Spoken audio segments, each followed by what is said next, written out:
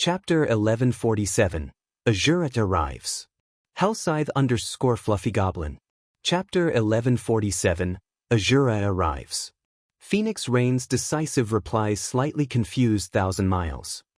He had never expected such a straightforward answer from Phoenix Rain. Since joining God's Domain, Miracle and the Dragon Phoenix Pavilion had butted heads numerous times in the Apocalypse Empire. Upon discovering Thunder Island in particular, both sides suffered a ridiculous number of casualties as they faced each other in battle. Based on his estimates, each guild should have lost 200,000 or 300,000 elite players. At this point, it was practically impossible for their guilds to sit down for a proper conversation. He had prepared various arguments to get Phoenix Rain to listen to his proposal. Now, however, it seemed that his preparation had been unnecessary. Immediately, Thousand Miles revealed an agreement and handed it to Phoenix Raid, saying, "Phoenix Pavilion Master, take a look at this." Receiving the agreement, Phoenix Rain glanced through its contents. The agreement was very simple. As long as the Asura battle team allowed the Evil Dragon battle team to win the match, Miracle would agree to a non-aggression pact with the Dragon Phoenix Pavilion during the contest for Thunder Island. Phoenix Pavilion Master, what do you think about these conditions? I believe that you are familiar with the situation on Thunder Island. We are seeing more guilds preparing for the upcoming contest by the day.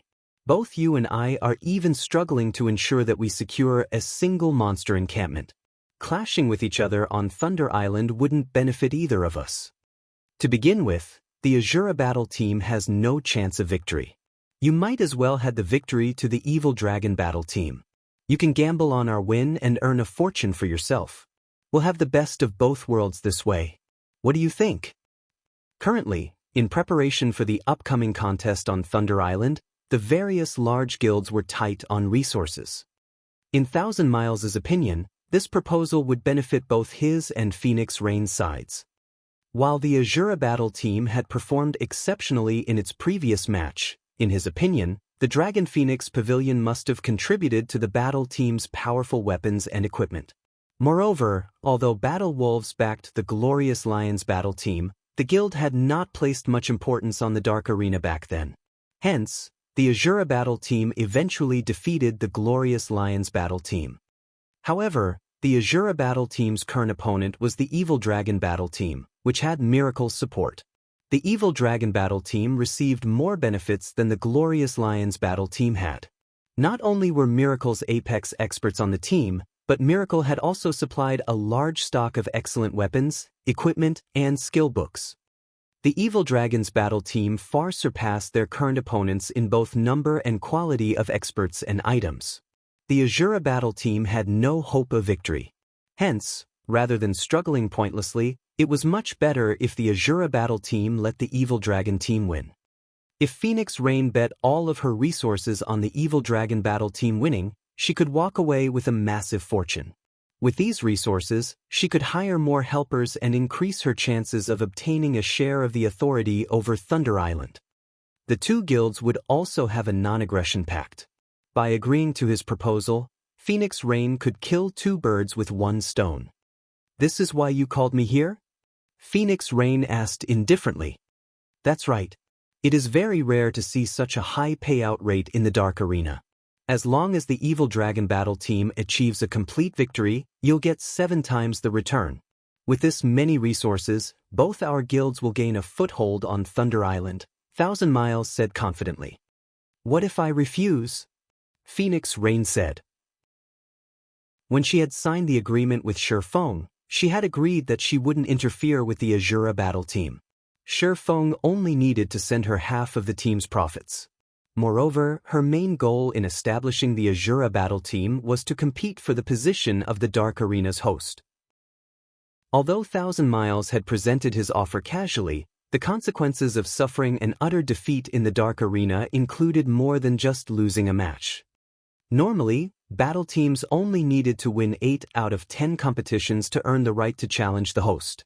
However, to prevent guilds from deliberately manipulating a competition's results, any battle teams that suffered utter defeat were barred from the Dark Arena's competitions for a certain period. Moreover, the battle team's previous victories would be reset to 0. For example, after Asura had demolished the Glorious Lions battle team, even now, it was still banned from the competitions. Even after the ban lifted, the team's previous 2 wins would not be counted. However, the Dark Arena grew more intense with each passing day. Everyone wanted the spot of the Dark Arena's host. Moreover, due to the Mindspace system beginning its operation, the various corporations hungered for a share of the pie that was the Dark Arena. If one were only a participant, they could only take part in a competition once every few days or even weeks. Moreover, participants would only profit if they won. On the other hand, the host made a fortune on every competition, regardless of which team won. Although one could also spectate and bet resources on a competition, risks came with each gamble. Moreover, the host was no fool. For competitions with clear winners, the payout rates would be set extraordinarily low. Even if one won in a bet, they would win very little. It was far from what the winning battle team earned from their cuts of the bets. In the end, however, the host earned more than anyone. Recently, the Dark Arena had begun to hold more competitions, and the number would continue to increase.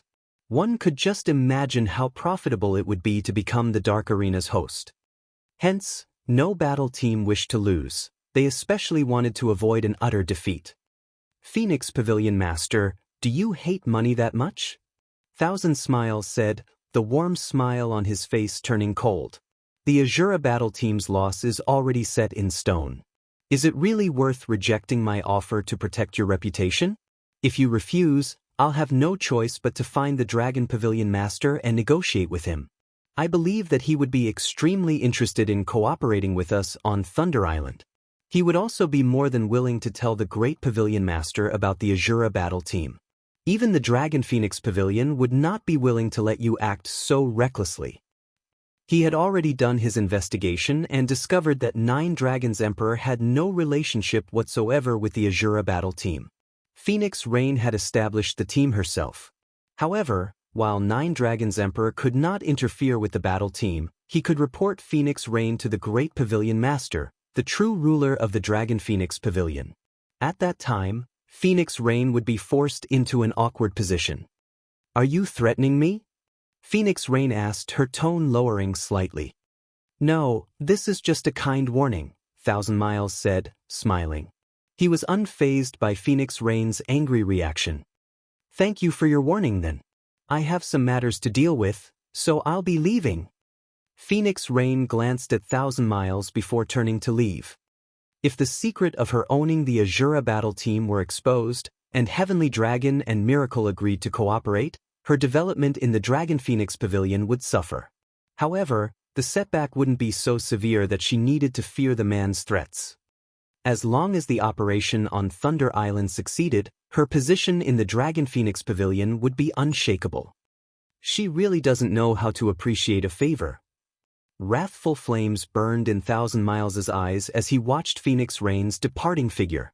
March, pass on the weapons and equipment we borrowed to Miracle Dragon and the others. Since this plan has failed, we'll proceed with the original plan. Originally, Thousand Miles had intended to secure a complete victory for the Evil Dragon battle team without exposing their true strength. After all, this would benefit them greatly in the upcoming competitions. Now that Phoenix Rain had rejected his proposal, he had no choice but to show her how powerless the Asura battle team was against the Evil Dragon battle team, forcing her to regret her decision. Understood. Silent March nodded and left the room. Time passed quickly. As more people arrived in the Dark Arena, Phoenix Rain desperately worked with her subordinates to learn more about the Evil Dragon battle team. At the same time, she used her connections to obtain some top-tier equipment for the Asura battle team. As the competition was about to begin, Blue Phoenix rushed into the VIP room Phoenix Rain occupied. Big Sis Rain, Zero Wings members have arrived, but what? They've only sent 5 people this time. 5. Do they want to win this competition or not? Chapter 1148, Toy Around. Hellscythe _ Fluffy Goblin. Chapter 1148, Toy Around. In Flame Dragon City's underground arena, A large number of advanced carriages and high-ranking mounts crowded together outside the establishment. The hundreds of black-armored security members were currently confirming the players' invitations. Isn't that person the guild leader of the first-rate guild, Silver Knights? What is that mount? It's so huge. Crap. It's the epic rank glow effect. Which battle teams are participating in the Dark Arena this time? They have actually attracted so many amazing people. Both the independent players that had come to tour the Imperial capital and the guild players that wanted to take part in the Dark Arena were stunned by the scene in front of the underground arena. Normally, it was rare to see players atop high-ranked mounts in Flame Dragon City, yet warhorses, cheetahs, tigers, lions, giant wolves, and various other powerful mounts now packed the street.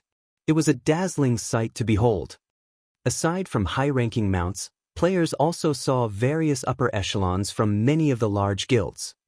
However, the most popular topic among these independent and guild players was the upper echelon's weapons and equipment. In God's domain, ordinary players even considered dark gold weapons and equipment godly items.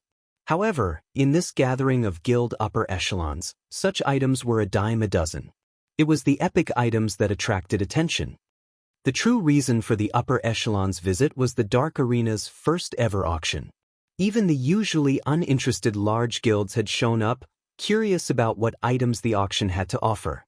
After all, the Dark Arena's host had organized the auction. The host certainly wouldn't offer inferior goods as it would soil their reputation. Moreover, the Dark Arena's host had already announced that the auction would include an epic item. Even first-rate guilds had a few epic items at most, with some only having one or two. These guilds treasured every one of their epic items and used them to attract new and independent players. Aside from super guilds and super first-rate guilds, the majority that had been invited were first-rate guilds.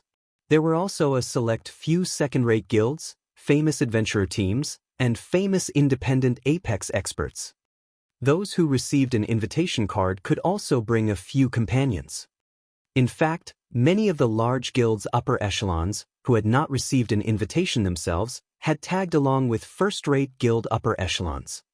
Hence, so many large guilds had come to visit the Dark Arena. The guilds without their own epic items were eager to purchase the epic item in the auction. Among this gathering of experts, a party of 6 suddenly appeared. This party was particularly eye-catching as they stood in the crowd. Wow! Which guild do they belong to? They are all wearing epic items. They're even more impressive than the guild leaders from first-rate guilds. Wait, they aren't from a guild. Look, none of them are wearing guild emblems. The players were stunned as they gazed at this party of 6. Even the many upper echelons grew curious about these players' identities. Not only did every member of the party possess epic equipment, but their levels were also astonishing high. All 6 of them were level 43. In the Fire Dragon Empire, these people could definitely rank within the top 10 on the Empire's ranking list. Currently, only the first and second-ranked players were level 43. Even if one counted those who had chosen not to display their names on the ranking list, the Empire didn't have more than 5 players who had reached level 43. Big sis endless, so many people are staring at us. Should we use our black cloaks? Cloud Yarn asked. She felt that they were attracting too much attention. At this rate, they might be noticed by those with ill will. No need. We're here to build the Midnight Tea Party's fame. With this, we can find more people to conduct business with. Paying no attention to the gazes sent her way, Endless Scars led her companions into the Dark Arena. Today, she had 3 goals for her visit. The first was to watch the match between Zero Wing and Miracle, the second was to take part in the auction, and the third was to find qualified superpowers to discuss business. Obviously, the guild players crowding the underground arena's entrance didn't meet her requirements. There were simply too many people entering the Dark Arena. Hence, the host had created 2 paths to enter the venue.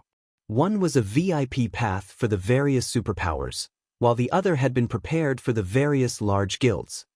Very few representatives from the various superpowers would visit the Dark Arena, so there was no need for these people to wait in line to enter the venue.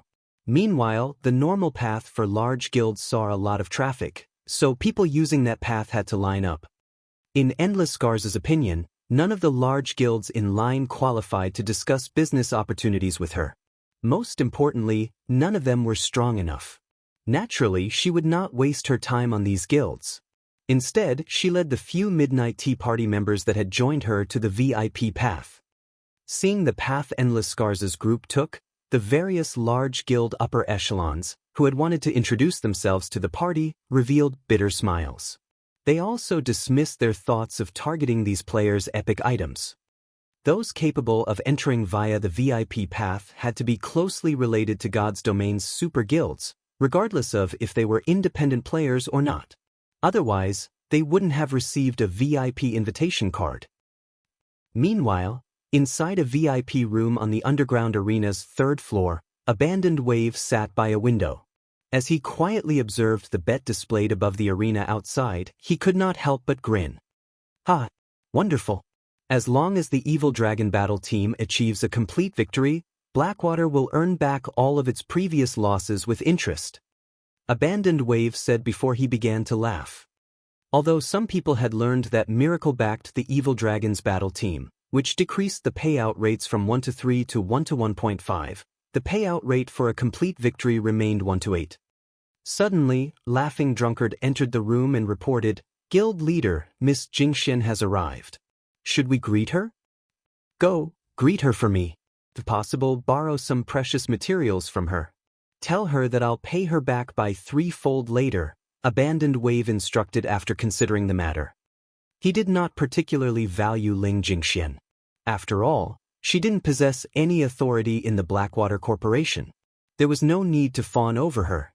However, as Ling Jingxian was still a person of considerably high status, he had to show some respect. "Understood," Laughing Drunkard replied, bowing before taking his leave. Inside another VIP room in the underground arena, Phoenix Rain frowned when she saw Shifeng's group take their seats below the competition stage. They really only sent 5 people? Phoenix Rain couldn't believe her eyes. Just what is Zero Wing planning?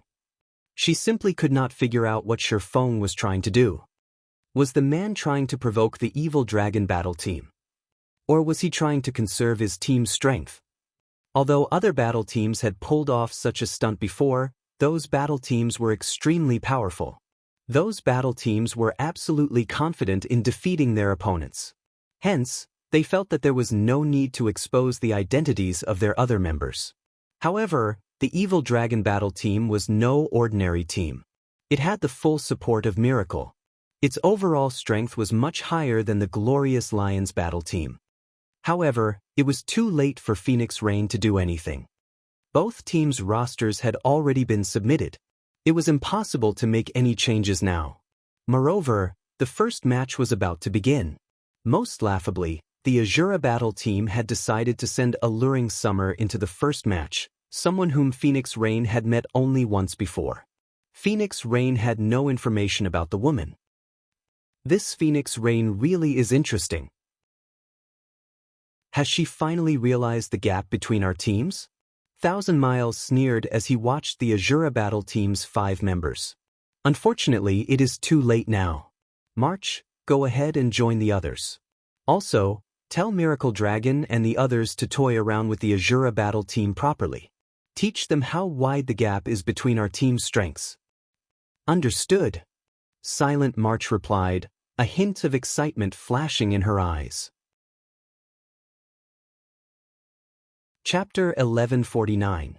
Condition for opening the inferior legendary treasure chest. Hellscythe_Fluffy Goblin. Chapter 1449. Condition for opening the inferior legendary treasure chest. The massive dark arena was packed with people, and everyone wore astonished expressions as they stared at the stage. For this competition, the Asura Battle team had only sent 5 players. What's the Asura Battle team trying to do? Could they trying for another complete victory? That shouldn't be the case.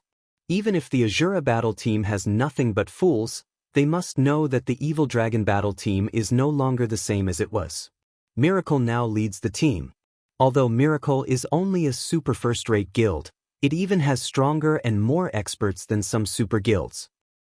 I think they're deliberately trying to lose.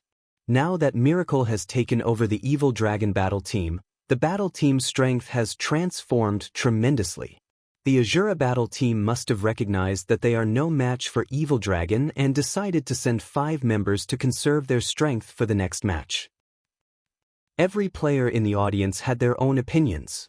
However, the majority was of the opinion that the Asura battle team intended to preserve its strength, yet they couldn't just throw away their reputation by handing over a complete victory. Hence, they had sent 5 members. As long as they won one of the first 3 matches, they wouldn't have too many issues. After all, the information they had collected clearly stated that the Asura battle team only a handful of powerful experts. This only gave the team a fighting chance in the first 3 matches. Once the competition proceeded to the final 2 matches, the Asura battle team had no hope of victory. More players began to place their bets on the Evil Dragon battle team's victory. Because of this, the competition's payout ratio changed again. While the payout rate for the Asura battle team's victory was 1-2, the payout rate in favor of the Evil Dragon battle team plummeted. However, the payout rate for either team achieving a complete victory remained the same. Meanwhile, in a VIP room on the 2nd floor, Big Sis Endless, who do you think we should bet on? Cloud Yarn asked hesitantly. The other Midnight Tea Party members similarly looked towards Endless Scars in hopes of predicting the victor. In their adventurer team, Endless Scars was the most capable when it came to deducing others' strengths.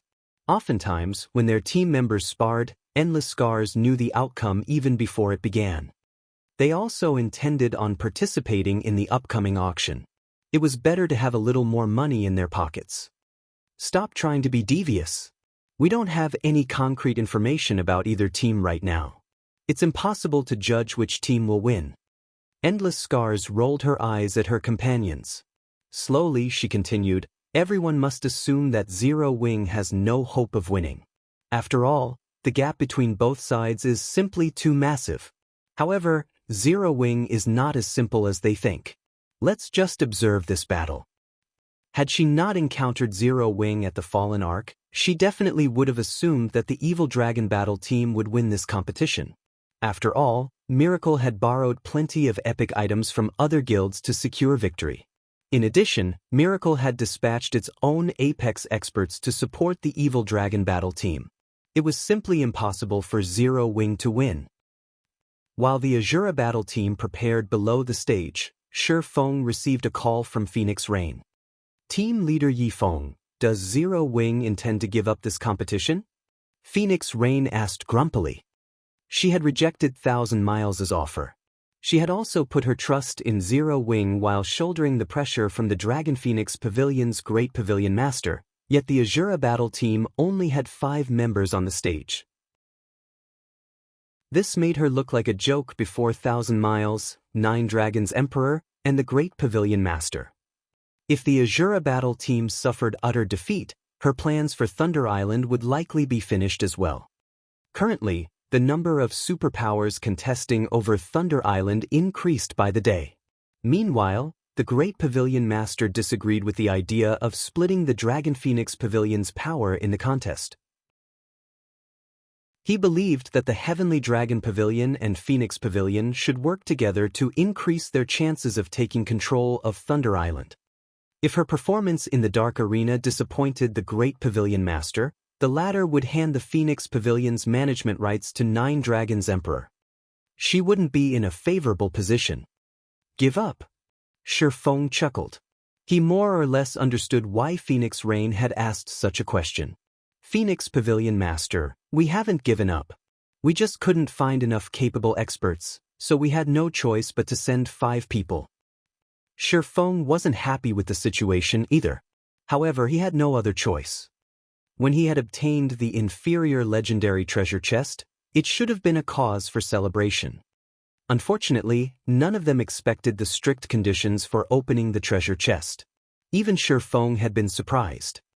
Opening the treasure chest actually required 3,000 players. The condition was very simple. One needed to send 3,000 players into the inferior legendary treasure chest. These players would then have to clear the trials inside. The treasure chest would only open after all 3,000 players cleared their trials. To ensure their success with opening the inferior legendary treasure chest, Shi Feng had gathered every expert in the guild, supplementing the missing numbers with the guild's top elite players. However, he had never thought that, upon entering the chest, the players would be sent to separate trials. Moreover, players inside couldn't contact those in the outside world. They couldn't log out of the game either. There were only two ways to leave the treasure chest. The first method was to clear one's trial. The second was to wait for 48 hours. Once the time was up, players would be sent out of the treasure chest automatically. Unfortunately, if even one player failed their trial, they wouldn't be able to open the inferior legendary treasure chest. Among those who entered the treasure chest, Shi Feng had performed the best. Even so, it had taken him over 8 hours to clear his trial. While inside, he had fought many monsters, with each being stronger than the last. It felt as if the trial were pushing players to surpass their limits with each battle. After Shi Feng, Violet Cloud, Fire Dance, Gentle Snow, and Alluring Summer emerged from the treasure chest, one after another. However, even Violet Cloud, who had been the fastest among the four, had needed over 14 hours to clear her trial, whereas Alluring Summer, who had been the slowest, had taken 16 hours. Everyone else was still stuck inside the inferior legendary treasure chest.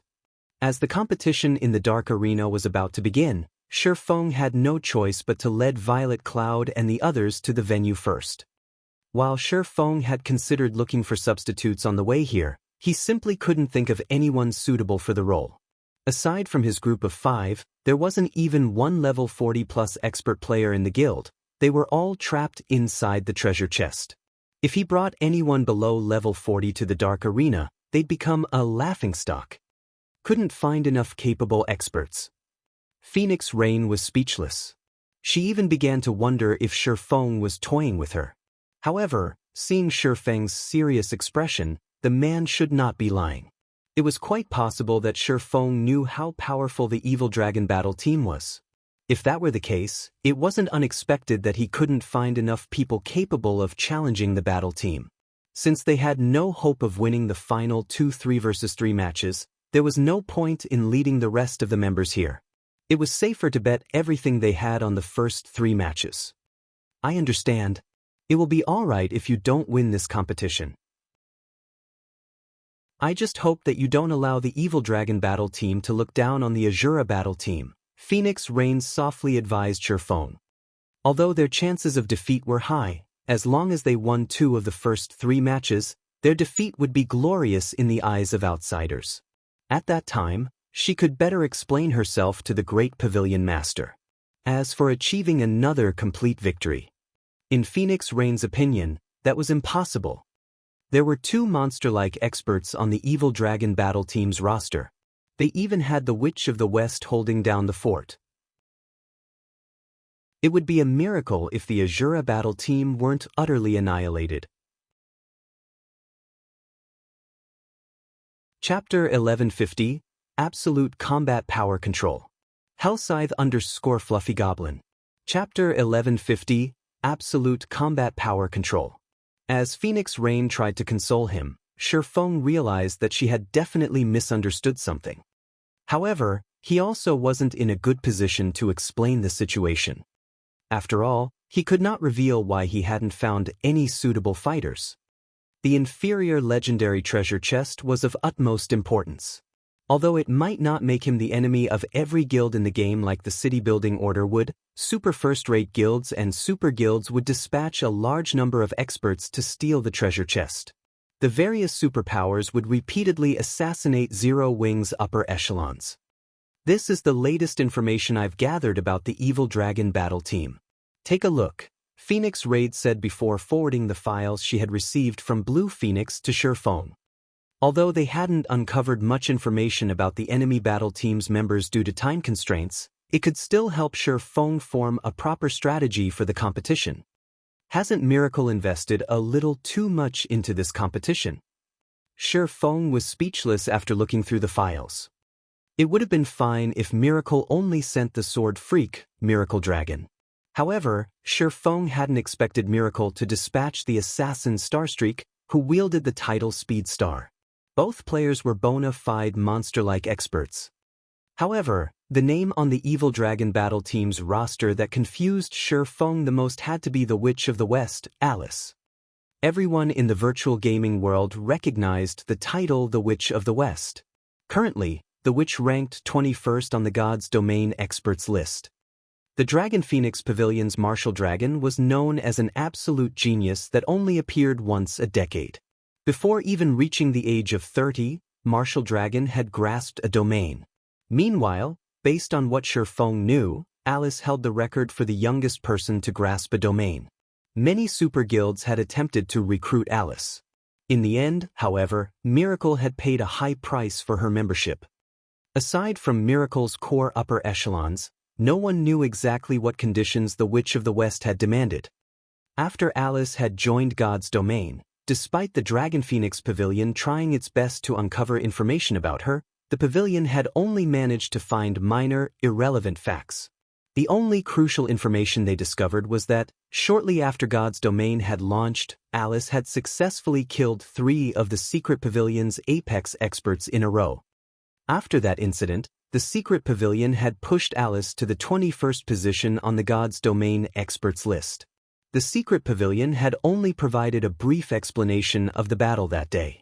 The pavilion had not released any concrete information or battle videos. Many Apex experts had been displeased and felt that the secret pavilion's judgment had been biased.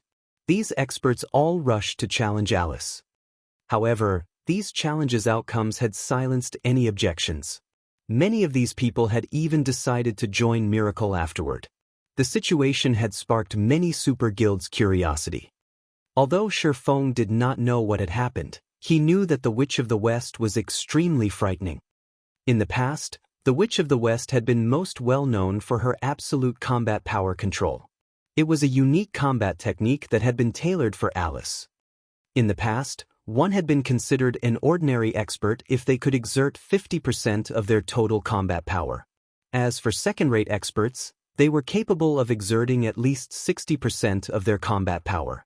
First-rate experts could exert 70%, top-tier experts could exert 80%, peak experts could exert over 85%, and apex experts could exert over 90% of their combat power. Meanwhile, the Witch of the West could display 100% of her total combat power. Even Domain Realm experts would struggle to reach such heights. With these 3 great experts on the Evil Dragon Battle Team, it was no wonder why Phoenix Rain doubted that the Asura Battle Team had any chance of victory.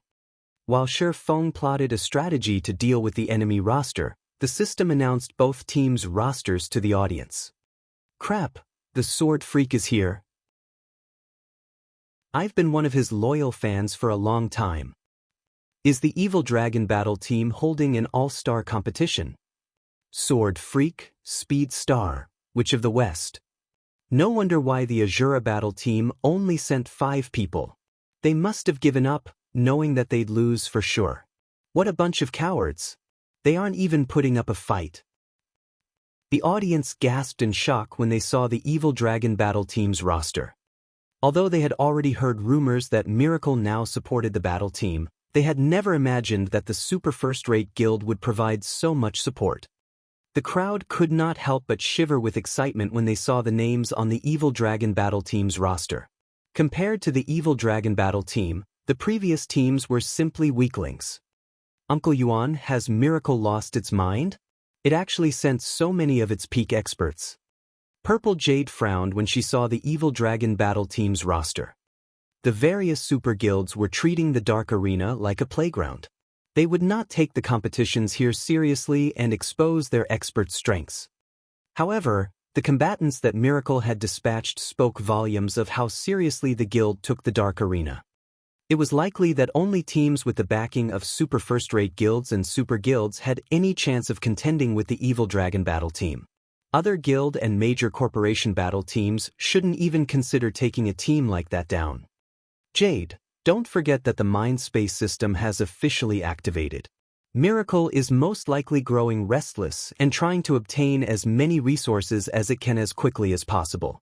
As the Dark Arena takes shape, it's becoming an excellent source of income. Miracle will start taking the competitions here seriously, Yuan Tiexin said. Miracle's actions hadn't surprised him in the least. It's unfortunate that Zero Wing still doesn't have enough experts and can't participate in a competition of this level yet. However, at least we have not wasted our trip since we'll get to watch a few interesting matches and gain a deeper understanding of the Evil Dragon battle team. Meanwhile, inside a VIP room on the second floor, over a dozen people lounged in the VIP room, and every one of them was level 41 or above. Among them, the tall, mighty man in the lead was a level 42 berserker and carried a pitch-black greatsword across his back. If Shi Feng saw this man, he would recognize this level 42 berserker as Everlasting War. Sitting around Everlasting War were the Glorious Lions reserve members. They all gaped as they stared at the roster over the stage. Vice Team Leader, we specifically came all the way here to watch the Asura battle team in action, but at this rate, won't the Evil Dragon battle team annihilate Asura? That's right. If the Evil Dragon battle team secures a complete victory, our Glorious Lions' reputation will plummet since the Asura battle team defeated us. Arithaf, we're simply here to watch the competition. If the Asura battle team is utterly defeated, this can only mean that they aren't improving fast enough. In that case, we simply need to defeat the Evil Dragon battle team to redeem ourselves. Everlasting War strictly reprimanded his team after hearing the reserve members' concerns. The Glorious Lions had suffered a complete defeat against the Asura battle team. Losing that competition had dealt Everlasting War a massive mental blow. He had never imagined that Shi Feng and the others would be so powerful. Since then, he had finally understood that there was always someone better. In the past, he and his team members were too ignorant and thought of themselves as experts. Henceforth, they had trained desperately and improved themselves. Today, he and his team had come to gain a proper understanding of the Asura battle team. Unfortunately, they hadn't expected the battle team to be so outmatched. Deep down, though, Everlasting War still hoped that the Asura battle team would win. With this, defeating the Asura battle team in a future rematch would have more meaning. Below the stage, in the Evil Dragon battle team's resting area, Miracle Dragon glanced at the Asura battle team's roster before turning to look at the distant Shi Feng. When he noticed the swordsman's calm expression, he could not help his disappointment. And here I thought that he would be a formidable rival. Now, it seems he's just a coward, Miracle Dragon said contemptuously. March, I'll let you arrange the matchups. There's no reason to take an opponent that has already surrendered seriously. Understood. Since they are sending an elementalist into the first match, I'll volunteer to fight, Silent March suggested. Fine. However, I forbid you from messing around too much. Just toy with the opponent a little. Do not expose too much of your strength. We need to ensure that we'll progress towards challenging the host, Miracle Dragon instructed. Silent March nodded in response. She then walked up the stage. Chapter 1151, Peak Class. Hellscythe _ Fluffy Goblin. Chapter 1151, Peak Class. The moment Silent March took to the stage, cheers erupted around the arena. They're starting the first match with the Purgatory Legion's Vice Commander? Miracle really is merciless. I heard that she has the Necromancer class and can summon skeletons with high magic resistance. The Asura battle team's elementalist is in trouble. Trouble? More like a tragedy. Magical classes fear close range more than anything. Elementalists are no exception. A necromancer can summon dozens of undead without much trouble. An elementalist has no chance against an army of undead. The audience was comprised of large guild upper echelons and expert players. They were all familiar with various news and details in God's domain. Hence, they were all familiar with the Purgatory Legion's Silent March. Not only was Silent March the vice commander of one of Miracle's trump card legions, but she also wielded a hidden class. Due to her status, the various large guilds had investigated the woman and had come to understand just how powerful the necromancer class was. The necromancer was a peak hidden class that had almost no weaknesses. The class was incredibly powerful in every aspect. A fight between a necromancer and an ordinary class would simply be one-sided. When Phoenix Rain, who watched from a VIP room, saw the Evil Dragon Battle Team's representative for the first match, a shade fell over her white, unblemished skin. They're using one of their secret weapons in the first match? Thousand Miles is really taking this seriously. Phoenix Rain frowned when she saw Silent March's gray, gemstone staff. When she had previously met Silent March, the latter had carried a Blackwood staff. Based on her estimates, that Blackwood staff should have only been a top-tier dark gold staff, yet Silent March had changed her equipment, wielding a new staff now. Normally, this was considered a huge PvP taboo.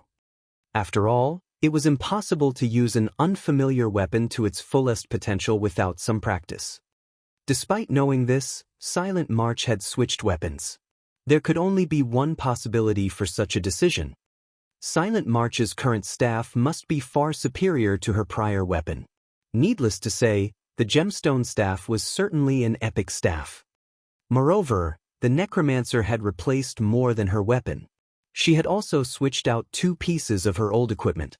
Furthermore, as Silent March was the Purgatory Legion's vice commander, Miracle should have given her at least one epic item, to begin with. In other words, Silent March had at least 3 epic items on her. Phoenix Rain's frown deepened.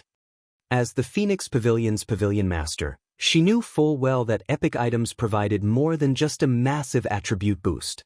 Epic items also came with powerful skills and effects. Although Phoenix Rain did not know how strong Alluring Summer was, in terms of equipment, the Elementalist was no match for Silent March. The fact that Silent March had earned the position of Vice Commander in one of Miracle's 3 trump card legions showed that her combat standard was at the Flowing Water realm at the very least, which meant she was capable of reading her opponents. Her Necromancer class only further bolstered her combat power.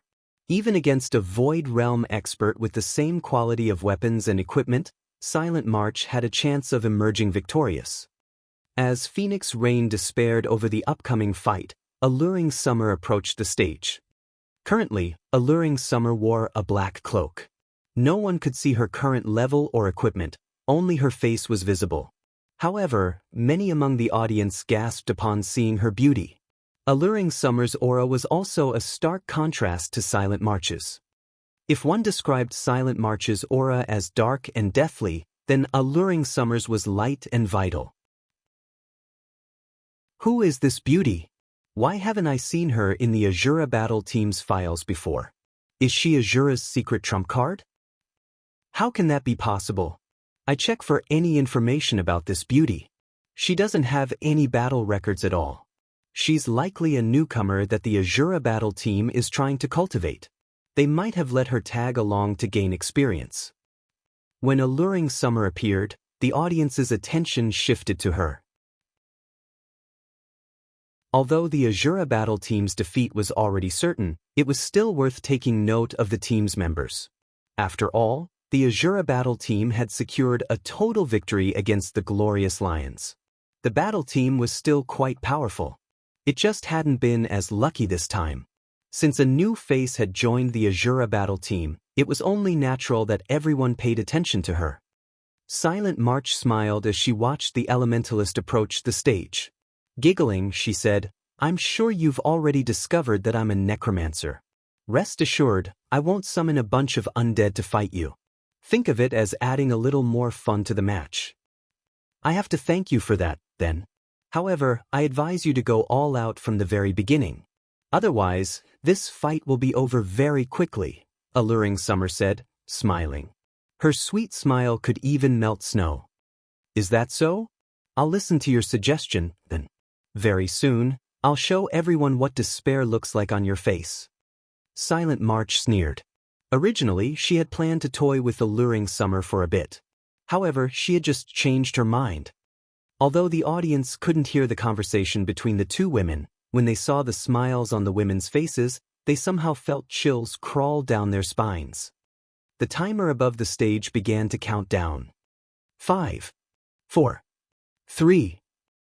Once the countdown began, the audience members focused on the stage, their heart rates increasing.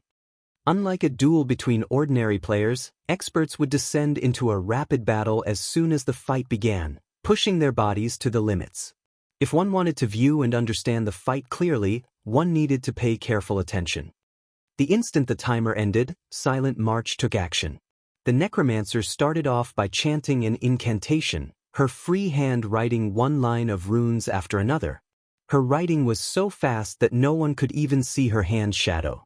Shortly after, a gray magic array formed beside Silent March, stupefying the spectators. Crap! Triple casting? Is she even human? As expected of the Purgatory Legion's vice commander. Her strength is absurd.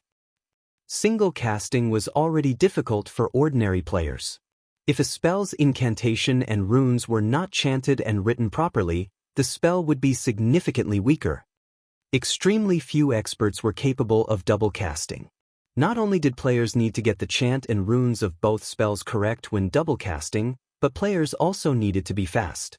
Players needed to complete the chants and runes for both spells within a short time. Otherwise, the system would determine the spell's casting time to be too long, and the system would interrupt the cast.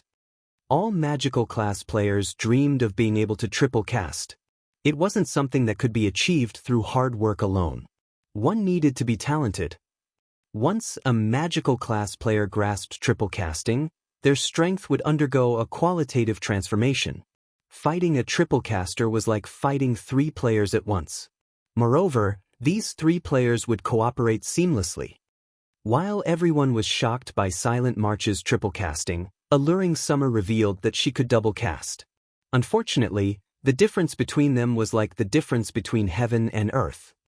Cry out in despair. Silent March revealed a sinister expression as she sneered at Alluring Summer. She then raised her staff and pointed it toward the sky. Immediately, a black magic array appeared above the fighters, covering half of the stage. Tier 1 Curse, Call of Death. A magic array had also appeared beneath Alluring Summer's feet, with chains bones sprouting from the magic array to wrap around the elementalist. Tier 1 Spell, Bone Imprisonment. Meanwhile, sharp spears appeared around Silent March, aimed for Alluring Summer. This was the Tier 1 spell, White Bone Spears. What a pity! This match is going to end as soon as it began, Silent March taunted, smiling gleefully. She then swung her staff and shouted, "Disappear!" The 6 bone spears shot straight for the immobilized elementalist. Chapter 1152, Staff vs. Staff. 1,000 Miles, who relaxed in a VIP room on the 3rd floor, frowned as he watched the scene on the stage.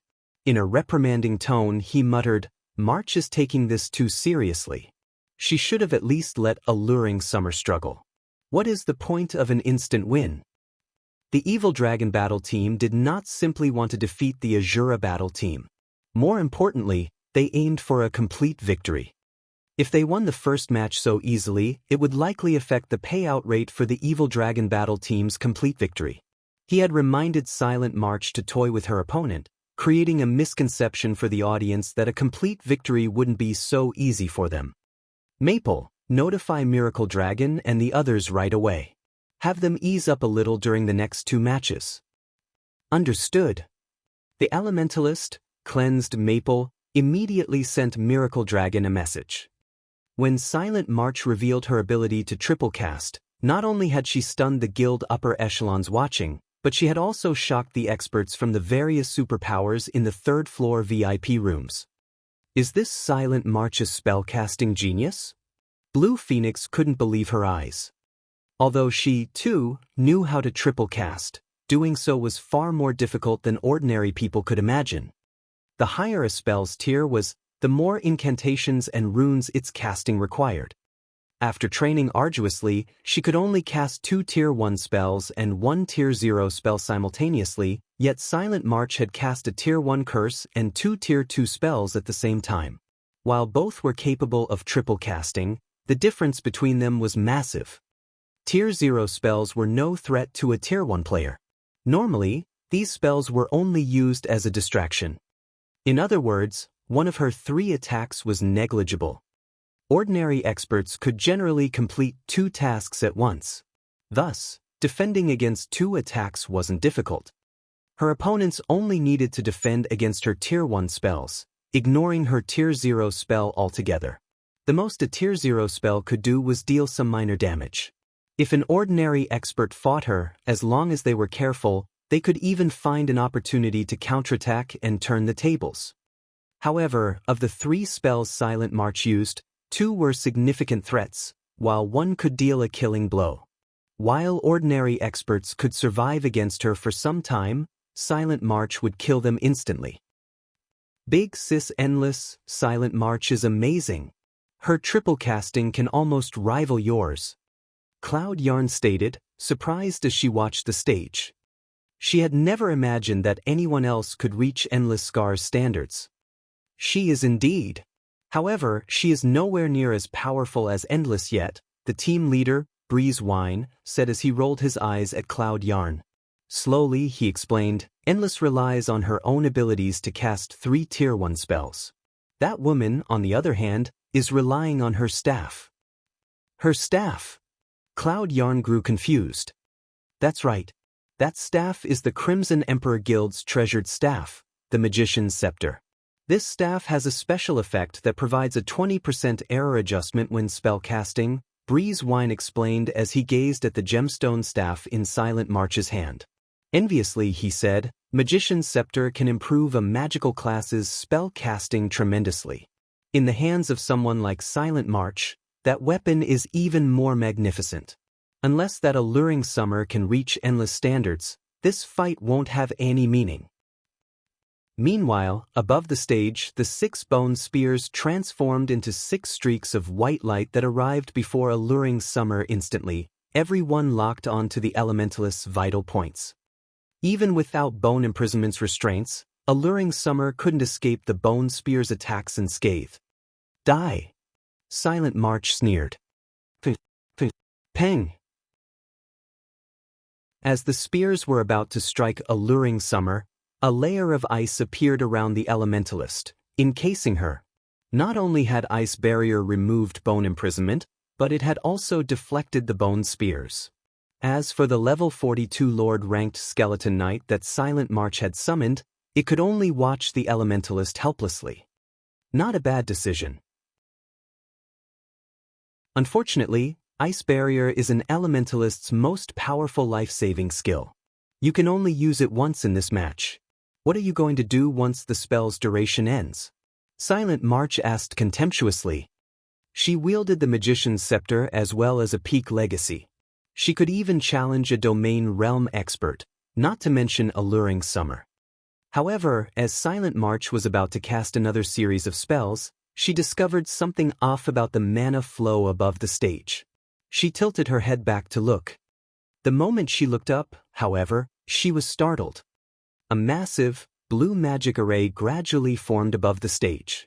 This array was no weaker than her Tier 1 curse. The audience was similarly stunned by this sight. What a decisive move! Even a fool could tell that the magic array was a large-scale destruction spell. Large-scale destruction spells did not differentiate between friend and foe. Everyone within the spell's range was free game. However, Ice Barrier was a life-saving skill that gave its user invulnerability during its duration. Alluring Summer could easily endure her own spell. However, summoners did not have invulnerability skills. If Silent March couldn't defend herself against the large-scale destruction spell, she would definitely die. Boom. As one lightning strike descended after another, over half of the stage had transformed into an electric hell. Even Silent March could not escape the spell's range in time. After the thunderstorm had passed, the battlefield was unrecognizable. Alluring Summer finally emerged from her ice barrier. As everyone assumed that Silent March was dead, the instant Alluring Summer's ice barrier vanished, the previously summoned skeleton knight charged out of the smoke and slashed its long sword at the elementalist. Instinctively, Alluring Summer used her blink skill and instantly appeared 15 yards away from her original position, avoiding the skeleton knight's chop. "You're still alive?" Alluring Summer was slightly surprised when she saw Silent March reveal herself from the smoke clouds. The necromancer appeared completely unharmed. Her expression, however, was much darker than before. "Good. You are the first person to force me to use my legacy life-saving skill. As a reward, I'll teach you the true meaning of despair." Silent March growled coldly as she stared at Alluring Summer. In God's domain, while summoners did not possess any life-saving skills that provided invulnerability, necromancers did. The skill's name was Shield of Death. She had kept this trump card hidden. However, Alluring Summer had forced her to expose it. As soon as Silent March finished speaking, she began to chant once more. At the same time, she controlled the skeleton knight to attack Alluring Summer. Alluring Summer was forced to dodge the skeleton knight's attacks while interrupting Silent March's casting with ice spears. However, Silent March blocked the incoming attacks with Bone Wall. "Rise, my undead army." As Silent March finished the last verse, skeleton warriors pulled themselves from the ground before her. Some of the warriors wielded long swords and shields, while others wielded battle axes and some had bows. In the blink of an eye, a small legion had appeared before Silent March. Although the majority of the small legion consisted of level 42 common-ranked skeleton warriors, as undead's magic resistance was quite high, even cannon fodder could prove to be troublesome for an elementalist. Furthermore, among the 60-plus skeleton warriors, there were even a few level 42 elite-ranked skeleton warriors equipped with good equipment. This move was none other than Necromancer's trademark skill, Undead Legion. As Silent March's Undead Legion was still a Tier 1 skill, it could only summon 60 common-ranked skeleton warriors with a chance to summon elites. Upon reaching Tier 2, however, the Necromancer could summon 100 elite-ranked skeleton warriors with a chance to summon special elites. Everyone fell silent as the skeleton warriors filled the stage. Even MT classes like Guardian Knights and Shield Warriors felt chills crawl down their spines. This numerical advantage was overwhelming. "You want to fight as a group?" Alluring Summer revealed a joyful smile as she grinned at the Undead Legion before her. "Come then." Saying so, Alluring Summer stored her original staff and retrieved a black scythe from her bag. There were extremely intricate skulls and magical patterns engraved on the scythe. At a glance, it looked like the Grim Reaper's signature weapon. This staff was none other than the staff that dropped from one of the fossilized Tyrannosauruses. Desai. Chapter 1153, One-Sided Bullying. Hellscythe _ Fluffy Goblin. Chapter 1153, One-Sided Bullying. When Alluring Summer replaced her staff, her aura began to transform. If Alluring Summer had been akin to the warm sun before, then now she was cold like the moon. Moreover, her aura wasn't the only thing that had transformed. A faint layer of gray fog had also appeared around her, obscuring her from sight. Is that a staff? Why does it look more like a melee weapon? Rather than an elementalist, the crowd thought Alluring Summer looked like a god of death. That weapon is giving off such a powerful oppression. I bet it's an epic weapon. It's a pity that there isn't much point to switching weapons right now. With so many skeleton warriors and the skeleton knight, she doesn't have a chance. Silent March is waiting for an opportunity on the other side of the stage too. I know, right? The Necromancer class is simply broken in a one-on-one fight. Although the spectators had realized that Alluring Summer's new weapon was quite powerful, a single weapon could not change this battle's outcome. After all, the difference between the fighters' strengths was simply too vast. Watching up to this point, the upper echelons from the various large guilds finally realized just how terrifying a peak class could be. Unlike the rest of the audience, however, Endless Scars, sitting in one of the VIP rooms, carefully observed Death's Sigh in Alluring Summer's hands. The more she observed the weapon, the more her interest grew.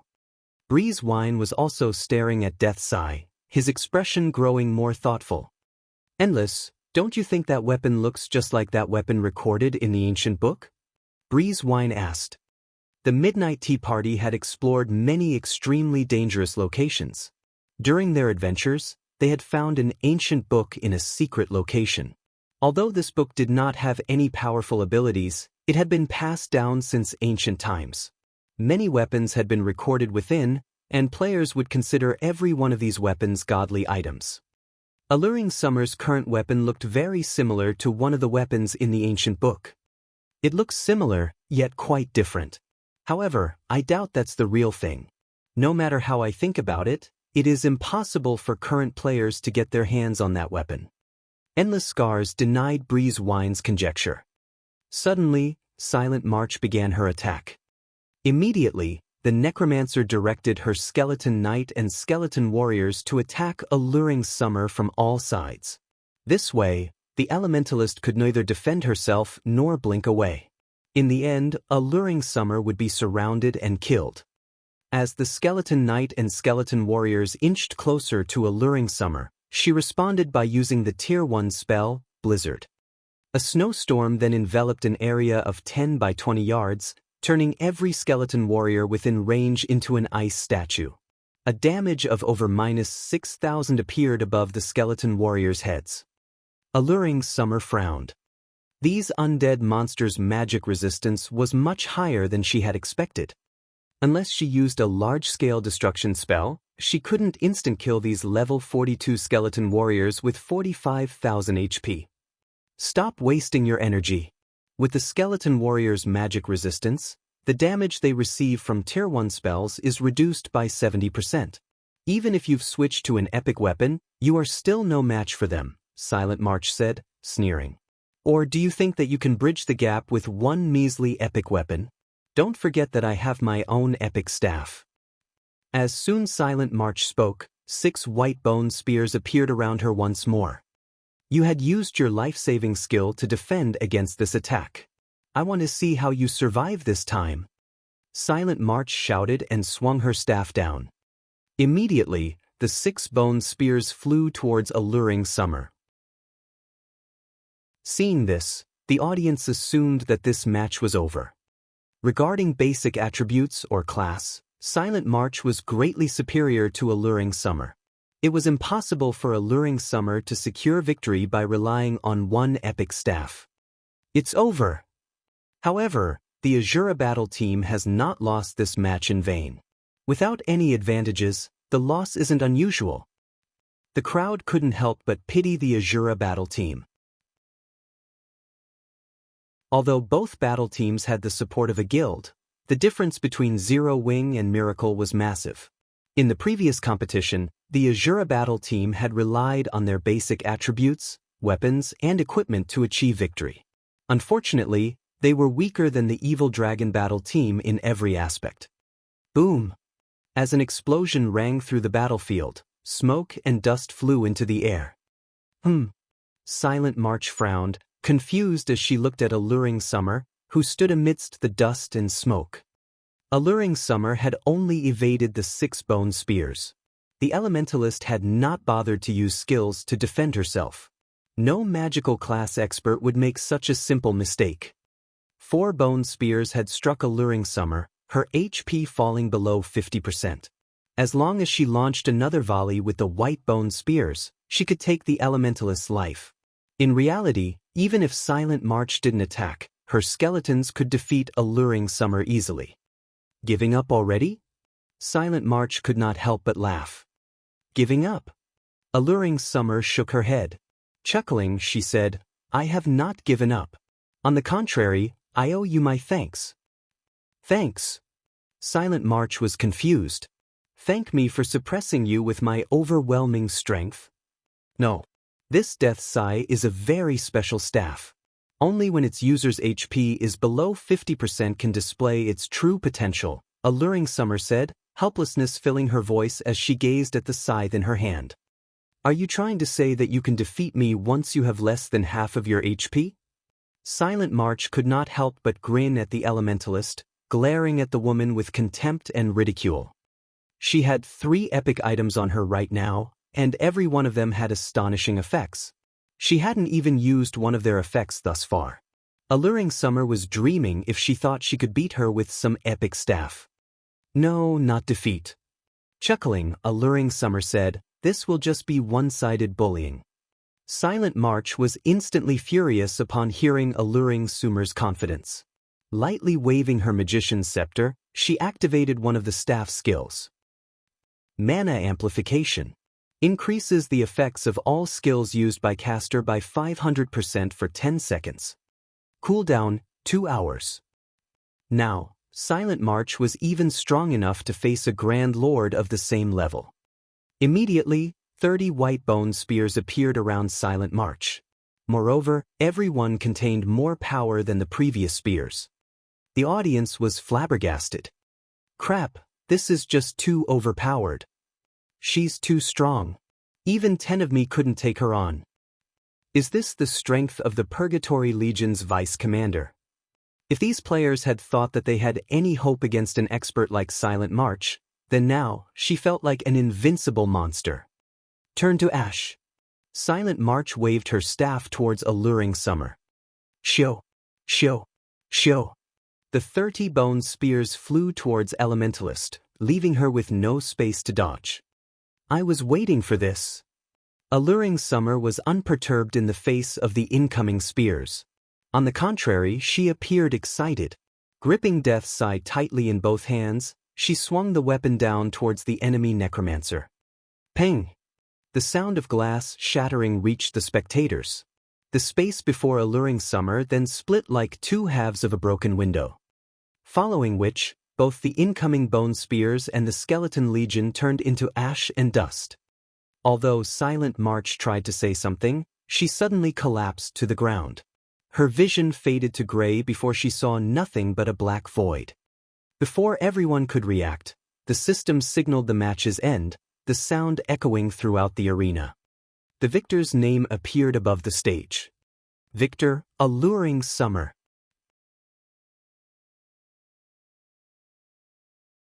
Chapter 1154, 12 Great Legendary Staffs. Hellscythe _ Fluffy Chapter 1154, 12 Great Legendary Staffs. Seeing the victor's ID hovering above the stage, silence reigned over the competition venue. For a moment, it seemed as if this silence had blanketed the world. The match's outcome confused everyone. No matter how they looked at it, Silent March should have won this match with ease. Alluring Summer simply had no hope of winning, yet she had overturned the match with a single skill. Everything had happened so suddenly that, before they even realized it, Silent March, who had 100% of her HP remaining, was dead. What just happened? Silent March was defeated. What kind of attack was that? Many people's eyes widened in shock when they watched the replay. However, even in the end, they hadn't seen Alluring Summer's attack process. From beginning to end, Alluring Summer had only lightly swung her scythe. After that, the space before Alluring Summer had split in half, killing the undead and Silent March, who had been 30 yards away, instantly. In God's domain, ranged attacks normally had a trajectory indicator. For example, when Silent March had fired the white bone spears at Alluring Smile, the spectators had seen trajectory indicators for a brief moment, allowing them to predict where the attacks would land. However, Alluring Summer's attack hadn't displayed any trajectory indicators. It was as if Alluring Summer had struck Silent March the moment she swung Death's Eye. Big sis endless, I just watched the replay multiple times, and I couldn't see any indicators. Does Alluring Summer's skill not use them? Cloud Yarn could not help but ask. If she were to point out who knew the most about God's domain, then it would definitely be Endless Scars. If Endless Scars didn't know something, that no one else in the team would either. You don't need to look for them. Her attack does not have any trajectory indicators.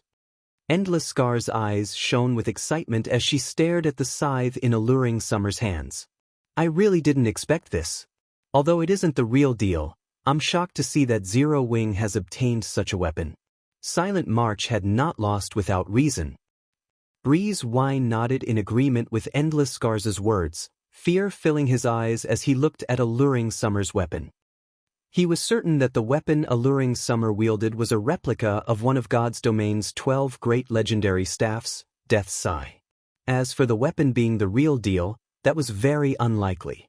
According to the ancient book, the real article had been destroyed long ago.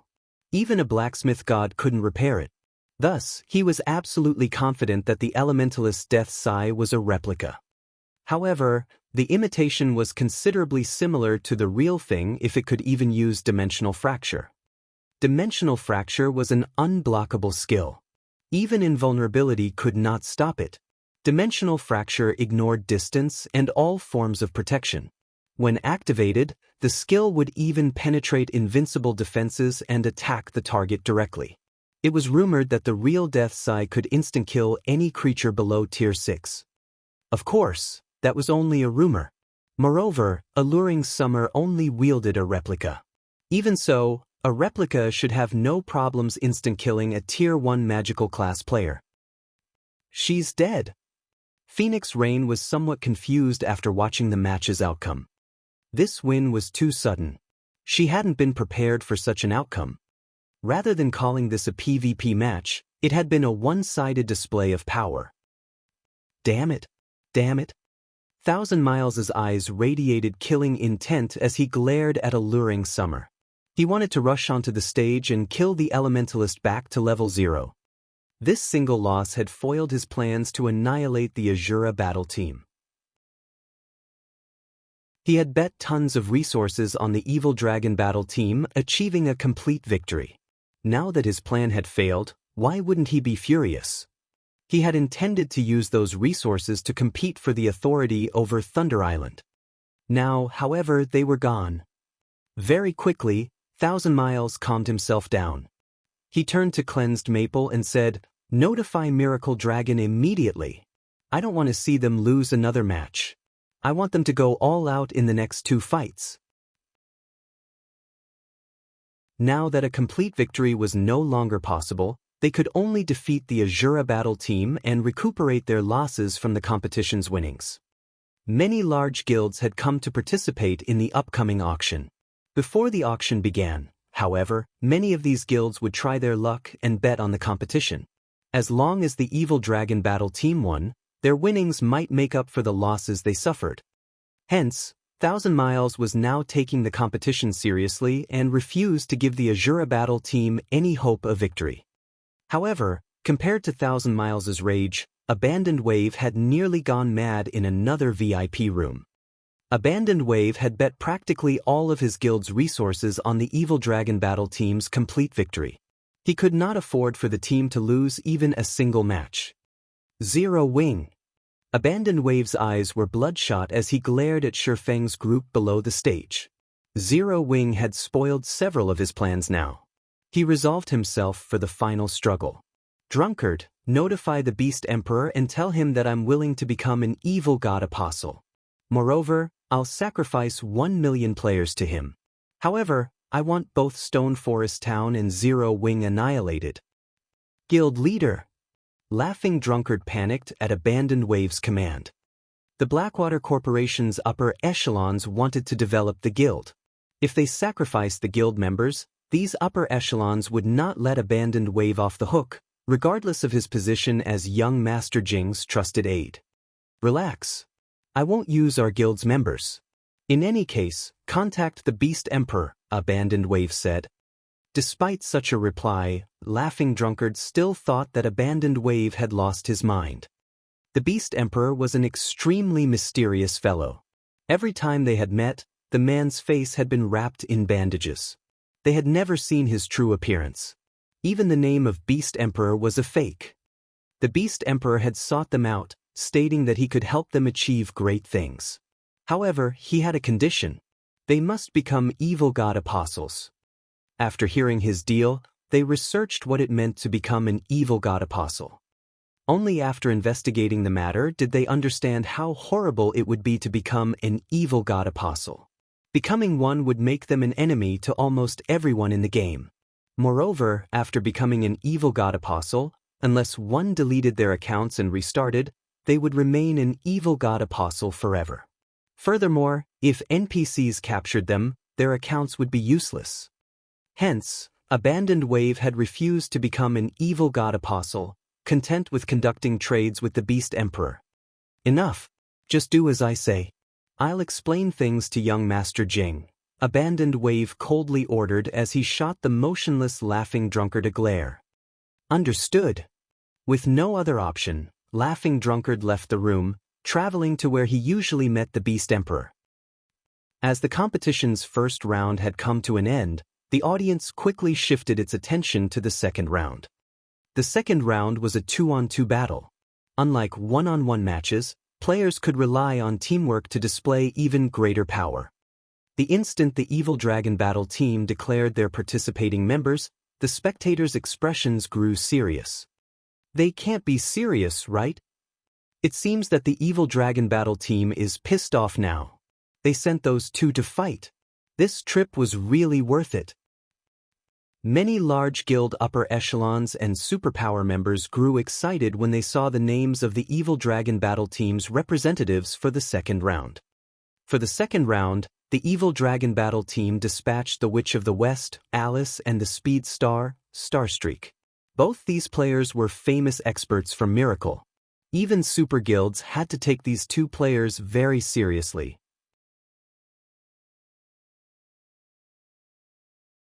Chapter 1155, Swapping Weapons. Hellscythe _ Fluffy Goblin. Chapter 1155, Swapping Weapons. As everyone watched, Alice and Starstreak slowly walked onto the stage. Although neither spoke a word, just by standing on the stage, the audience could feel an intense pressure emanating from the two. So strong. That is the Witch of the West. Shock filled Blue Phoenix's eyes as she stared at the confidently smiling, blonde, doll-like girl on the stage. Although Alice currently wore a black cloak, she had not bothered to hide her appearance or equipment. Thus, Blue Phoenix could determine that the witch wore the Flaming Sun set equipment. The Flaming Sun was a level 50 fine gold set equipment for elementalists. The set had a total of 8 pieces. Blue Phoenix had recognized the set because the Dragon Phoenix Pavilion also possessed the chest piece. That was one of the several pieces of equipment they had obtained after killing a level 55 Grand Lord in a temple ruin in the Apocalypse Empire, yet Alice wore the complete set. That was a level 50 fine gold set equipment they were talking about. Why wouldn't she be shocked? After reaching level 50, even mysterious iron equipment became very difficult to obtain, much less fine gold set equipment. The Flaming Sun set equipment had a slightly unique effect. After gathering all 8 pieces, players could equip the set at level 45. In other words, Alice was at least level 45. She even surpassed the first-ranked player on the Fire Dragon Empire's ranking list. When pairing Alice's superb combat standards with the level 50 Flaming Sun set equipment and level 45, she was practically invincible among current players. Miracle really is impressive. I never expected that they had secretly conquered the temple ruins. Phoenix Rain's expression darkened as she watched Alice. She had wanted to conquer those ruins for a long time. The ruins contained a treasure called the Fire God's Eye, something she sorely needed. Now that the Witch of the West wore the complete Flaming Sun set equipment, this meant that the temple ruins must have been cleared. Needless to say, they must have taken that treasure. She had planned to use the Fire God's Eye as a trump card on Thunder Island. Now that Miracle had it, her chances of success had decreased. Moreover, Phoenix Rain did not doubt that Alice currently had the Fire God's Eye equipped. If the information she had found described the item correctly, there was no point in competing in the second round. Why haven't you sent anyone up yet? I don't want to wait here all day, Alice asked indifferently as her aqua-blue eyes gazed down at Shifeng beneath the stage. Although Silent March's defeat had surprised her as well, it had only increased her interest in Alluring Summer. As for the other members of the Asura battle team, she didn't care about them at all. She only wanted a quick end to this boring farce. Please wait a moment. We are still swapping weapons, Shifeng said. Swapping weapons? Starstreak glanced at Alluring Summer, who stood beside Shifeng, curiously. Immediately his expression tensed. Alluring Summer had just passed her death's sigh to Violet Cloud. Suddenly, A question popped into his mind. Wasn't that staff supposed to be an elementalist staff? Moreover, when he recalled the skill Alluring Smile had used with Death's Sigh, he grew more serious. Damn, the Asura battle team is simply too cunning. They're passing the staff they used in the first round to the person fighting in the second. Genius. The competition has no rules limiting weapons or equipment to one person. With this, the next match will be interesting to watch. Naturally, the audience noticed Violet Cloud receive Death's Sigh. An excited discussion swept through the venue. They had already witnessed Dimensional Fracture's might, and they had to admit that it was extremely powerful.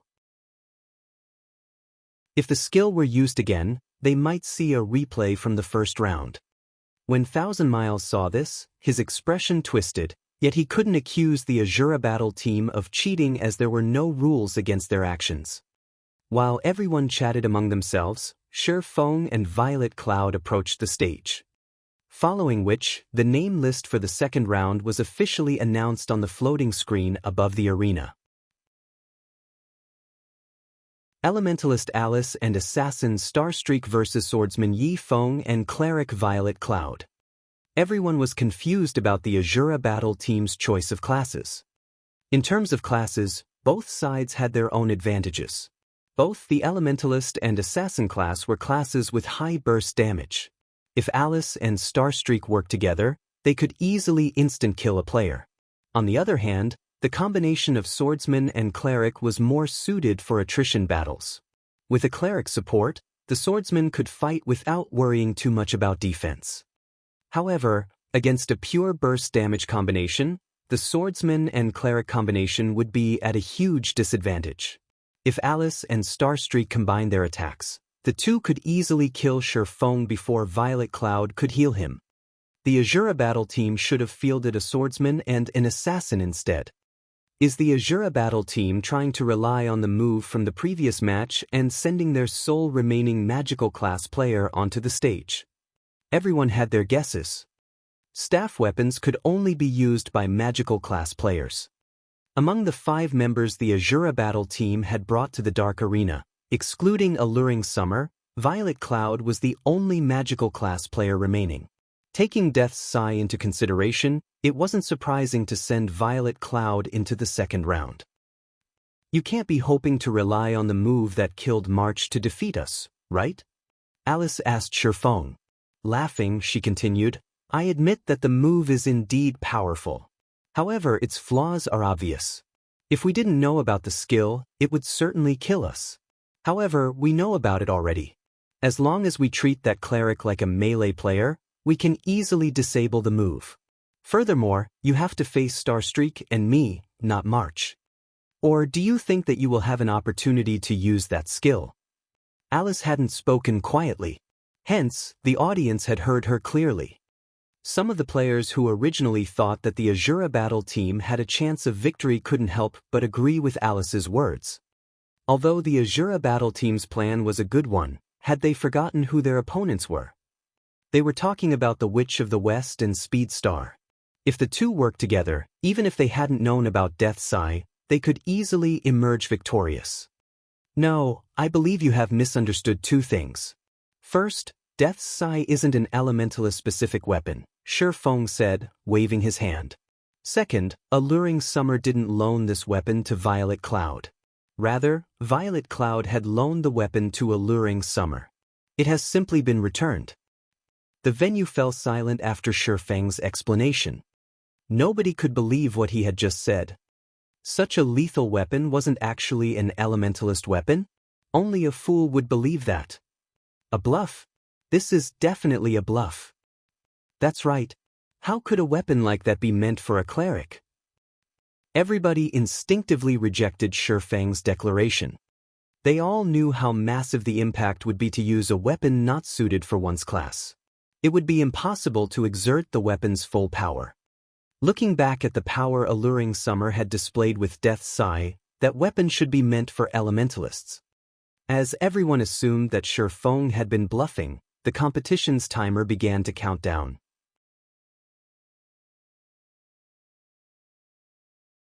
Chapter 1156, Inborn Witch. Hellscythe_Vampire. Chapter 1156, Inborn Witch. Although Shi Feng had not spoken loudly, every word he said made everyone present shudder involuntarily.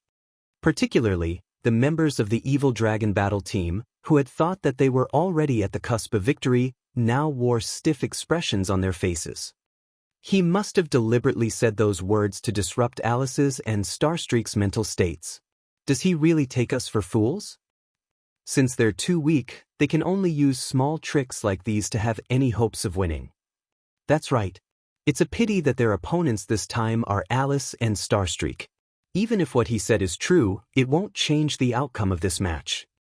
He's just bluffing. Let's see how Alice will take care of them in a moment. None of the Evil Dragon battle team members believed Shi Feng's words. They all began laughing in ridicule as they looked at Shi Feng and Violet Cloud. Is it really a bluff? Unlike his teammates, however, Miracle Dragon continued scrutinizing Shi Feng. However, even after observing the swordsman for some time, he did not discover any awkwardness on Shi Feng's face. On the contrary, Shi Feng's eyes were practically glowing with confidence. Seeing this convinced Miracle Dragon that the swordsman's words were true. If Shi Feng was telling the truth and that Death Sai was actually a weapon meant for clerics, then the current Violet Cloud was definitely a very threatening cleric. However, even after coming to this conclusion, Miracle Dragon did not bother doing anything. He only smiled as he silently watched the timer above the stage count down slowly. Everything was just as Alice said. Violet Cloud might be a threat in this match, but she wouldn't be able to control its outcome. If the Asura battle team really thought they could win this match, then they were seriously underestimating the Miracle Guild. When only 5 seconds remained on the timer, Alice and Starstreak, who had been motionless all this while, suddenly moved. Alice directly chose to distance herself over 30 yards away from Shi Feng and Violet Cloud. Meanwhile, Starstreak circled around to Violet Cloud's side. His motive could not be any more obvious: to kill Violet Cloud first. When Alice was 35 yards away, she took out a crimson, wooden staff, which had a crimson flame burning at its tip, the flame looking just like an eye that could see through everything. The moment this staff appeared, fire-type mana began massing rampantly around Alice, the mana casting a faint, red glow around the elementalist. At this moment, it was as if Alice had become the goddess of fire. Although I don't know whether your words are true or not, the fact that you've exposed your trump cards so soon will only lead to your miserable defeat. After Alice completed her preparations, she smiled faintly at Shi Feng. Right as she finished speaking, the timer above the battlefield hit 0. At the same time, Alice began chanting. Although she was only double casting right now, her chanting and writing speeds were much faster than silent marches. In the blink of an eye, a massive, crimson magic array appeared before Alice. A tornado of flames then emerged from the magic array and extended rapidly towards Shi Feng and Violet Cloud. At the same time, a gigantic, dark blue magic array formed beneath the swordsman's and the cleric's feet, freezing the ground beneath them completely. Ice-cold fog then rose from the ground, enveloping a radius of 15 yards. This scene stupefied the audience members. This is the Witch of the West? She is simply a monster. Blue Phoenix's eyes were wide open as she stared at the stage, her heart twinging with helplessness like never before. The two spells Alice displayed were the Tier 1 Curse Torrent of Flames and the Tier 1 Curse Freezing Fog. Although both these spells were extraordinarily powerful, they were extremely difficult to learn. Moreover, their casting times were also considerably long. Blue Phoenix herself needed around 3 seconds to cast either of those spells. In a PvP match between experts, these spells were simply too impractical. Nevertheless, despite double casting 2 curses, Alice had managed to complete them in less than 2 seconds. This casting speed was unbelievable. As expected of the Witch of the West. To think she has managed to grasp even the technique to double-cast Tier 1 curses. Phoenix Rain wore a grim expression as she looked at Shi Feng and Violet Cloud, who were about to face an assault from ice and flames. Magical class players were generally countered by speed-based classes due to their weak melee capabilities and long casting times. However, in their research into the combat techniques of God's domain, the various superpowers had discovered a technique to shorten the casting time of spells, speed casting, which even allowed some higher-tiered spells to be cast instantaneously. In God's domain, the purpose of chanting incantations and writing runes was to assist in forming an accurate magic array and hasten the gathering of mana for a spell. The higher the accuracy of a magic array, the higher the completion rate of the spell cast.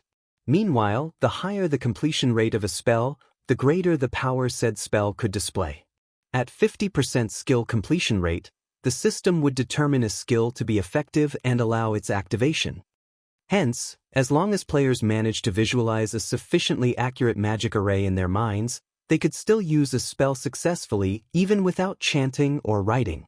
Only, the higher tiered a spell was, the more complex its magic array would be, which naturally made imaging the magic array in one's mind more difficult. If one wished to accomplish this, they needed to go through a long adaptation process. Meanwhile, speed casting was a technique that required players to form a prototype mental magic array of sorts while using incantations and runes to compensate for the imperfections in the magic array. By doing so, players could save up on plenty of time. Although the principle sounded very simple, in actual practice, the technique was extremely challenging, not to mention applying it in double casting. This was no longer a feat that was achievable through hard work. Fortunately for Alice, she was wielding the Fire God's Eye, which Phoenix Rain had been hoping to obtain all this time. The Fire God's Eye had a passive effect that improved the skill completion rate of fire-type spells by 5% and other types of spells by 3%. While this increase might seem very small, it could allow elementalists that were still a step away from grasping speed casting to grasp the technique, raising their combat power to a whole new level. At the same time as Alice launched her attack, Starstreak had entered stealth and was waiting for an opportunity to land a fatal blow on Violet Cloud. Icefire Domain? She's using her trademark move right off the bat? The corners of Shifeng's mouth twitched as he looked at the approaching tornado of flames. The Icefire Domain was Alice's trademark. She would first use ice-type spells to restrict her opponent's movements, then follow up by attacking with a large-scale, fire-type spell. The combination of these two opposing elements would amplify the power of both spells exponentially. When she used this move against an MT of the same level, even if said MT had activated a life-saving skill, they would either die instantly or have most of their HP taken away. "It's up to you now," Shifeng said softly as he looked at Violet Cloud. Nodding, Violet Cloud began twirling the scythe in her hands while chanting an incantation. Boom! When the tornado of flames came into contact with the icy fog, like a keg of gunpowder coming into contact with fire, a massive explosion ensued, releasing a torrent of blue and crimson mana. Even Alice, who stood quite a distance away, had her mage robes blown back by the resulting shockwave. As for Starstreak, who was relatively close to the epicenter of the explosion, he nearly got swept off his feet. The power of the attack greatly surpassed that of a Tier 1 curse. The explosion engulfed everything within 20 yards of Shifeng and Violet Cloud, the range of the attack surpassing even that of Alice's freezing fog. This range could already rival that of a large-scale destruction spell.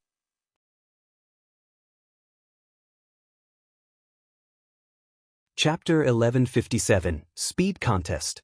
Hellscythe _Vampire. Chapter 1157, Speed Contest. As the explosion came to a roaring end, the rampant mana also gradually began to dissipate. Meanwhile, the might of Alice's Icefire Domain had stupefied the many experts present. Everybody capable of taking part in the Dark Arena was someone of high status and position.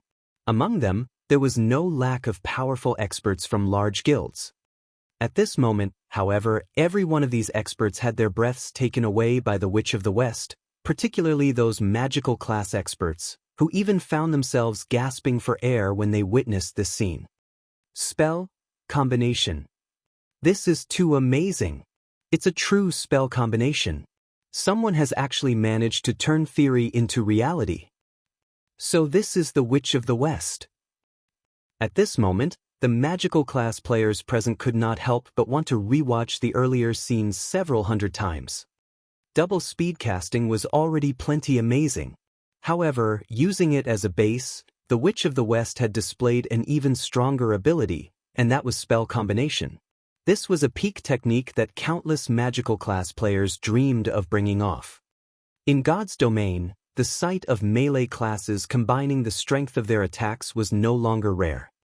However, the difficulty of superpositioning two different types of spells was much greater than that of stacking the strength of melee attacks.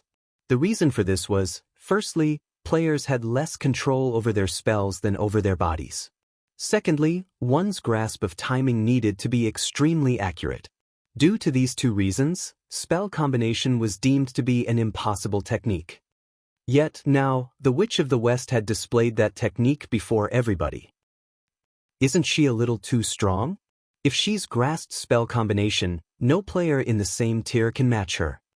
Cloud Yarn was filled with shock as she looked at Alice, who was standing proudly on the stage right now. The other members of the Midnight Tea Party agreed with Cloud Yarn's words. From the destructive power they saw, they could tell that the effect of spell combination was much stronger than that of strength stacking. Even just the combination of two ordinary Tier 1 spells resulted in a power that could rival that of a Tier 2 spell. Being able to cast Tier 2 spells as a Tier 1 player would provide one with an overwhelming advantage over others, not to mention being capable of combining two Tier 1 curses together. Anyone who did not possess a defensive skill that provided invulnerability would be killed instantly. What a pity! Endless Scars could not help but sigh as she took another look at the Asura battle team. Her view of the battle was mostly the same as her teammates. However, unlike them, she did not consider Alice invincible among those of the same tier. At the very least, among the experts she knew, there were many that could contend against Alice. One of the said experts was none other than the Sword King Black Flame, whom she had met just recently. Unfortunately, Black Flame was not participating in this competition. Otherwise, there would definitely be an interesting fight to watch if the two of them fought. Just as everyone believed that the Asura battle team's members had already been killed and was waiting for the system to announce the victors, two vague figures appeared standing amid the scattering smoke. They managed to survive even that. Everyone could not help but grow confused. Even an MT with their life-saving skill activated would most likely die when going up against that kind of destructive power, not to mention a swordsman and a cleric, which were inferior to MTs when it came to HP and defense. The instant Violet Cloud's figure emerged, Starstreak, who had been looking for an opportunity to strike all this time, activated Shadow Steps and dove straight into the smoke clouds. He then stabbed his pitch-black dagger at the back of the petite figure before him. Starstreak completed the entire process like flowing water. He made no sound whatsoever as he moved, and included no excess movements in his actions. Immediately, the pitch-black dagger struck at Violet Cloud at a speed invisible to the naked eye. Ambush! Dang! Sparks flew into the surroundings as the clangor of metal clashing resounded throughout the stage. Amid the little sparks, one could faintly see a long sword wrapped in blue lightning holding back the advance of Starstreak's pitch-black dagger. He blocked it? Starstreak was inwardly surprised. However, as a peak expert, he would not fall back just because one of his attacks failed to land. He promptly adjusted his previous strategy as he flipped the silver dagger in his left hand into a reverse grip. In the next moment, the silver dagger began emitting cold air. He then activated the epic-ranked Frost Tooth's strongest skill, Frost Burst, at Shurfeng and Violet Cloud. Frost Burst was a skill that dealt a large amount of ice-type damage in a fan-shaped area before the user. At the same time, the skill would also freeze all creatures within the affected area for 5 seconds.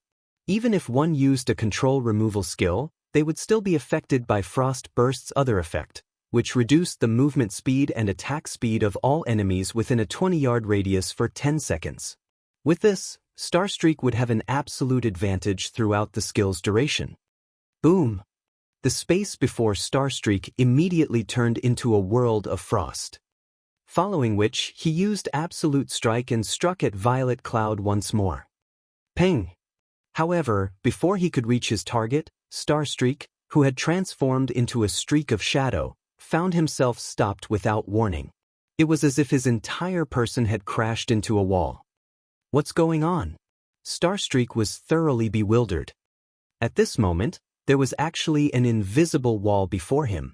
Meanwhile, not only had this invisible wall stopped his Absolute Strike, but even the ice burst he used before had been blocked. Both Shifeng and Violet Cloud were completely unharmed. In the next moment, the invisible wall shattered, and a blue sword light suddenly struck at Starstreak. The link between the two processes was simply perfect, giving Starstreak practically no time to react. Ping!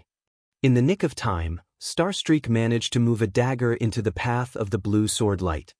However, as soon as Starstreak stopped this sword light, several more followed in rapid succession, every one of them targeted at the assassin's weak points. What fast swordsmanship! Starstreak hurriedly brandished his 2 daggers to fend off the onslaught. Each time he repulsed an attack, it felt like a hammer pounding his arms, the resulting vibrations inflicting pain. Meanwhile, watching the numerous sword lights interweaving with one another, the audience was dazzled by what they saw. Everyone could only see the afterimages of the hands of both sides. They could not see the swords and daggers clashing against one another at all. The speed of the battle had everyone holding their breath. In the blink of an eye, dozens of attacks had been exchanged. If Starstreak was careless for even a moment, he would definitely get hit. How are his attacks so fast? After receiving dozens of attacks, Starstreak was confounded. Frost Burst could reduce the speed of all enemies within 20 yards, yet the speed of Shifeng's attacks did not seem to have been affected whatsoever. If not for Starstreak being an agility-based assassin, Shifeng's attacks would have struck him by now. However, what Starstreak did not know was that the opponent he currently faced was a level 49 swordsman equipped with the level 50 magic light set equipment as well as a fragmented legendary item. If not for Shifeng's speed having been reduced, he would have long since defeated Starstreak in their contest of speed. Seeing as Shifeng had already secured the advantage, Starstreak had no other choice but to activate his Berserk skill. Once he activated his Berserk skill, he intended to force back Shifeng and open a distance between them to prevent the swordsman from furthering his assault. Then, he would look for an opportunity to strike. After all, an assassin did not have many advantages against a swordsman in a frontal clash. With this in mind, right when their weapons were about to clash once more, Starstreak activated his Berserk skill, Phantom, his strength and speed soaring by a large margin. In the next instant, both his daggers abruptly struck at the killing ray in Shifeng's hand. Peng! Starstreak felt like he had just attacked a steel wall, both his hands aching from the resulting vibrations. In contrast, the arm Shifeng used to swing killing ray only trembled slightly. Impossible! Starstreak was stunned.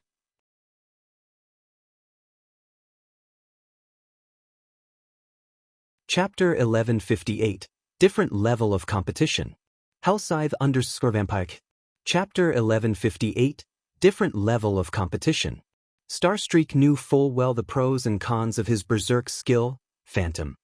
However, even though Phantom provided only a 50% increase to his strength, which was lower than what some other Berserk skills provided, when combined with his equipment, even repulsing a Berserker of the same level was child's play to him. Yet now, even such a huge boost to his strength did next to nothing to change the result of his clash with Shifeng. Thinking up to this point, Starstreak suddenly came up with an incredible thought. Shifeng had not been going all out at all during their previous clashes. As for the possibility of Shifeng having activated a Berserk skill as well, it was simply impossible. Berserk skills would manifest on a player's body one way or another when activated. Moreover, the strength of a player's aura would also increase. Currently, however, Shifeng showed no such signs. Hence, the only possibility was that Shifeng had been hiding his strength. Thinking up to this point, Starstreak could not help but shudder. Shi Feng's basic attributes were actually so high that he could hold his ground even after Starstreak had activated his Berserk skill. Although Starstreak had only briefly fallen into shock, this duration was enough for peak experts like Shi Feng to land a killing blow. Disappear. Illusory shadow. 6 blue sword lights struck at Starstreak from 6 different angles. Starstreak instinctively defended himself with his daggers.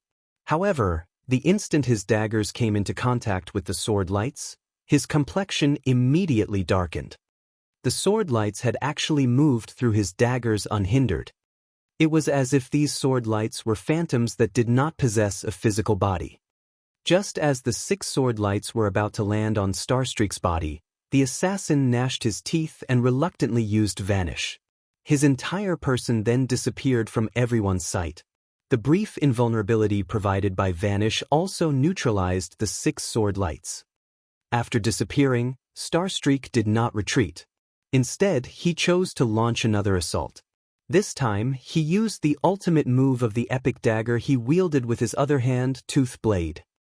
3 phantoms suddenly appeared around Shi Feng: a white eagle, a hungry wolf, and a black bear. Starstreak and the 3 phantoms then attacked Shi Feng from 4 different directions. At the same time, Starstreak himself remained in stealth, so Shi Feng could not see what exactly he was doing. Vanish was a life-saving skill that forcibly placed one into a stealth state for 3 seconds.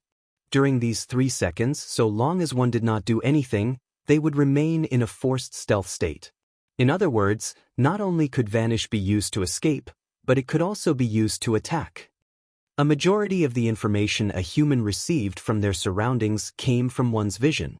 Hence, it was extremely difficult for one to defend against an attack that they could not see, not to mention doing so while receiving other attacks. One's vision would automatically shift their brain's focus towards the things that they could see, and this only made it even more difficult for one to defend against an attack that they could not see. Dang. A series of metal clashing sounds echoed throughout the battlefield. What decisiveness! Starstreak's mouth twitched as he looked at the completely unscathed swordsman before him. The instant he launched his attack, Shi Feng had activated Defensive Blade without hesitation, preventing Starstreak from doing any damage whatsoever. However, this was also a good outcome as Shi Feng no longer possessed any life-saving skills.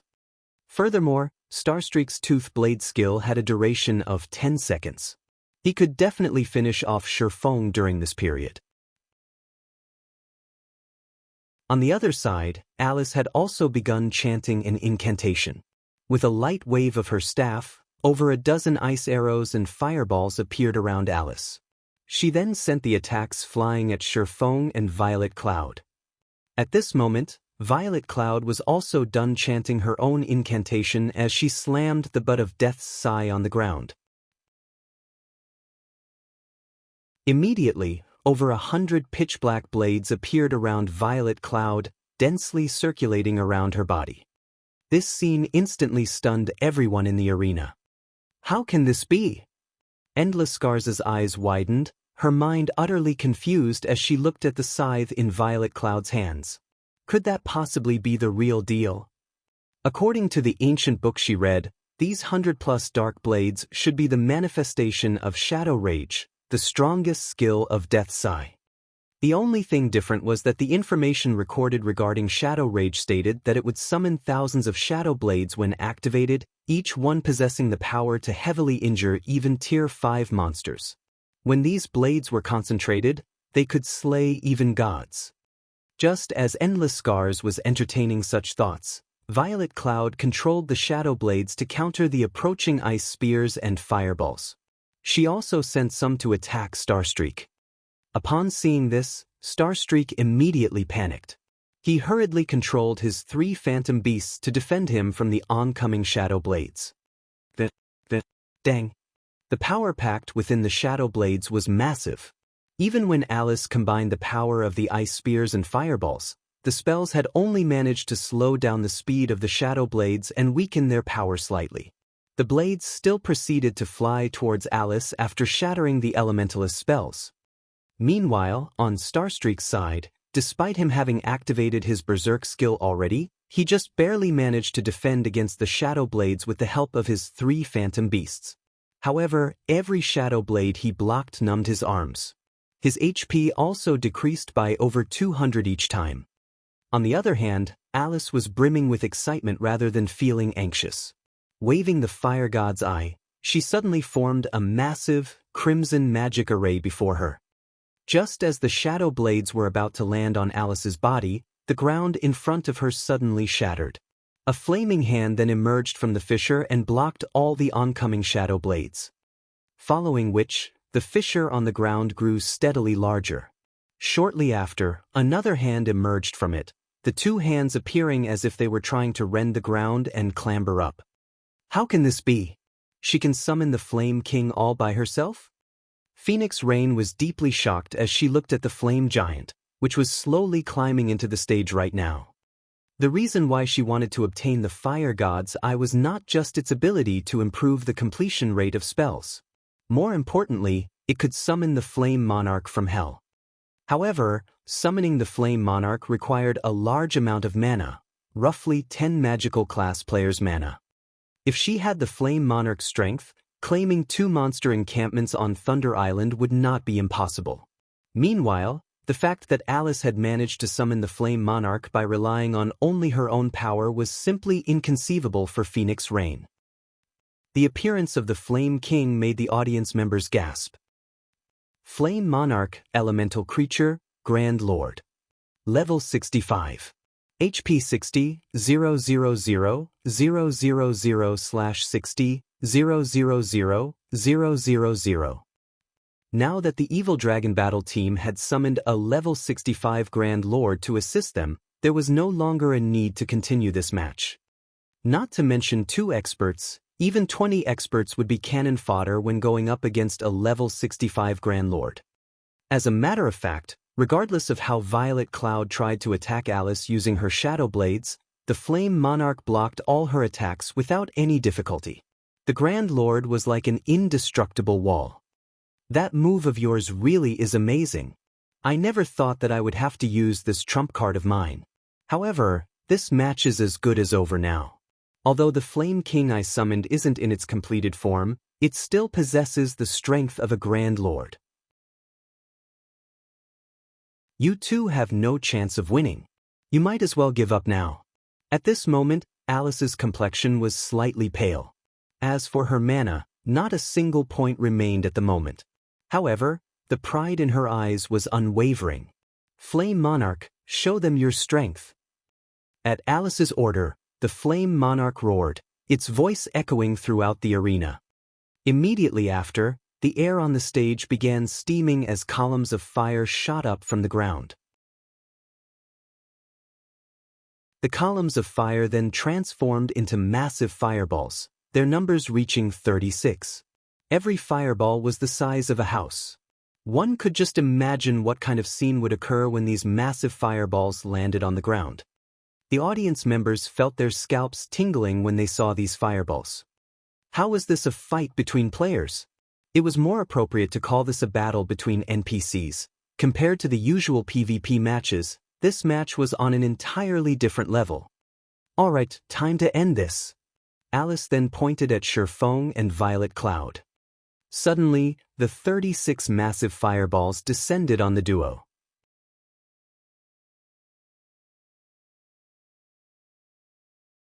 Chapter 1159. Matching up against a Grand Lord. Hellscythe_Fluffy Goblin.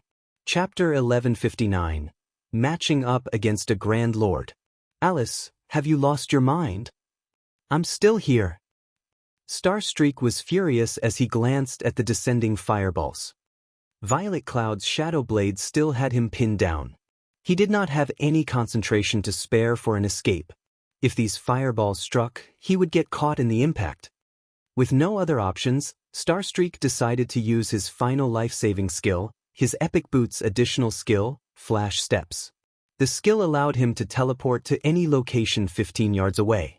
It had a 1-minute cooldown and 3 charges. Starstreak used Flash Steps twice and instantly moved 30 yards away. Meanwhile, Although Violet Cloud desperately blocked the incoming fireballs with her shadow blades, the fireballs were unaffected. She also had no hope of dodging these attacks. Similar to her shadow blades, Alice controlled these fireballs. Not only did they contain massive power, but they also had a wide attack range. With so many of the fireballs, if Alice wanted to, she could even destroy the entire stage. Phoenix Rain, who watched the fight from a VIP room, could not help but shake her head. The Asura battle team had lost this competition. Although each competition in the Dark Arena had 5 matches, the Asura battle team had only brought 5 members. Once they lost this match, regardless of whether the battle team won the next or not, the Evil Dragon battle team would win the competition. After all, the final 2 matches were 3-on-3. The Asura battle team did not have enough members to participate. Hence, so long as the Evil Dragon battle team won one of the first 3 matches, the competition would be over. Sure enough, defeating the Evil Dragon battle team is impossible for the Asura battle team. Phoenix Rain was, more or less, disappointed. Although she hadn't bet any excess resources on this competition, with how lively the Dark Arena was today, they would still earn a significant amount if the Asura battle team won. However, she had only considered the idea. In another VIP room, Purple Jade gritted her teeth as she watched the massive fireballs above the stage, frustration flashing in her eyes. However, that feeling wasn't due to the match's ending. Rather, she was frustrated with herself. The Witch of the West had made her feel like a child, new to the world. Before this match, she had believed that she was only a thread away from the virtual gaming world's pinnacle. Looking back at it now, however, the idea was laughable. She was far weaker than Alice regarding both combat techniques and items. It was no wonder why her guild leader constantly told her to work on her foundations and explore the world with Yuan Tiexin more often. Jade, do you see it now? This is a battle at the pinnacle of God's domain. If you wish to challenge these people, you need to grasp your own domain, Yuan Tiexin advised Purple Jade. But don't feel down. You are still young. Unlike this old man, who no longer has any hope of reaching that realm, you will join their ranks one day. In the past, he had also dreamed of leading the secret pavilion towards the apex of the virtual gaming world. However, only after encountering people of that realm did he realize that the virtual gaming world was not as simple as he had assumed. Virtual reality games had been popular all over the world for over a century now. With the world's population being so high, countless gaming experts from the younger generation emerged each year. Furthermore, God's domain gained more influence with each passing day. Meanwhile, on the stage, Shi Feng abruptly jumped towards the massive fireballs, meeting them in the air. Guild leader? Violet Cloud, who was desperately trying to counter the attacks, was confused. Shi Feng activated Heavenly Dragon's power, his aura immediately transforming. Golden divine runes flickered across his body as if he had donned golden armor. Alice sneered when she saw Shi Feng activate a berserk skill. The massive fireballs were the result of the Flame Monarch's Tier 3 curse, Wrath of the Stars. Each fireball was powerful enough to rival a Grand Lord. Tier 1 players had no hope of defending against such attacks. The difference in power was simply too great. Even if Shi Feng had a skill that provided invulnerability, she could simply control the 36 fireballs to attack him one after another. Invulnerability skills generally had short durations. If she hit him once every second, she could continue her attack for 36 seconds. As Shi Feng was about to collide with a fireball, he activated Blade Liberation. Immediately, power flowed into him from Killing Ray, allowing his attributes to soar once more. Looking at the fireballs before him, Shi Feng tightened his grip on the sacred sword in his right hand and swung it forward.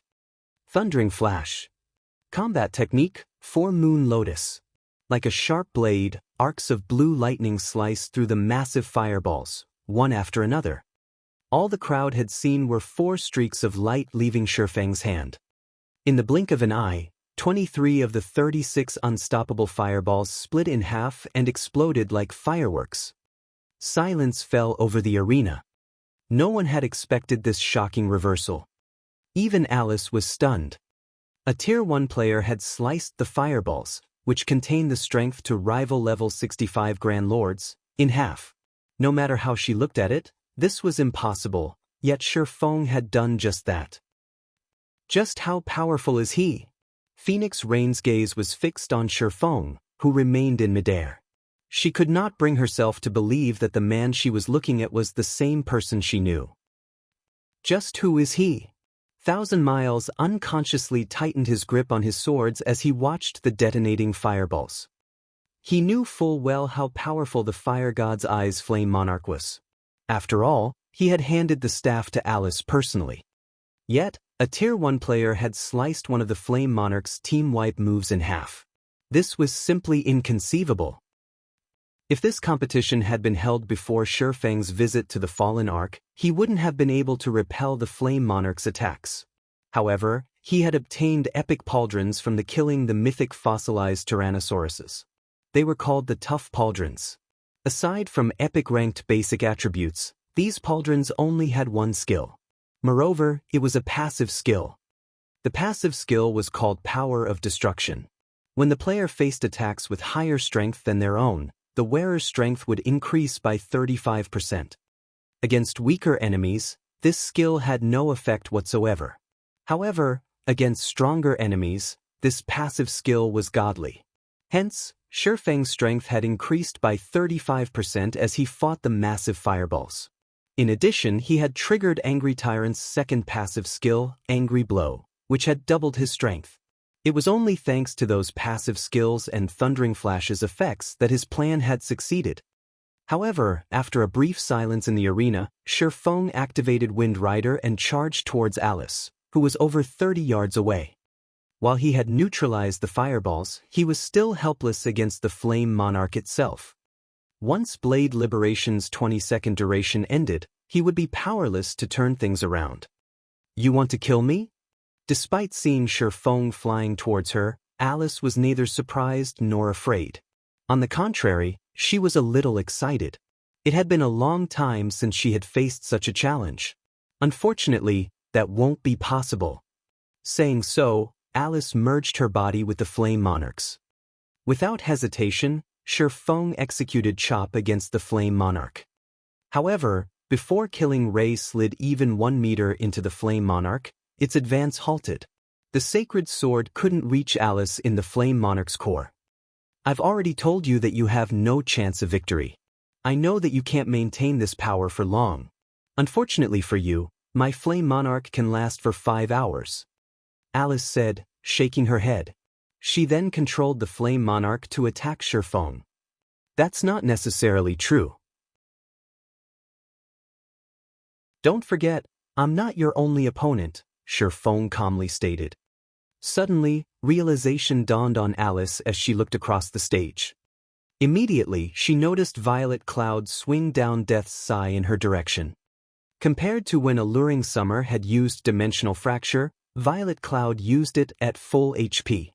The instant Violet Cloud swung the scythe, the spectators faintly saw a giant phantom appear behind her. The sight was enough to make them shudder. Starstreak, who had planned to help Alice, was stunned. He felt as if his body were full of lead. Death's phantom. It's the real thing.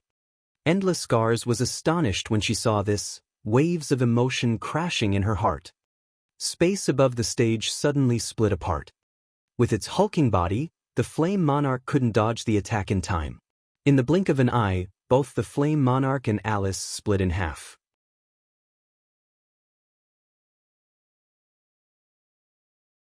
Chapter 1160, Victory Declaration.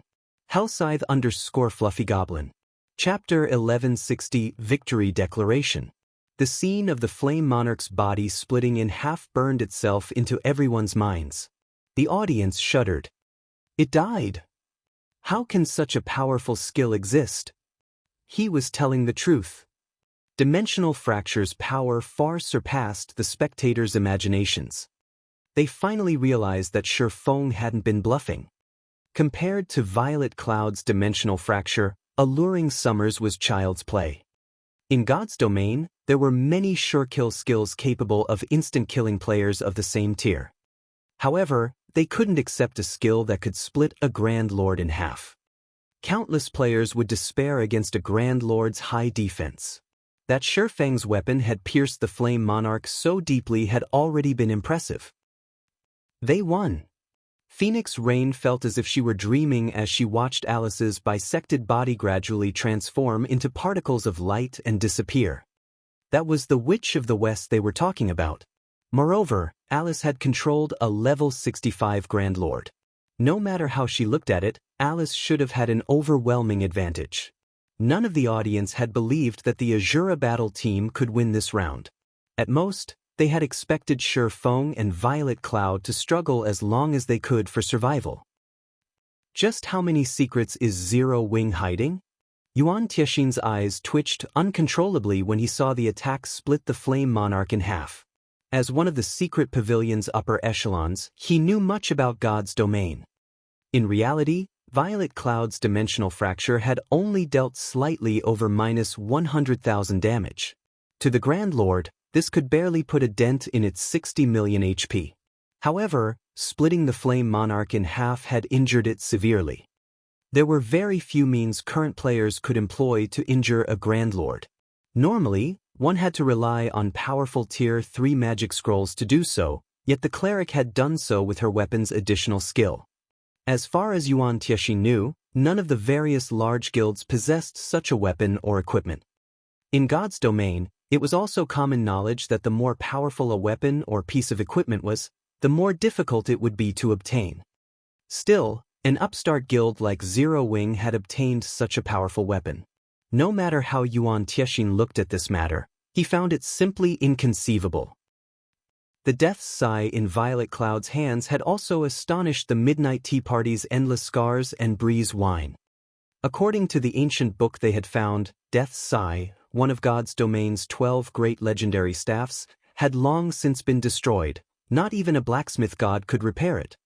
However, no matter how they looked at it, the cleric's Death's Sigh looked more like the real article than a replica. When she had used Dimensional Fracture, she had even summoned forth Death's Phantom. The pressure Death's Phantom emitted was no laughing matter. Without a doubt, that was definitely divine might. Otherwise, there was no way an expert of Starstreak's caliber would suddenly freeze up under such pressure. No replica could reproduce divine might. When Endless Scars and Breeze Wine thought about how Violet Cloud wielded the real Death's Sigh, they were overcome with shock. A fragmented legendary item. Although this term was no longer foreign to experts like them, they hadn't heard of any guild obtaining a fragmented legendary item until now. Fragmented legendary items were godly items that experts constantly strove to find. Meanwhile, such a weapon had appeared before their very eyes. Why wouldn't this fact shock them? However, Endless Scars and Breeze Wine did not know that the Death's Sigh Violet Cloud wielded was not, in fact, a fragmented legendary item. It was simply a replica. Only, this replica was slightly special. Death's Sigh, Replica.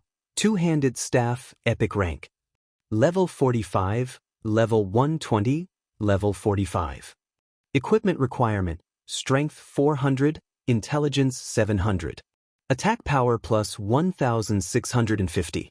Strength plus 120, agility plus 80, endurance plus 105, intelligence plus 142, vitality plus 161. When staff is wielded, casting speed increased by 15%. Cast range plus 10. Magic damage increased by 20%. All healing effects increased by 25%. Spell critical rate increased by 10%. Mana consumption decreased by 10%. All magical skills plus 2 levels. Ignore levels plus 10. Durability 220/220. Additional passive skill dash. Death's Harvest. Whenever a creature dies within 40 yards, wielder will regenerate 1% of their mana. Simultaneously, wielder will receive a death buff, reducing the death penalty by 1% when wielder dies. Buff can stack up to 30 times. Additional active skill 1-. Dimensional Fracture. Deals absolute damage 2 tiers above wielder's tier, up to a maximum of tier 4, to an area of 20 by 60 yards. Attack ignores all defensive and invulnerability buffs. At the same time, the attack will inflict a stun debuff to everyone within 40 yards of the wielder for 3 seconds. Cooldown, 10 minutes. Non-cleric classes can only use this skill when their HP is below 50%. All effects are halved. Additional active skill 2-. Shadow Rage. Use mana to form shadow blades. Every shadow blade costs 100 mana. Each shadow blade strength is equal to 150% of wielder's intelligence and inflicts an additional 20% shadow damage. Wielder can produce a maximum of 300 shadow blades. Duration, 30 seconds. Cooldown, 3 hours. Non-cleric classes can only use this skill when their HP is below 50%. All effects are halved. The blacksmith god Soros crafted this replica using the fragments of the legendary staff Death's Eye. Replica can be upgraded by absorbing 5 god crystals. Current crystals absorbed, 0/5. Although it was a replica, it contained fragments of the real article, making it far stronger than any ordinary epic weapon. When Shifeng had appraised this weapon, he had been shocked. As long as they gathered a sufficient number of god crystals, Death's Eye could evolve into fragmented legendary weapon. Zero Wing really does possess a lot of secrets. As Endless Scars stared at the weapon in Violet Cloud's hands, she could not help but cover the appearing on her face, joy and passion burning in her eyes. However, she quickly suppressed her emotions and returned to her usual calm and indifference. It seems that I need to have a chat with Abandoned Wave. Meanwhile, after Alice's death, the summoned flame monarch began to disappear from the stage. Fear filled the audience's eyes as they stared at Shifeng and Violet Cloud in awe. Currently, Starstreak was the only member of the Evil Dragon battle team remaining on the stage. Unfortunately, he had no hope of defeating both Shifeng and Violet Cloud. The match was as good as over. A recently established guild had contended with Miracle, which had existed in the virtual gaming world for many years. No one would believe this. Although the competition's outcome had yet to be decided, the various Dark Arena battle teams would record the Asura battle team's fame, listing it as a team to take note of. After all, this competition wasn't like the Asura battle team's matches against the Glorious Lions. In the previous competition, Battle Wolves had treated the Dark Arena's competitions like a hobby. Hence, the Super Guild hadn't sent its full force into the competition. Meanwhile, it was obvious that Miracle took the competition seriously. Otherwise, the super first-rate guild would not have dispatched the Witch of the West and Speed Star.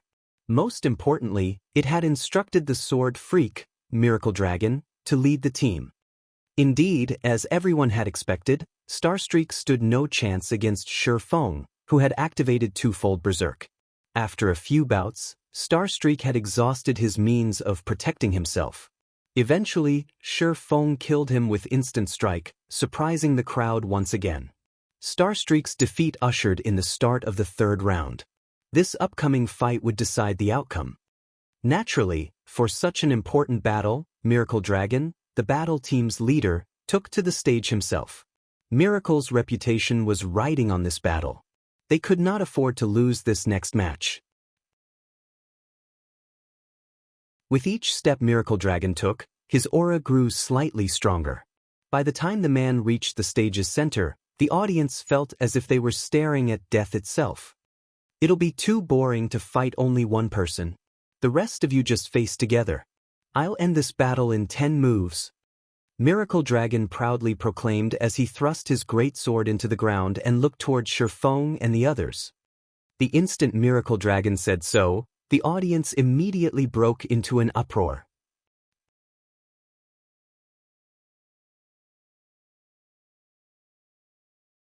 Chapter 1161, Sword Freak. Hellscythe _ Fluffy Chapter 1161, Sword Freak. Upon Miracle Dragon's sudden declaration, the arena boiled with excitement. Does he want a 1-on-2 fight? As expected of the sword freak. He's too domineering. Has Miracle lost their minds? They could have won this competition, yet they want to take such a risk. Miracle is probably trying to earn back their reputation. That sounds about right. The Evil Dragon battle team has already lost 2 rounds. Even if they win this competition, it won't be anything to boast about. The audience discussed the declaration fervently, each person having their own opinions. Some felt that Miracle Dragon was being a fool, while others thought that the sword freak wanted to show off the guild's strength. However, they could all agree on one thing: Miracle Dragon's gamble was somewhat risky. The Asura battle team still had 2 players remaining. One was a berserker, and the other was an assassin. This class composition was somewhat disadvantageous for a swordsman like Miracle Dragon. Berserkers had higher strength than swordsmen, while assassins were faster and more nimble. Although Miracle Dragon possessed superior combat techniques, if he had to clash head-on with a berserker while guarding against an assassin's interference, he would easily lose any advantage. Moreover, both Fire Dance and Gentle Snow were relatively famous experts in God's domain. While the guild could redeem much of its lost reputation if Miracle Dragon won, its reputation would plummet further if the swordsman lost. Big Sis Rain, the Asura battle team actually has a chance of winning. Although Miracle Dragon is very famous, when it comes to strength, he is no match for the Witch of the West. If Fire Dance and Gentle Snow work together, they'll have at least a 50% chance of emerging victorious. Blue Phoenix said excitedly. Miracle Dragon was also known as the Sword Freak. Almost everyone in the virtual gaming world knew of him. He had gained his fame due to the Secret Pavilion's evaluation. He had been deemed as the expert closest to grasping a domain. Due to this reputation, peak experts from various super guilds had challenged him, using the opportunity to improve themselves. After all, only domain realm experts were considered super guilds and super first-rate guilds' true mainstays.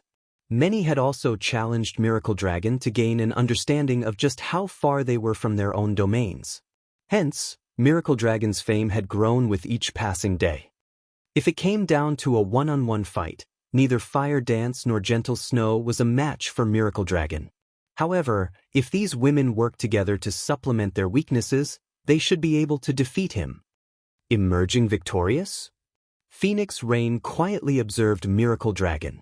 I don't remember him being a rash person. It was common knowledge that Miracle Dragon was wildly arrogant. However, this arrogance was due to his strength. While Miracle Dragon might act crazily, he almost never did anything without being confident of success. A 1-on-2 fight was already disadvantageous, but Miracle Dragon had also claimed that he would win in 10 moves. He had forced himself onto a path with no retreat. This was no longer arrogance. He was simply seeking death. As Phoenix Rain considered warning Shifeng, Miracle Dragon glanced at the other swordsman, who had remained silent all this time. What? Are you afraid? I've already offered you an edge in this match, a higher chance of winning the competition. If you don't want to accept the challenge, then just send your fighter up here. But don't say that I didn't give you a chance.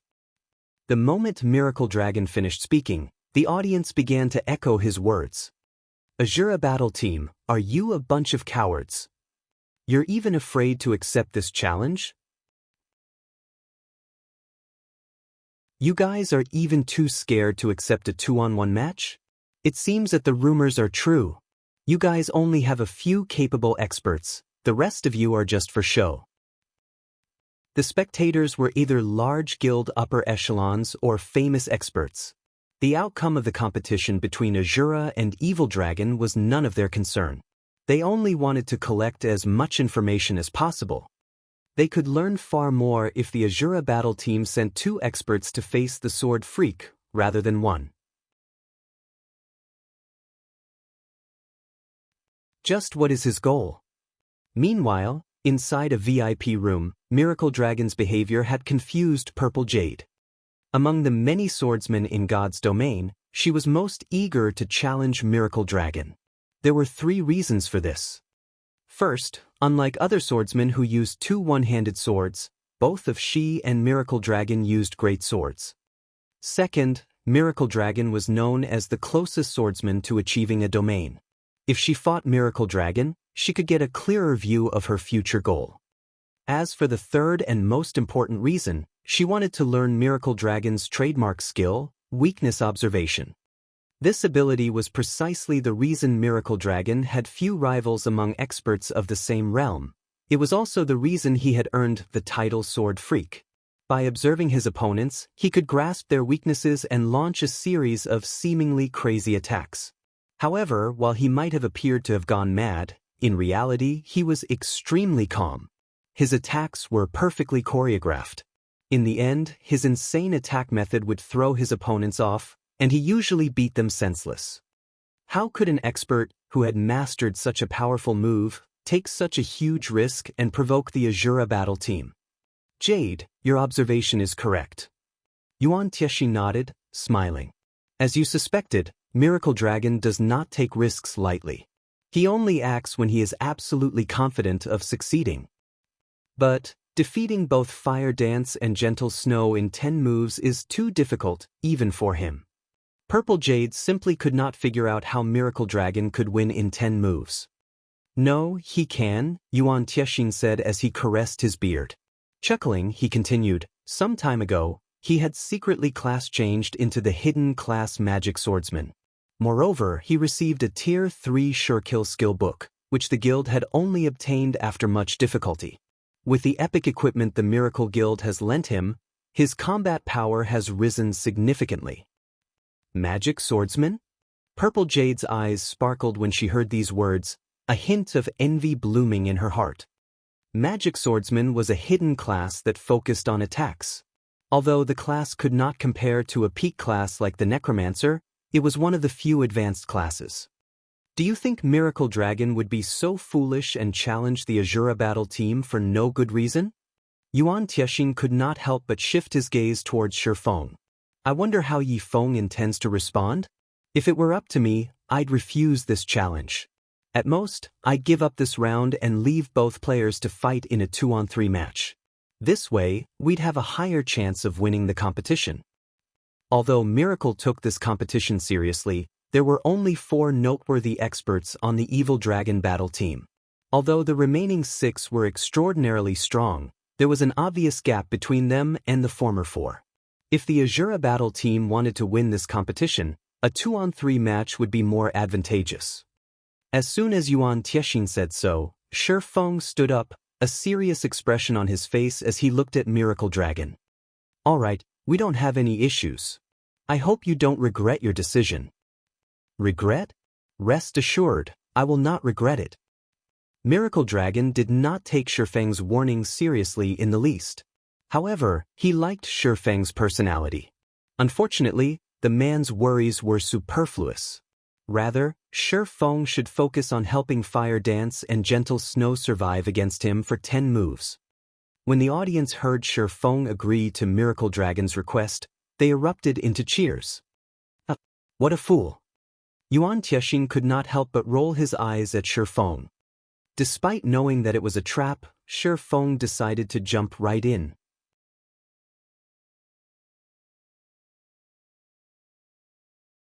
Chapter 1162, Madness vs. Madness. Hellscythe _ Fluffy Chapter 1162, Madness vs. Madness. When the participants for the third round had been decided, the arena's audience began to grow restless. Part of the reason was that Shifeng had accepted Miracle Dragon's challenge, while another was the anticipation for the competition's outcome. If the Asura battle team won this match, they would secure a complete victory. Seated in a VIP room on the 3rd floor, Thousand Miles watched Shifeng, who stood beneath the stage, with burning rage. Phoenix Rain has truly done it this time. She even kept our intelligence department in the dark. Due to the Evil Dragon battle team having lost 2 matches in a row, they had no choice but to expose the strength Miracle Dragon had kept hidden to restore some of the guild's reputation. Not only did this disrupt his plans, but it also lost him a lot of resources. This mess's culprit was none other than the guild Phoenix Rain secretly supported, Zero Wing. Zero Wing was simply a recently established guild in a small kingdom. If not for Phoenix Rain's support, how could Zero Wing possibly obtain such a powerful weapon that could instantly kill two of Miracle's generals? Maple, investigate Zero Wing thoroughly. Find someone to tail every member of the Asura battle team as well. 1,000 Miles instructed Cleansed Maple. Understood. Cleansed Maple promptly bowed before taking his leave. At this point, Miracle was completely helpless against the Dragon Phoenix Pavilion. After all, both were super first-rate guilds, and neither feared the other. If their guilds started an all-out war against each other, only other guilds would benefit. However, Zero Wing was different. It was only a subordinate guild Phoenix Rain controlled. It would be simple to cause trouble for the upstart guild, especially now that the Asura battle team had revealed that it possessed so many dazzling weapons and equipment. Phoenix Rain, I'll let you enjoy this situation for now. 1,000 Miles could not help but shift his gaze towards Death's Sigh in Violet Cloud's hands, greed flashing in his eyes. The Evil Dragon battle team had only dared to expose their epic items because they didn't fear becoming targets. However, the Asura battle team didn't have that luxury. Revealing such items was akin to placing a fresh piece of meat before a pack of hungry wolves. Not only would the Asura battle team lose this competition, but they would also lose their weapons and equipment. As the third match's rules changed abruptly, the Dark Arena's host adjusted the team's payout rate. The Asura battle team's payout rate for a complete victory, in particular, had risen to 1-9, breaking the Dark Arena's record. The host is quite bold. What's there to be afraid of? This is the final match. In any case, we know that the Asura battle team has no chance of winning. Moreover, the host has earned a fortune this time. Before the competition had even begun, many had bet on the Evil Dragon battle team's complete victory. This time, the host must be trying to lure even more idiots away from their money. It's a pity that not many people here are fools. Rather than bet on the Asura battle team, it would be safer to bet on the Evil Dragon battle team. Although the returns are low, it's better than nothing. Everyone among the audience was sorely tempted as they looked at the new payout rates. However, practically no one would bet on the Asura battle team's complete victory. Instead, they all bet on the Evil Dragon battle team. Some of the players that had previously been reluctant to gamble had even placed bets on the Evil Dragon. Miracle had existed in the virtual gaming world for many years now. The sword freak Miracle Dragon was even famed for never acting without confidence. If he lost this next match, the Asura battle team would secure a complete victory. Yet, despite such a huge burden, Miracle Dragon still dared to do so. This could only mean that he was confident of succeeding. Meanwhile, inside another VIP room on the third floor, although 4 people occupied the room, an extraordinarily chill atmosphere dominated the space. 9 Dragons, why are you here? Phoenix Rain glanced at 9 Dragons Emperor and Martial Dragon with disinterest. When she had previously rejected 1,000 Miles' proposal, 9 Dragons Emperor had already spoken ill of her in front of Ku Rong, the Great Pavilion Master.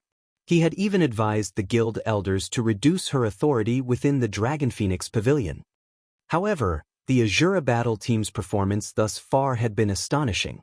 As a result, those who had schemed against her within the Dragon Phoenix Pavilion had no choice but to remain silent for now. Rain, must you be so cold? At the end of the day, we are from the same guild.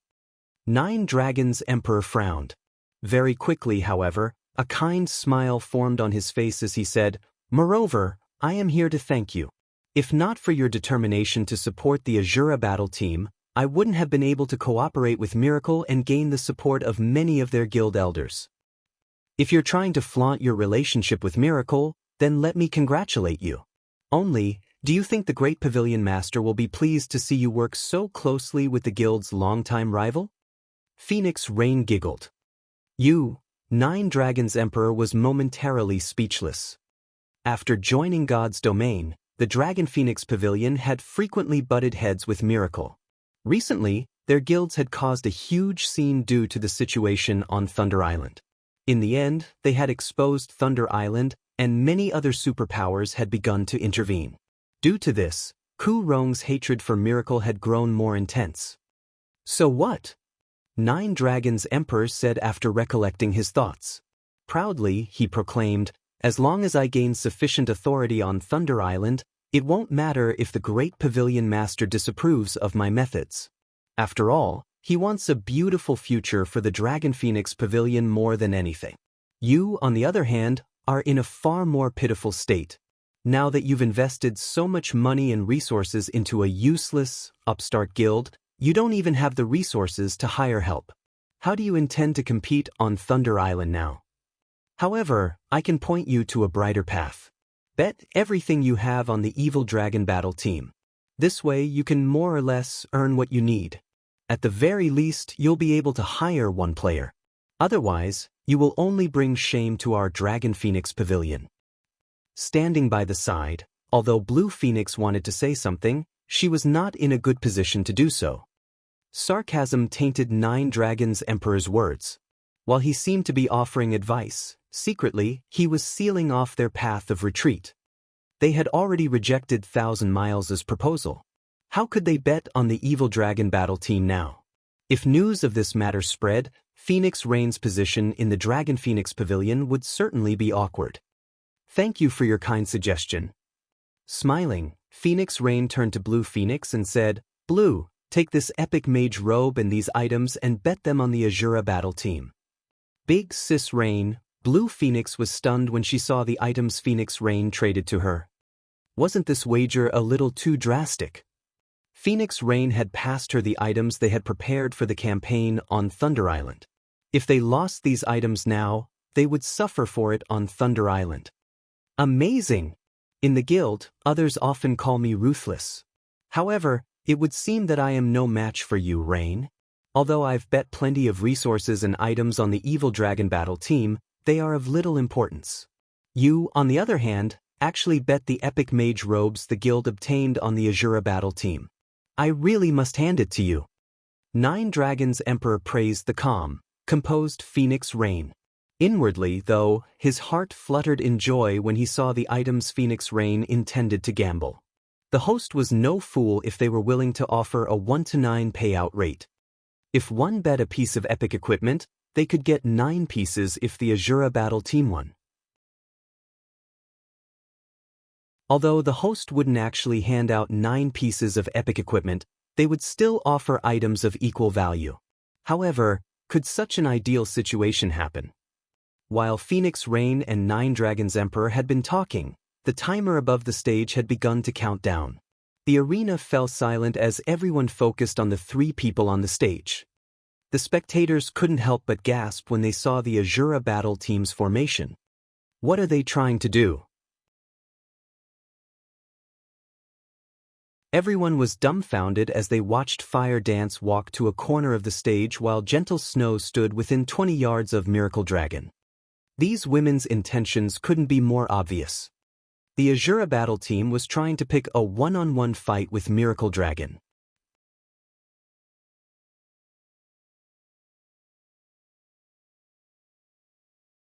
Chapter 1163, Swift Sword. Hellscythe _ Fluffy Goblin. Chapter 1163, Swift Sword. Despite the timer's clear indication that the battle would begin soon, everyone stared at Shifeng, who stood below the stage. They're actually letting one person take on Miracle Dragon? Aren't they underestimating the sword freak a little too much? That's right. Miracle Dragon is being kind enough to give the Asura battle team a chance, yet they're trying to throw that chance away. What fools! Has the Asura battle team's leader given up on the competition? How boring! He accepted Miracle Dragon's challenge, yet he's playing such tricks at the very last minute. Does he think that he can save his team's reputation even if they lose?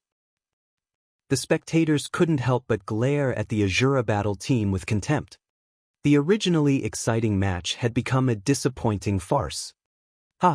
This Asura battle team really is interesting. Nine Dragons Emperor could not help but laugh when he saw the formation. Turning to look at Phoenix Rain, he said, Rain, although I know you have a lot of resources on hand, there's no need to waste them like this, right? You might as well just give them to me if you want them gone so badly. As soon as Phoenix Rain had bet the epic mage robes their guild had obtained after much difficulty, the Asura battle team had pulled such a move. Nine Dragons Emperor even wondered if the Asura battle team were working for Miracle. The Great Pavilion Master had personally awarded the epic mage robes to Phoenix Rain. If she lost the robes here, one could just imagine how angry the Great Pavilion Master would be. Phoenix Rain remained silent. However, she looked rather pale. Just what is Yi Feng trying to do? She had not bet all of the weapons, equipment, and tools she had prepared for Thunder Island due to Nine Dragon Emperor's provocation. Rather, she had done so after carefully considering the matter. Currently, she didn't have enough resources to hire enough capable experts. Although she had signed an agreement with Shi Feng, it was simply too difficult to occupy 2 monster encampments on Thunder Island. If she only managed to occupy 1 monster encampment, her results would be no match for 9 Dragon Emperors, who was working with Miracle. Her position in the Dragon Phoenix Pavilion would be no different than if she failed to occupy a single encampment. Hence, rather than wait for her inevitable fate, she'd rather go broke and gamble everything on the Asura battle team's complete victory. At the very least, if the team succeeded, she'd have a higher chance of occupying 2 encampments on Thunder Island. Even if she failed to do so, she was confident of occupying 1 encampment. However, Shi Feng's current decision had placed her in a very awkward position. Meanwhile, Blue Phoenix burned with rage. She wanted nothing more than to rush up to Shi Feng, crack his head open, and take a look at what was going through the man's mind. Shi Feng had thrown away their chances of victory. As everyone chatted amongst themselves, the timer finally came to an end. Standing on the stage, Miracle Dragon glanced at Fire Dance in the corner. He then shifted his gaze to the valiant war goddess before him, anger burning in his eyes as he asked, "Is this the arrangement you have decided on?" Originally, he thought he would get to enjoy a good fight. He hadn't expected the Asura battle team to make such a move. Gentle Snow was certainly talented. She had even led a first-rate guild before. She was also a great beauty. In the virtual gaming world, many knew her as a peak expert and a goddess. However, none of that meant anything to players on his level. In his eyes, Gentle Snow's only noteworthy achievement was her fight in White River City, during which she had reached the Refinement realm mid-battle. However, with such combat standards, he could have killed Gentle Snow even before he had become a magic swordsman. "That's right. I'll be your opponent," Gentle Snow calmly declared. "Are you trying to annoy me?" Miracle Dragon asked with a frosty tone as he glared at Gentle Snow. Even the area around Miracle Dragon had frozen. "I'll give you one last chance. Come at me together." However, Gentle Snow and Fire Dance remained motionless. Neither of them showed any signs of changing their mind. "So be it. Don't blame me for being merciless." Miracle Dragon bellowed. Activating Wind Blade, he dashed towards Fire Dance. The audience barely saw his afterimages. In the blink of an eye, Miracle Dragon crossed 10 yards. Less than 100 yards separated the swordsman and the assassin. It would only take a few seconds for Miracle Dragon to reach his target. So fast. The spectators were surprised by Miracle Dragon's speed. Even peak assassins, who were famed for their speed, would be no match for him. However, even when less than 20 yards separated Miracle Dragon and Fire Dance, the latter refused to move as she quietly watched the swordsman approach. "You're looking to die," Miracle Dragon growled. He had long since locked his killing intent on Fire Dance in hopes of forcing the assassin to react. However, Fire Dance's attitude was still lax. She underestimated him. Miracle Dragon no longer held back. He unsheathed the light blue greatsword from his back and swung it at Fire Dance. The instant Miracle Dragon slashed at Fire Dance, everyone heard the whistle of the blade slice through the air. No one in the audience could see Miracle Dragon's greatsword or his hands. It was as if they had vanished. As expected of the sword freak, his swift sword has improved once again. Nine Dragons Emperor exclaimed as he watched Miracle Dragon. "What a pity! Fire Dance won't even know how she died." Swift Sword was one of Miracle Dragon's trademark moves. Although the attack with his greatsword seemed like a normal slash, that swing contained the power of every muscle in his body. With this power, he could manipulate his greatsword like a whip. His attack could exceed the normal speed limit the system had set on players. This technique's principle was similar to that of strength superpositioning. However, while the theory was simple, very few peak experts could achieve it. Not a single player could employ the technique to Miracle Dragon's level. This was the reason behind Miracle Dragon's title of Sword Freak. Even a Void Realm expert would struggle to perceive Miracle Dragon's attacks. They would need all of their concentration, pushing their 5 senses to their very limits, to barely combat the swordsman's attacks. Meanwhile, Fire Dance had only recently set foot into the refinement realm. No one expected her to see Miracle Dragon's greatsword.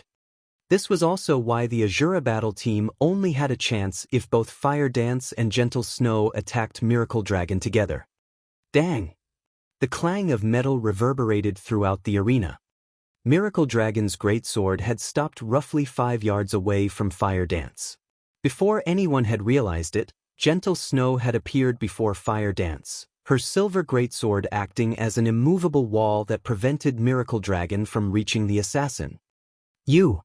Miracle Dragon was confused when he saw Gentle Snow. He simply could not figure out how Gentle Snow had appeared before him. He couldn't understand how the Berserker had managed to stop his swift sword either. As Miracle Dragon pondered these questions, Gentle Snow put some strength into her arms, using her silver greatsword to force Miracle Dragon a few steps back. The gap between their strengths was now obvious. "Can you take this match seriously now?" Gentle Snow glanced at Miracle Dragon, her voice extremely calm as she spoke, acting as if Miracle Dragon's swift sword wasn't worth her concern.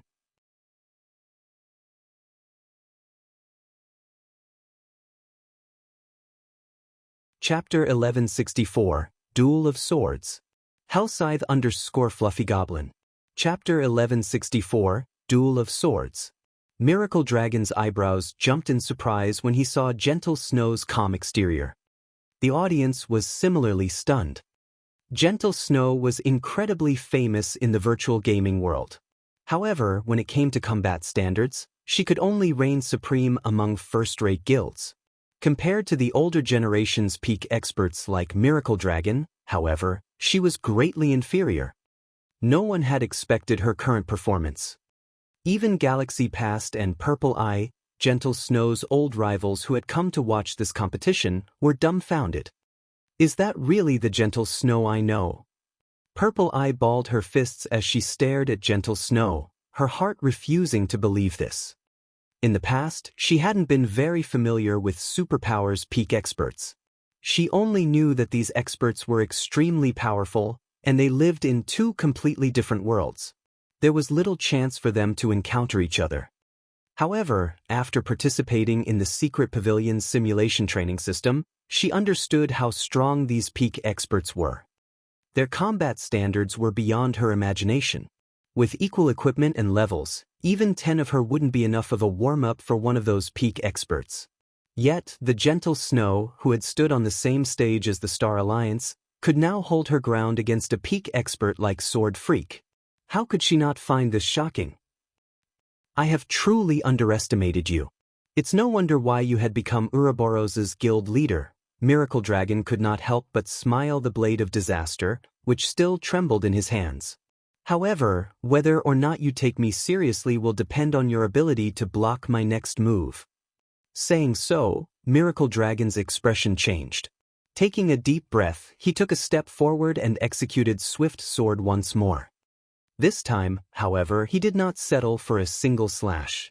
Rather, he launched a series of attacks. While Swift Sword was difficult to defend against, an expert of similar standards would have no issues blocking one strike.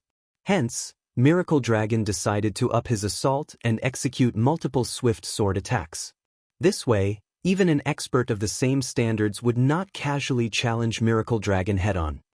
Shrill, whistling sounds reached the audience's ears. Everyone was fascinated as they watched Miracle Dragon attacks. This was especially true for the swordsman experts among the crowd.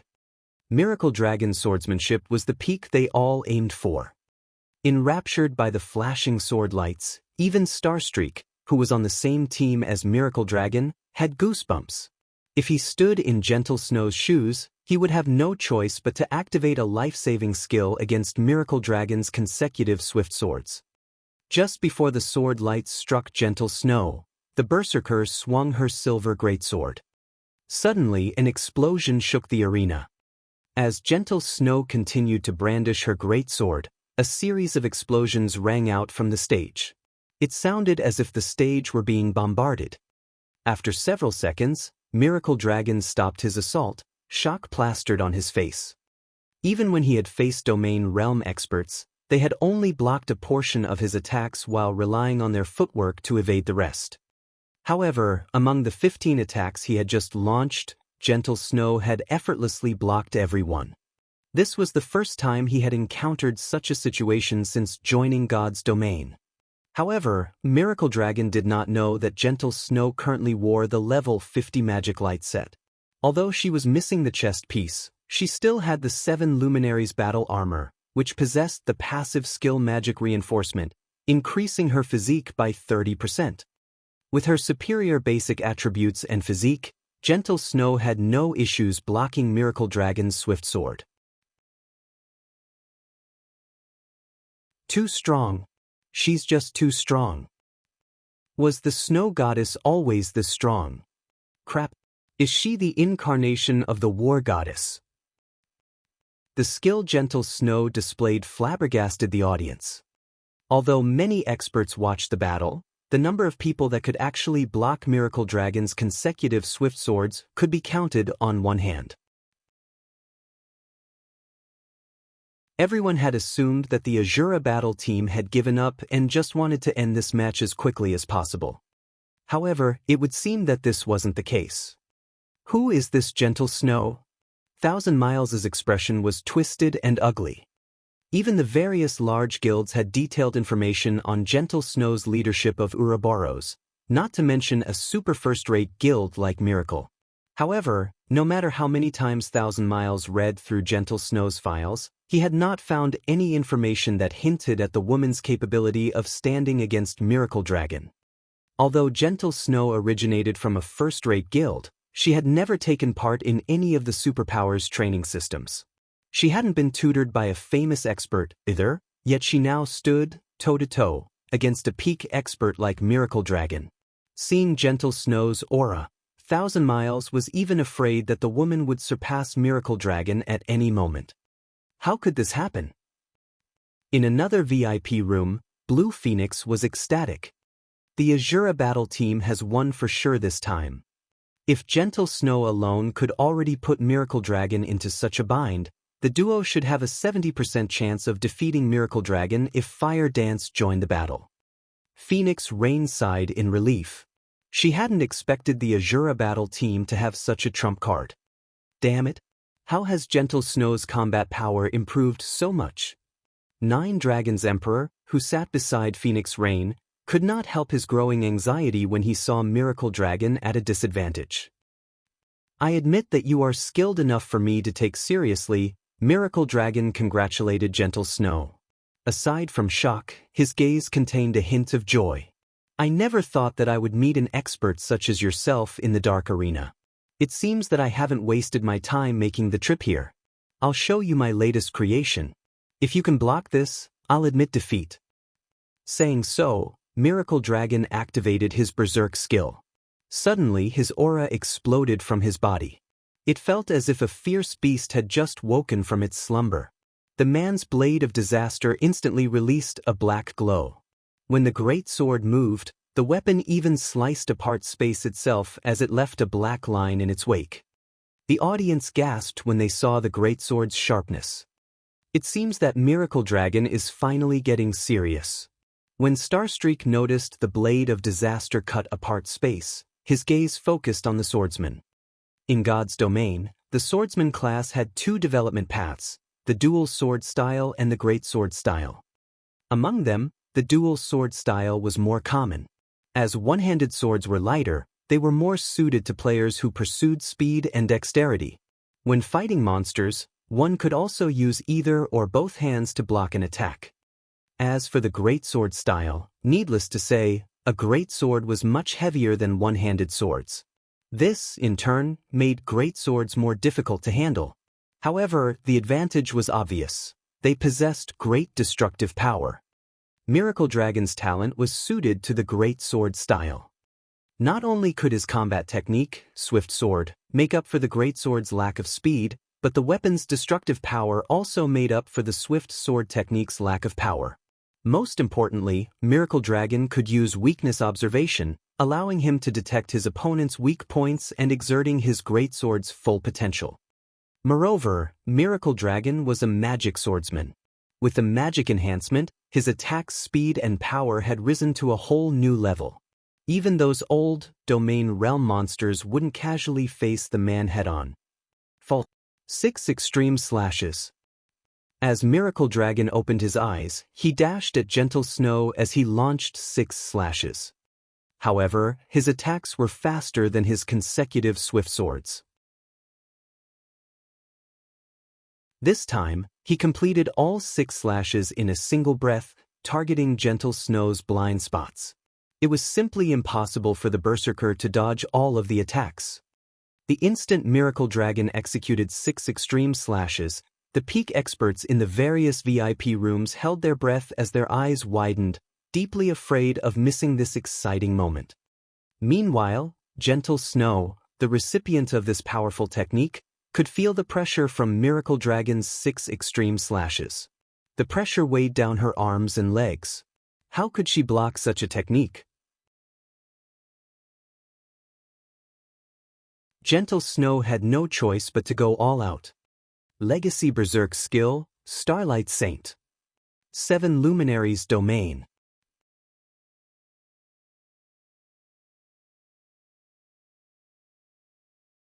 Chapter 1165. Complete Victory. Hellscythe _ Fluffy Goblin. Chapter 1165. Complete Victory. She's too strong. Is she an NPC in disguise? When Gentle Snow had activated her Berserk skill, the crowd had been startled. As Gentle Snow activated Starlight Saint, her originally pitch-black armor transformed into a white, feathery gown. 3 pairs of silvery white metallic wings, decorated with golden divine runes, stretched from her back. Golden divine runes also surfaced on Gentle Snow's unblemished cheeks and forehead, adding a hint of divinity to her appearance. However, the players in the audience were experts. They naturally would not be frightened by a change in appearance. The real reason that they were intimidated the feeling of power Gentle Snow gave off. This feeling was different from the pressure one normally felt from stronger opponents. This was kind of like the fear they felt when facing creatures of a higher life rating. Normally, they only experience this feeling when facing NPCs or monsters. Yet they were afraid of Gentle Snow. Inside a 3rd-floor VIP room, surprise colored Phoenix Rain's expression as she watched. Does she have a hidden class as well? This thought surfaced in Phoenix Rain's mind. She had already taken a look through the files of the Asura battle team's members. Although the information recorded stated that Gentle Snow possessed this kind of berserk skill, as most berserk skills would alter the player's body, she hadn't bothered to look into the matter further. Now, however, Phoenix Rain was certain that Gentle Snow possessed a hidden class. She would never give off such a powerful feeling otherwise. The only explanation Phoenix Rain could come up with was that Gentle Snow had used one of those mysterious legacy berserk skills. Meanwhile, only peak legacies possessed legacy berserk skills. Thinking up to this point, Phoenix Rain could not help her growing curiosity about Zero Wing. She could accept the fact that the Asura battle team's members exposed one epic item after another.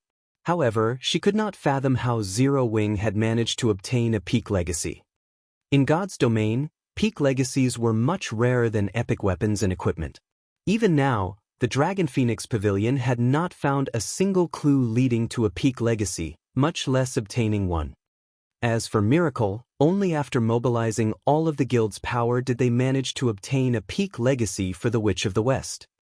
As everyone was shocked by Gentle Snow's display, Miracle Dragon's 6 extreme slashes descended on the female player. This 6 extreme slashes technique was Miracle Dragon's current limit.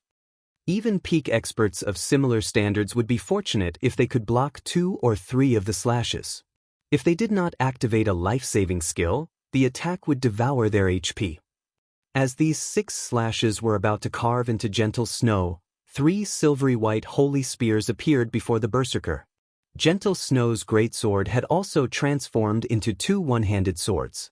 This instantly resolved the issue of her previous blind spots. When Miracle Dragon's greatsword descended, a series of crisp, metallic clangs echoed throughout the arena. In the end, Gentle Snow had blocked all 6 slashes. Moreover, she remained unharmed even after blocking the attacks. She had not lost a single HP. "You blocked them all?" Miracle Dragon's expression froze. The entire venue fell silent as the crowd stared at Gentle Snow incredulously. 1,000 Miles was more shocked than anyone. Miracle Dragon's strongest technique had been neutralized. How could this happen? While 1,000 Miles had considered the possibility of Gentle Snow blocking all 6 attacks successfully, it was with the assumption that she would use an invulnerability skill. However, Gentle Snow had not used anything like that. She had relied on her own techniques. How does a little guild like Zero Wing have such a genius? 1,000 Miles' jealousy began to bubble up as he watched the snow goddess. That's right, he envied Zero Wing. From Gentle Snow's data, he knew that the woman had not received any training from a special system, yet with weapons and equipment on par with Miracle Dragons, she had suppressed her opponent. This was insane. If Gentle Snow joined Miracle, even 1,000 Miles himself couldn't imagine what kind of future lay ahead of the woman. Moreover, Gentle Snow was a talented manager. Rather than calling her a genius, it would be more apt to call her a prodigy. If Gentle Snow became his subordinate, it was highly possible that he could rise to guild leader in the future.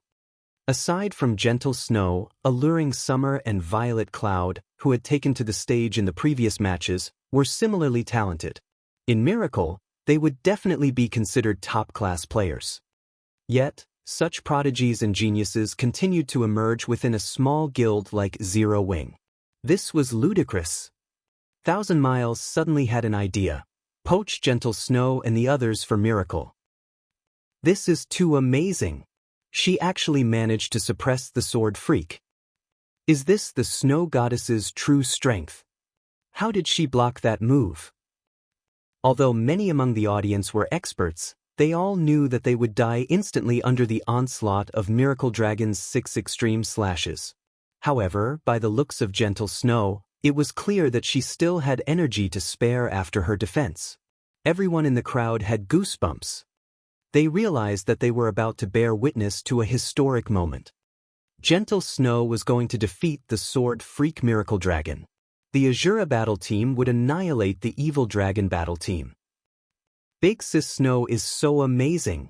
I couldn't even see those attacks, yet she blocked all of them. If I had been in her shoes, I would have been defeated. Violet Cloud watched Gentle Snow with admiration. I wonder when I'll reach that realm.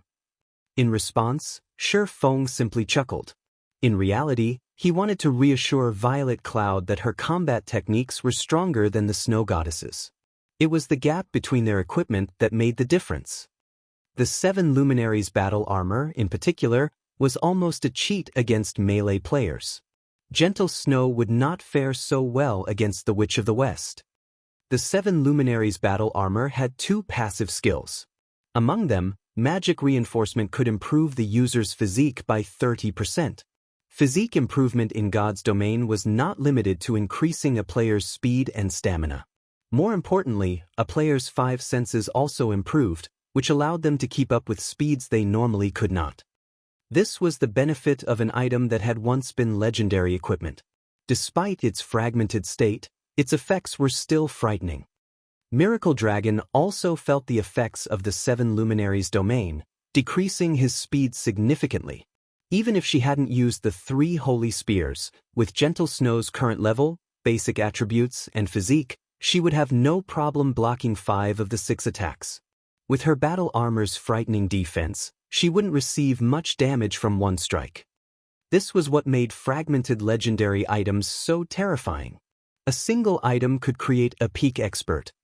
This was also why the various large guilds in the past had been so desperate to obtain fragmented legendary items. Meanwhile, on the stage, just as Gentle Snow was about to display the 7 luminaries' domain's might, Miracle Dragon revealed a bitter smile as he raised one hand and forfeited the match. Miracle Dragon had kept his word. Before everyone realized what had happened, the system automatically declared Gentle Snow and Fire Dance the winners of this match. Following which, the competition came to an end. The Asura battle team had achieved complete victory over the Evil Dragon battle team.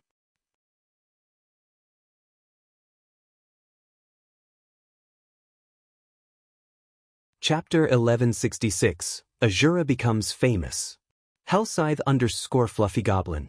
Chapter 1166, Asura becomes famous. Only after the system announcement did the audience react. The competition.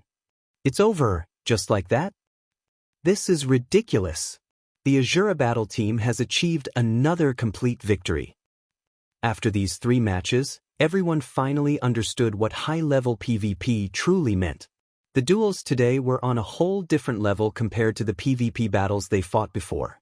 Particularly, the experts of first- and second-rate guilds were so excited that they had forgotten to breathe as they watched the match between Miracle Dragon and Gentle Snow. However, they all had to admit that this competition had completely exceeded their expectations. Before the competition had begun, almost no one had believed that the Asura battle team could achieve victory, much less a complete victory. After all, the Evil Dragon battle team's strength was simply overwhelming. Meanwhile, this upset had also caused many people to cry out in anguish. They all regretted not betting on the Asura battle team's complete victory. That was a 1-to-9 payout rate they were talking about. If they had wagered all of their guild's resources, the returns would be unimaginable. After all, every player capable of entering the Dark Arena had extraordinary origins. It would not be difficult to collect several hundred pieces of excellent equipment, rare tools, and materials. If they had won the bet, they would earn back several thousand items. Just the thought gave them shivers. After the competition ended, the Asura battle team had officially been added to the various superpowers list of targets. After Miracle Dragon left the stage, Alice walked up to him and asked in a soft, but serious tone, "Miracle, you're the face of the guild. Why didn't you go all out?" She knew full well how powerful Miracle Dragon was. Others might not, but she had seen his strength with her own eyes. Miracle Dragon's 6 extreme slashes was far from his true power. When Miracle Dragon activated his Berserk skill, he could execute 9 extreme slashes. Although there was only a difference of 3 attacks, he could have defeated Gentle Snow, yet the swordsman had not done so. As a result, the Evil Dragon battle team had lost the competition. In addition, this wounded the guild's reputation. "You think too highly of me. Although I did conserve my strength, do you think Gentle Snow wasn't doing the same?" Miracle Dragon could not help but turn to the Asura battle team's snow goddess. Shaking his head, he smiled bitterly as he said, "Don't forget she, too, possesses a peak class. Rather than exposing my 9 extreme slashes and forcing Gentle Snow to use her 2-fold Berserk in return, we'd benefit more if I saved that trump card for Thunder Island. Don't forget, Thunder Island is our guild's true target." Hearing Miracle Dragon's explanation, Alice understood. While everyone believed that the strongest aspect of peak classes was the lack of shortcomings, in reality, the true power of peak classes was their ability to use 2-fold Berserk. In fact, she hadn't bothered to use 2-fold Berserk against Shifeng and Violet Cloud because she wanted to surprise the various super guilds in the contest for Thunder Island. Thinking up to this point, Alice shifted her gaze to Shifeng, her expression tensing. Could he possess a peak class as well? Alice suddenly recalled the scene when Shifeng had sliced apart the Flame Monarch's fireballs. Shifeng definitely had not achieved that feat simply by relying on a single Berserk skill. After all, he was only a Tier 1 player, not Tier 2. If this was true, then Zero Wing really was terrifying. Despite being an upstart guild in a small kingdom, Zero Wing had 2 players that wielded peak legacies. Even Miracle couldn't say the same. They won. Inside a VIP room, Purple Jade's eyes burned with fighting spirit and frustration as she looked at Gentle Snow. Originally, her goal was to defeat the Sword Freak Miracle Dragon. Now, however, Gentle Snow had defeated that old monster, and she was only a few years older than Purple Jade. Moreover, Gentle Snow had never experienced any superpowers system training. This realization wounded Purple Jade's pride. However, it also rekindled her hope. At the very least, she now knew that someone from the younger generation could defeat Miracle Dragon with a sword. Zero Wing is truly an interesting guild. They keep surprising everyone. As Yuan Tianxin watched Shifeng, he recalled his first meeting with the young man. The youth, who hadn't been worth mentioning, had grown into an expert that even he feared. It really made him wonder if he were getting old. Jade, let's go. The Dark Arena's auction is likely about to start. We need to send our items over. Purple Jade nodded in response. She then followed Yuan Tianxin and left the VIP room. In another VIP room, Nine Dragons' Emperor was extremely pale. He paled further when he noticed Phoenix Rain's grin.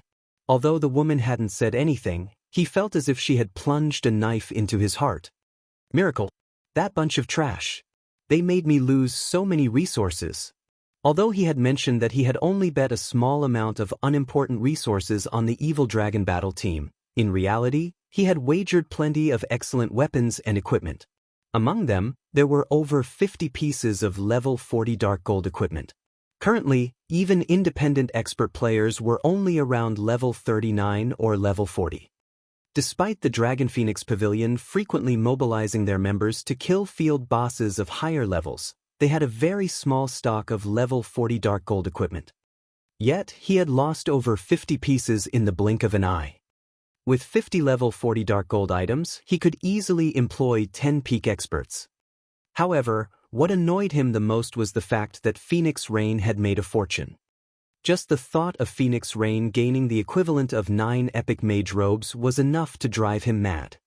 We're leaving. Without speaking to Phoenix Rain, Nine Dragons' Emperor stormed out of the room with Martial Dragon. Ha! Big Sis Rain, Zero Wing is simply amazing. They actually achieved a complete victory against the Evil Dragon battle team. Not only have we earned a fortune from Outbet, but we also got a huge haul from the competition's total bets. With this, we won't have to worry about needing resources for the competition on Thunder Island. Blue Phoenix exclaimed excitedly after Nine Dragons' Emperor had left the room. We have indeed won this time. However, the contest on Thunder Island is key, Phoenix Rain said, smiling faintly. This victory was only secondary to her. What truly impressed Phoenix Rain was the strength that Zero Wing had displayed today. With the resources she had obtained today, they definitely had a chance of occupying 2 monster encampments. However, inside another VIP room, when Abandoned Wave saw the Asura battle team win, he started to laugh like a lunatic. I'll let you celebrate for now. Soon, however, you will fall from heaven straight into hell. Abandoned Wave wore a sinister smile as he watched Shifeng and the others. However, as Abandoned Wave was about to leave the room, he suddenly noticed a familiar figure in the Asura battle team's rest area. This person was none other than the commander of Miracle's Purgatory Legion, 1000 Miles. 1000 Miles showed no anger over the Evil Dragon battle team's loss. On the contrary, he wore a friendly smile as he approached Gentle Snow. Abandoned Wave was shocked. Every time he had spoken with 1000 Miles, the man wore an indifferent expression. 1000 Miles didn't respect him at all, yet the man smiled at Gentle Snow. No matter how Abandoned Wave looked at it, he found it odd. Hello, I am 1000 Miles, a vice guild leader in Miracle. I watched the entire competition, and I have to admit that your performance was dazzling. May I ask if you would be interested in joining Miracle? If you are, I guarantee you that you'll immediately be elevated to the position of Guild Elder and will be promoted to Vice Commander in the Purgatory Legion. In the future, you might even become a Vice Guild Leader.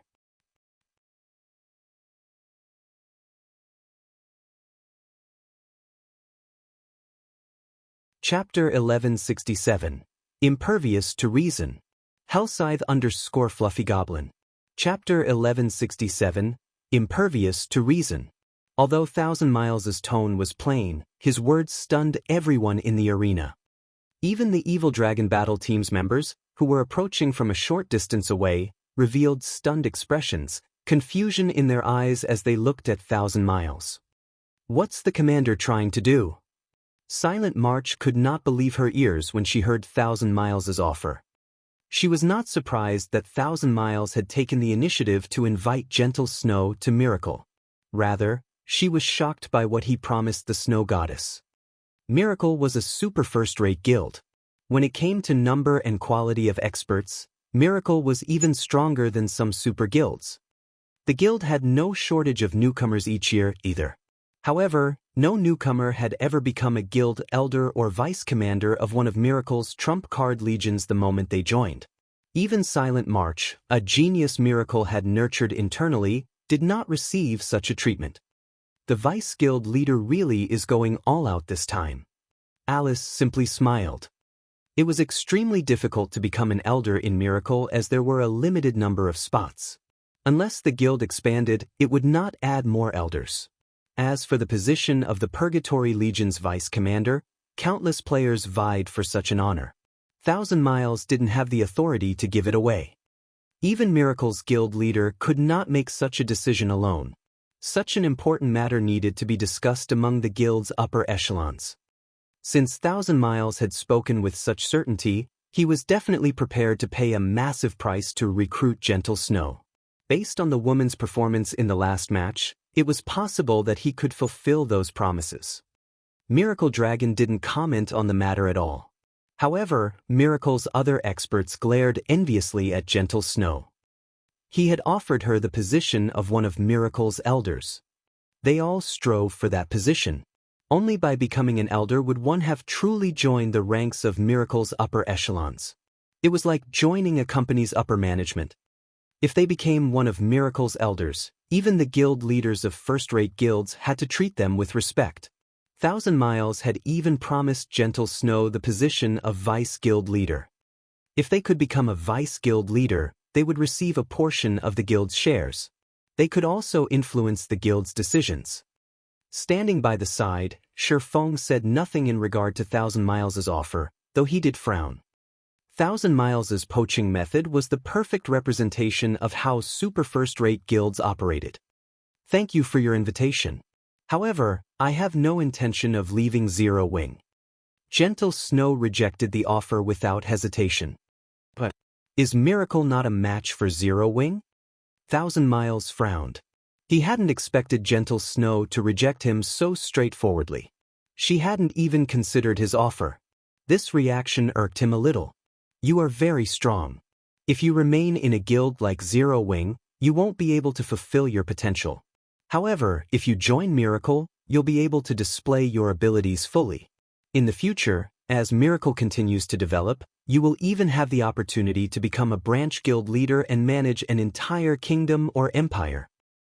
Although Thousand Miles hadn't been loud, the many expert players present could hear his words clearly, and they all gasped in shock.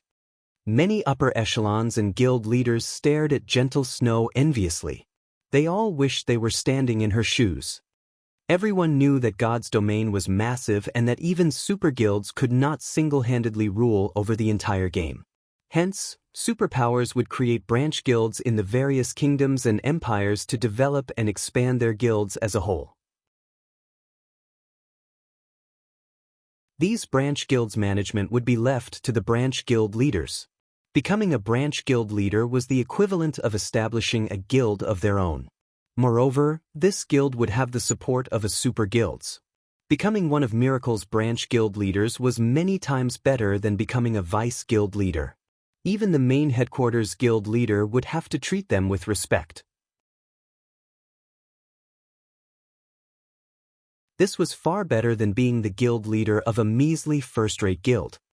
How about it? Won't you consider my offer? 1,000 Miles had already investigated Gentle Snow's situation. He knew that Blackwater had annexed Ouroboros. Ouroboros no longer existed in the virtual gaming world. However, if Gentle Snow became a branch guild leader, she would be fully capable of establishing another Ouroboros. Only, said Ouroboros would bear the name Miracle's name. He believed that this offer could tempt the Snow Goddess. It was certainly a higher honor than being Zero Wing's Vice Guild leader. Thank you for your high evaluation, Vice Guild leader Miles.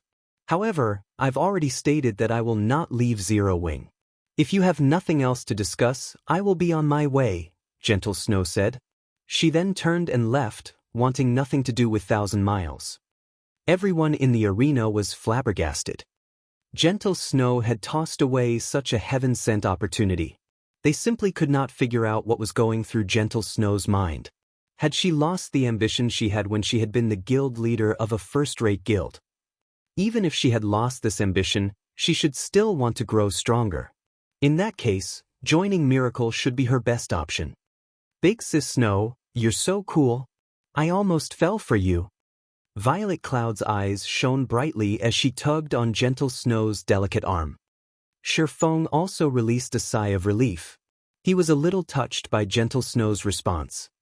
Very few could hold themselves back when faced with the temptation of reality, not to mention the conditions 1,000 Miles had offered. As for Fire Dance and Alluring Summer, they simply smiled at 1,000 Miles. Although they had a word or two for the man, in the end, they chose to turn and leave. Miracle might be an insurmountable existence to Zero Wing right now, but the same could not be said for the future. They believed that it wouldn't be long before Shifeng transformed Zero Wing into an existence that even surpassed Miracle. What a fool. She is simply impervious to reason. Wrathful flames burned in 1,000 Miles' eyes as he glared at Gentle Snow's departing figure. Just you wait. It won't be long before you beg to join Miracle. The struggle for dominance in God's domain was only beginning. Mainstream players were beginning to obtain mounts, and various groups were beginning to occupy NPC towns. It was only a matter of time before conflict broke out between countries. Moreover, various industrial titans had begun to set their sights on the game, investing large sums. Soon, the competition between guilds would intensify. There was a saying that, destruction pursued the great. In such a competitive environment, it would not be surprising for today's overlord to vanish from the game tomorrow. At the end of the day, only superpowers like Miracle would continue to stand tall. Following which, 1,000 Miles led his subordinates out of the arena and headed for the Dark Arena's auction venue. Meanwhile, inside a VIP room upstairs, the Midnight Tea Party's members had watched every second of the competition. What an interesting guild.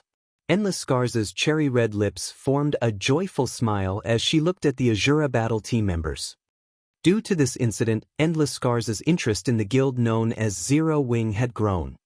Her opinion was the opposite of those who were shocked and confused. The fact that an upstart guild could keep a former guild leader of a first-rate guild from leaving showed that this upstart guild held something even more attractive than what a super first-rate guild could offer. There was no other reason that someone who had once led their own guild would dismiss a rare opportunity to display their abilities on a larger stage, preferring the small state that no one paid much attention to. After the competition had ended, Shifeng headed towards the Dark Arena's exchange counter. Before the competition had begun, he had brought all of the guild's resources with him. Afterward, he had deliberately agreed to Miracle Dragon's challenge to push the Dark Arena's host to increase the competition's payout rate. And indeed, just as he had expected, the host had eventually offered a payout rate of 1-9 for a complete victory. After that, he had bet everything he could afford to lose on the Asura Battle team. Here's my ticket. I would like to redeem my resources. Shifeng smiled as he handed over the ticket the Dark Arena's host had issued him to the female player manning the counter. He had bet 300+ pieces of level 40 dark gold equipment, 800+ pieces of level 40 fine gold equipment, as well as plenty of high-tiered magic scrolls and rare materials. The total value of his bet easily exceeded 90,000 gold. "Sir, this..." The woman manning the counter nearly jumped in shock when she saw Shifeng's ticket.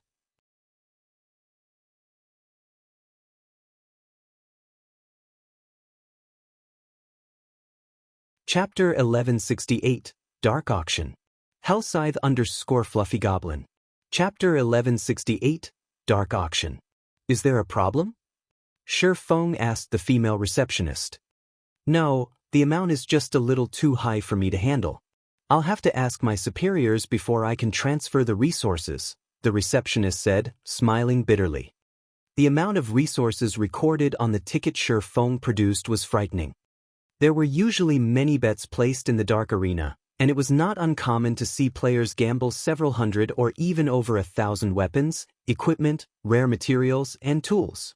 However, Shifeng's wager was completely outside of the norm. Just the level 40 dark gold equipment he had bet numbered more than 300. Various large guilds' mainstream equipment was still level 35. Level 40 weapons and equipment were still rare, much less level 40 dark gold weapons and equipment. Normally, guilds let their experts use these items. Very few guilds would be willing to gamble these items. In this competition, although there were quite a few first-rate guilds that had level 40 dark gold equipment, they had only bet around 20 to 30 pieces at most. Even then, it was considered an extravagance. Overall, the majority of the guild's wagers were level 35 weapons and equipment, tools, and rare materials. Most importantly, Shifeng had bet on the Asura battle team's complete victory. The Dark Arena had to compensate him with 9 times the resources he had bet. According to the Dark Arena's rules, players would get priority over resources of the same rank when claiming their winnings. In other words, if a player had bet level 40 dark gold equipment, once the competition was over and said player collected their winnings, the Dark Arena would give that player the level 40 dark gold equipment that had been wagered on the losing team. Only when the Dark Arena was out of level 40 dark gold equipment would it compensate the player with items of a lower rank. Meanwhile, this competition was unusual. Rather than relying on the system, the Dark Arena's host was the bookkeeper. As a result, the bets did not follow the natural payout rates, which resulted in an unbalanced payout ratio. If the bets on the losing battle team were not enough to cover the bets placed on the winning battle team, the host would have to cover the rest. Shifeng had bet over 300 level 40 dark gold weapons and pieces of equipment. In other words, the Dark Arena had to pay him over 2,700 level 40 dark gold equipment. Shifeng was also going to redeem over 7,000 level 40 fine gold weapons and equipment. He was definitely going to wring the host dry. With so many weapons and equipment, one could easily arm a legion of 1,000 level 40 experts and have plenty to spare. Even the Dark Arena's host couldn't collect so many items within a short time. As the Dark Arena, there was a minimum requirement of the quality of the items wagered.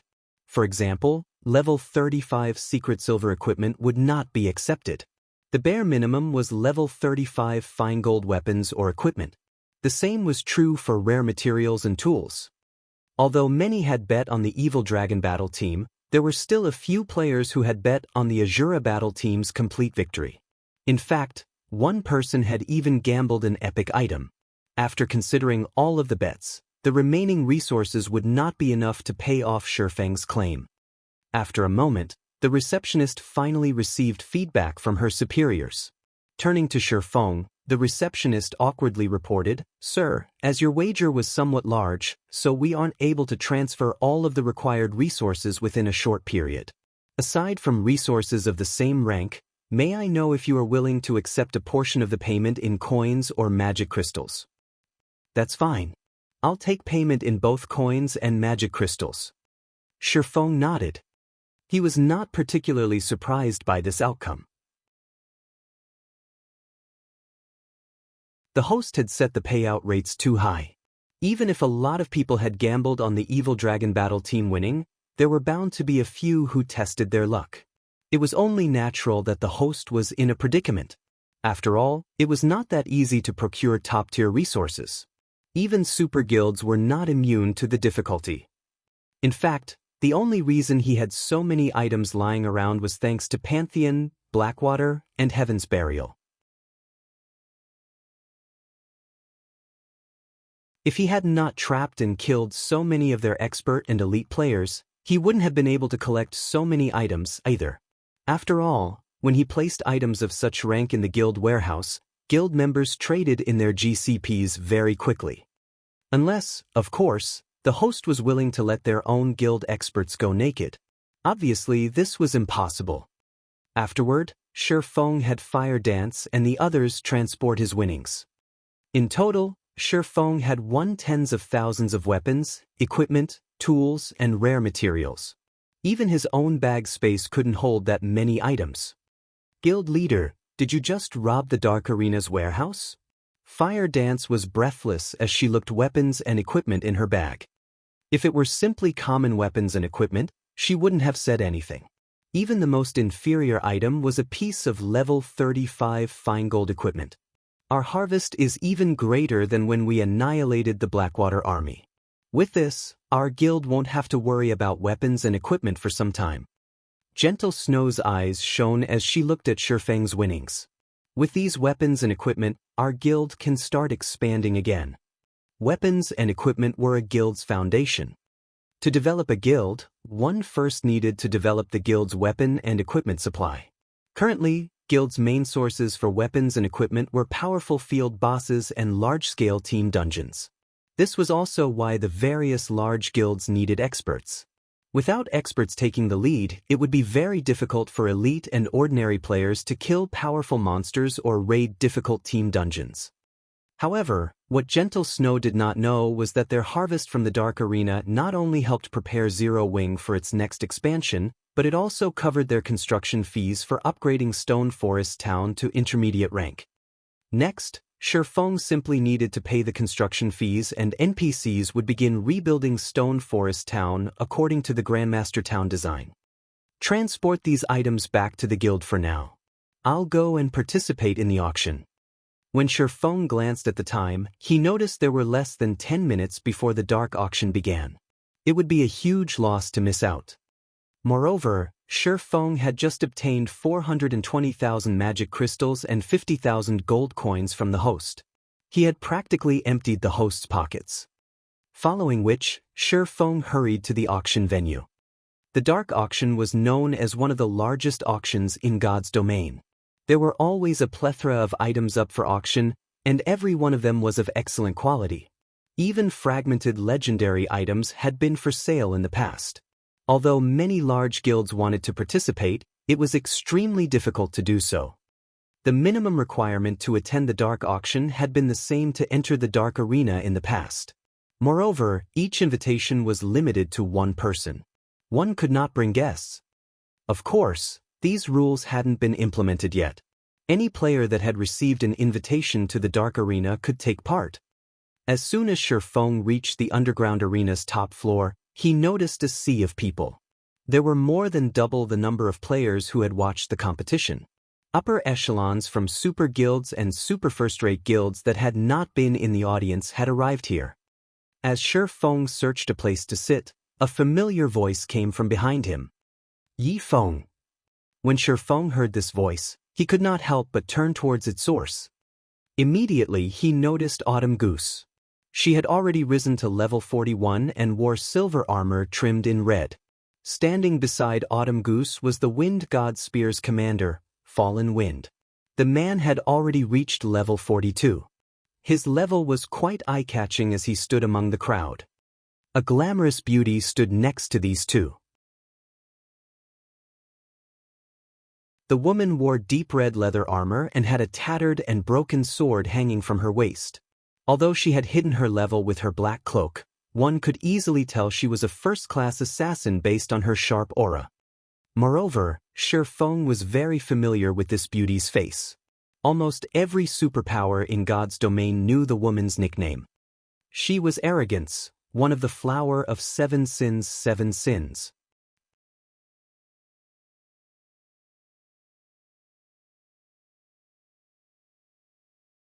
Chapter 1169, Legacy Item.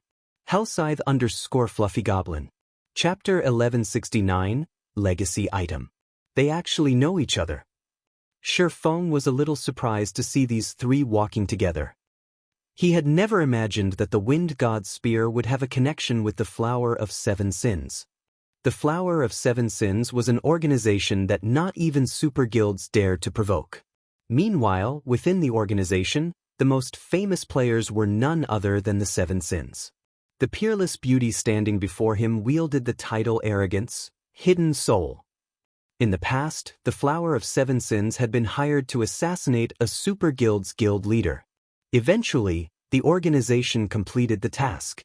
Meanwhile, Hidden Soul was among those who took part in the assassination. A super guild's guild leader was extraordinarily strong. Otherwise, they wouldn't have risen to that position in the first place. In addition, a large group of peak experts usually followed these guild leaders, making assassinations nearly impossible, yet the Flower of Seven Sins had succeeded. Due to that incident, Hidden Soul's fame had skyrocketed. That incident had shocked the entire virtual gaming world.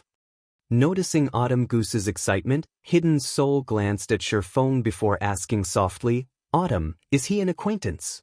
At this moment, Shi Feng wore a black cloak, so she couldn't check his level. However, the fact that the man had been allowed into the dark auction house proved his status. Yi Feng is the expert we told you about before. If not for his help, our Wind God's spear would have suffered tremendously, Autumn Goose nodded. That's right. If not for Brother Yi Feng lending a hand, we would have been trapped inside the Trial of God, Fallen Wind said. So, this is the guy you were talking about. Hidden Soul could not help but study Shi Feng more carefully. While Hidden Soul quietly observed Shi Feng, Fallen Wind and Autumn Goose approached him to say hello. Brother Yi Feng, long time no see. Smiling, Fallen Wind continued, I never thought that you'd be here to participate in the auction as well. Why don't you join us? He had personally witnessed Shi Feng's strength, and he admired the man. It was also thanks to Shi Feng that he had improved his combat standards. If possible, he really wanted to spar with Shi Feng in the future. That's right. We came here with Big Sister Soul this time. Big Sister Soul's invitation card allowed us to use a room on the second floor. You get to know what items are up for auction in those rooms. This way, you'll have an easier time bidding on what you want, Autumn Goose added. Originally, Shi Feng had wondered why Fallen Wind and Autumn Goose had been surprised to see him. Logically, they should have seen him in the arena. However, he understood after hearing the players' comments. Not many people were particularly interested in the Dark Arena's competitions. After all, the various superpowers would never reveal their true strength here. However, it was a different story for the Dark Auction. Hence, it wasn't unusual for others to be unaware of his situation. Moreover, Hidden Soul had brought Fallen Wind and Autumn Goose as her guests. It was even less likely for them to know about the Asura battle team. Seeing as both Fallen Wind and Autumn Goose had passionately invited him to join them, Shi Feng agreed after considering the matter. Not just anyone could enter the second-floor rooms. Only superpowers had this privilege. Meanwhile, as Autumn Goose had said, the second-floor rooms provided a preview the items that were up for auction. With this insight, one could organize their funds and plan the items they wanted to buy. It was an advantage of status and position. For people from first-rate guilds or below, they could only wait for the items' reveal patiently.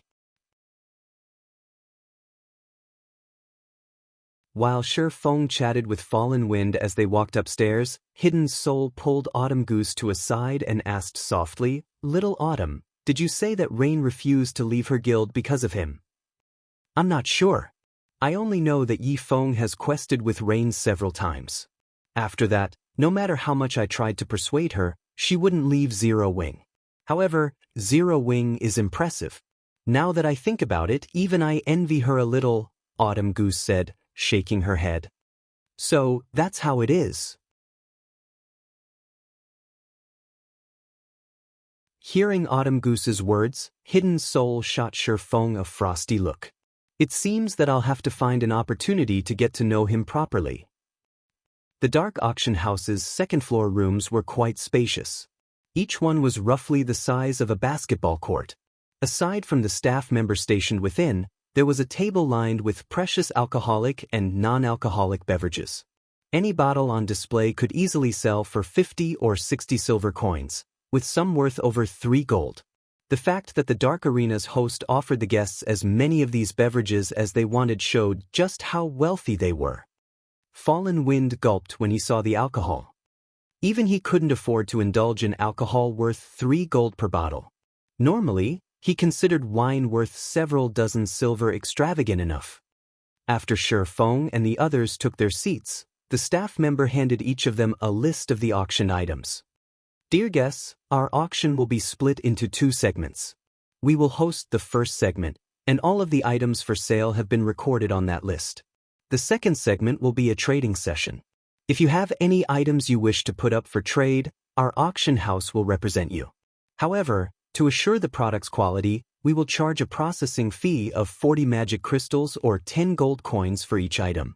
In the case of raw materials, we will charge 60 magic crystals of 15 gold coins per stack.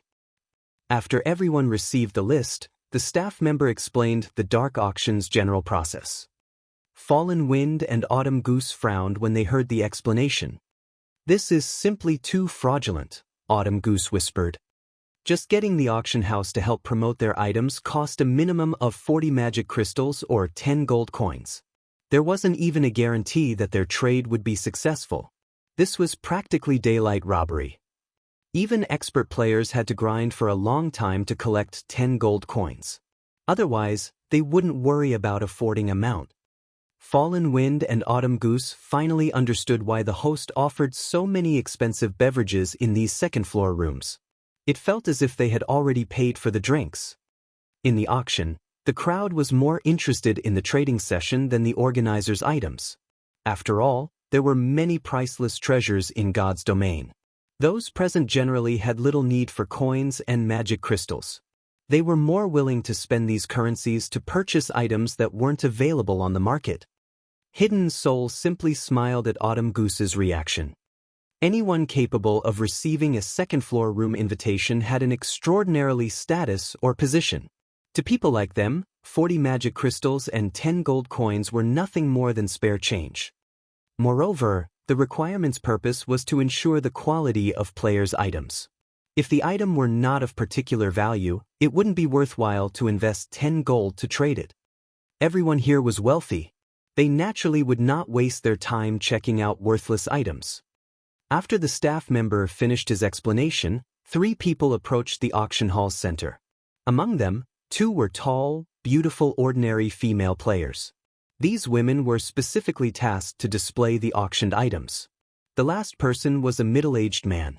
He was obviously the auctioneer. When these 3 people took center stage, the venue fell silent. These players had fallen silent because the first auctioned item was simply too frightening. It was a legacy item that allowed one to class change into a hidden class.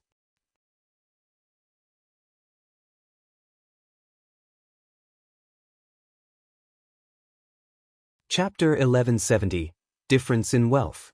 Hellscythe_Vampire. Chapter 1170, Difference in Wealth. It's really a legacy item. The host is simply too amazing. They're actually auctioning such an item as well. What wealth? The auction hall was suddenly in an uproar. Even the people in the second-floor rooms could not help but pay attention to the item that was brought out. Although they had long since known that a legacy item was going to be put up for auction, the information they had regarding the item was very vague. As a result, they could only wait for the auction house to officially announce the specifics of the legacy item. Hidden classes were no longer a secret in God's domain. However, obtaining one was still extremely difficult, even more difficult than getting an epic item. Moreover, unlike epic items, where there would eventually come a time when they would be discarded, hidden classes could accompany players throughout their entire gaming career in God's domain. Currently, any guild that obtained a clue or item leading to a hidden class would not even think of selling it. Meanwhile, seeing as the first item revealed in the dark auction was already so impressive, it was certain that the subsequent items would be of roughly similar quality. I believe everyone has already seen this item for themselves. As for the item's exact information, pardon us for not publicizing it. Consider this a security measure for the buyer. However, I can still share the basic details of this item with everyone. This is a Magic Knight's Legacy Shield. According to the Legacy ranks, it is considered an advanced legacy. However, it is a defense-type hidden class. I believe everyone should know full well that its value is no less than that of peak legacies. As this item is very special, the seller of this item is accepting only magic crystals. The starting bid is set at 20,000 crystals, and each increment should be no less than 1,000 crystals. Let us begin. The instant the auctioneer finished speaking, a furor broke out in the entire auction hall. The starting bid was simply too high. Everyone could not help but be shocked by it.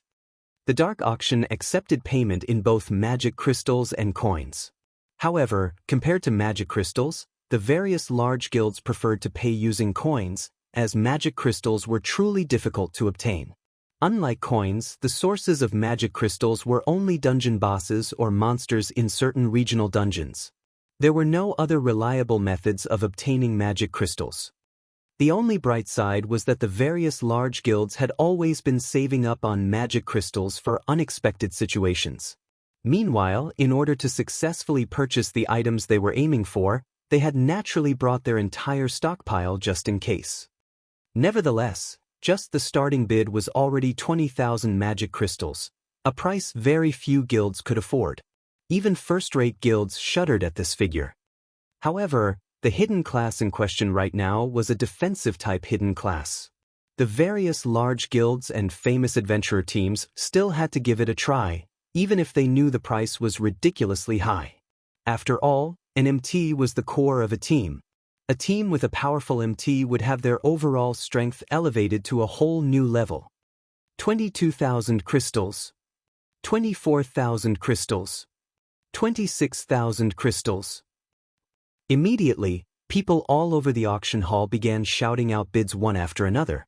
In the blink of an eye, the price of the Legacy Shield shot past 30,000 magic crystals.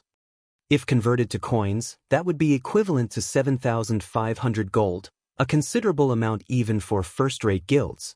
Moreover, even if one had 7,500 gold, they would not be able to purchase 30,000 magic crystals. Magic Knight? Shifeng was somewhat astonished as he looked at the massive, tattered shield displayed on the stage.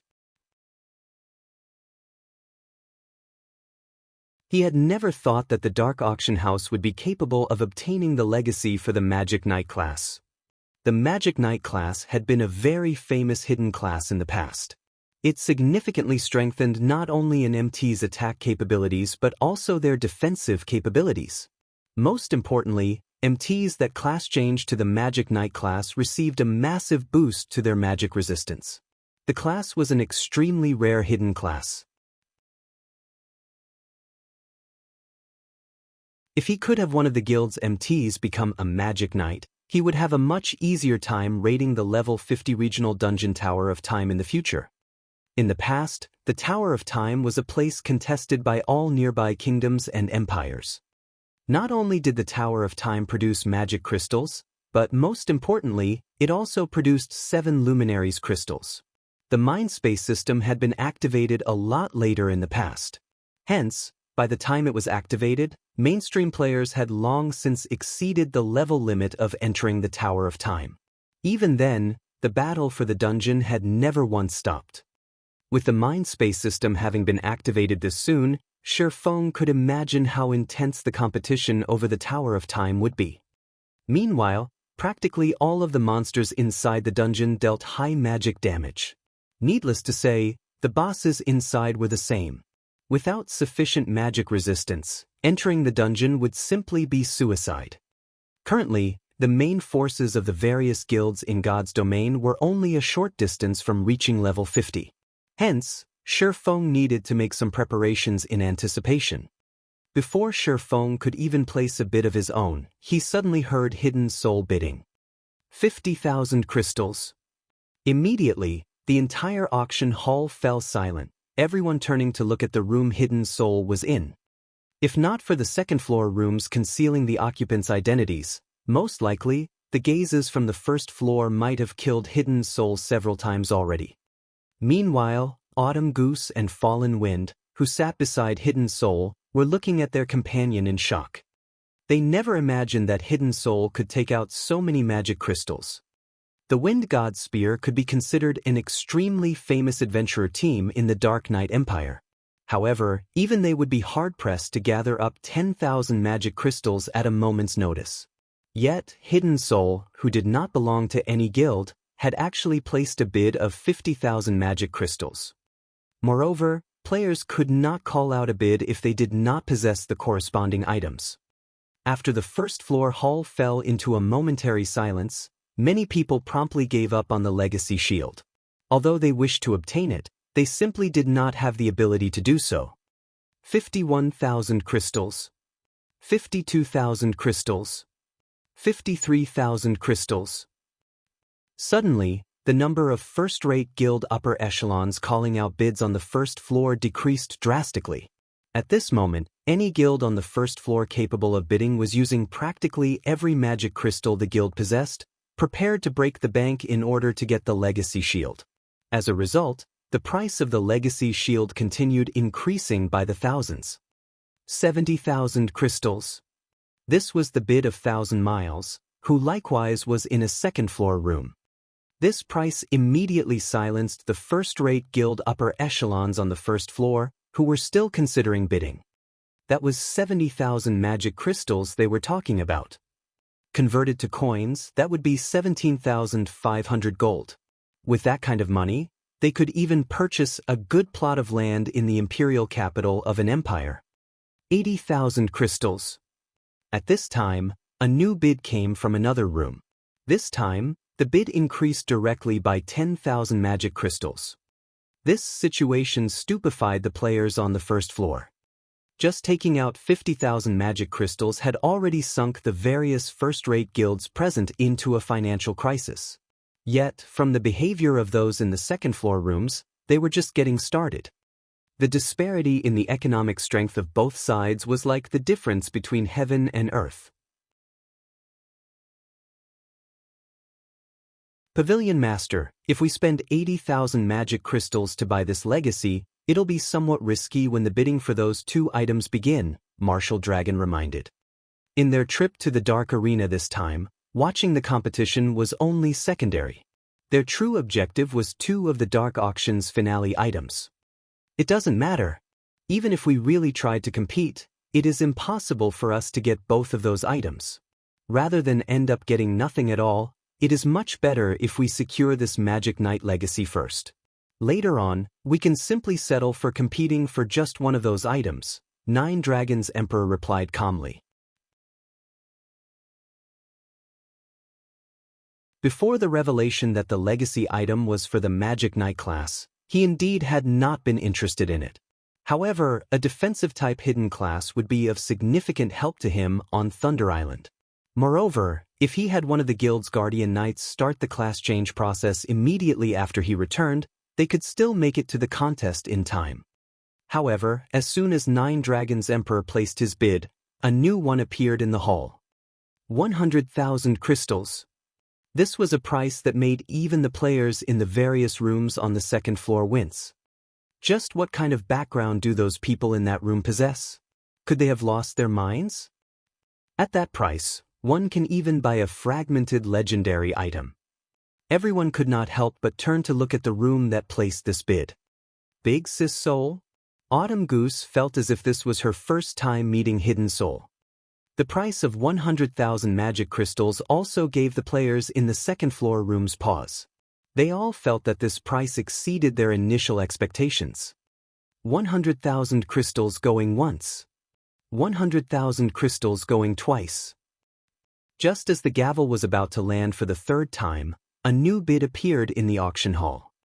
120,000 crystals.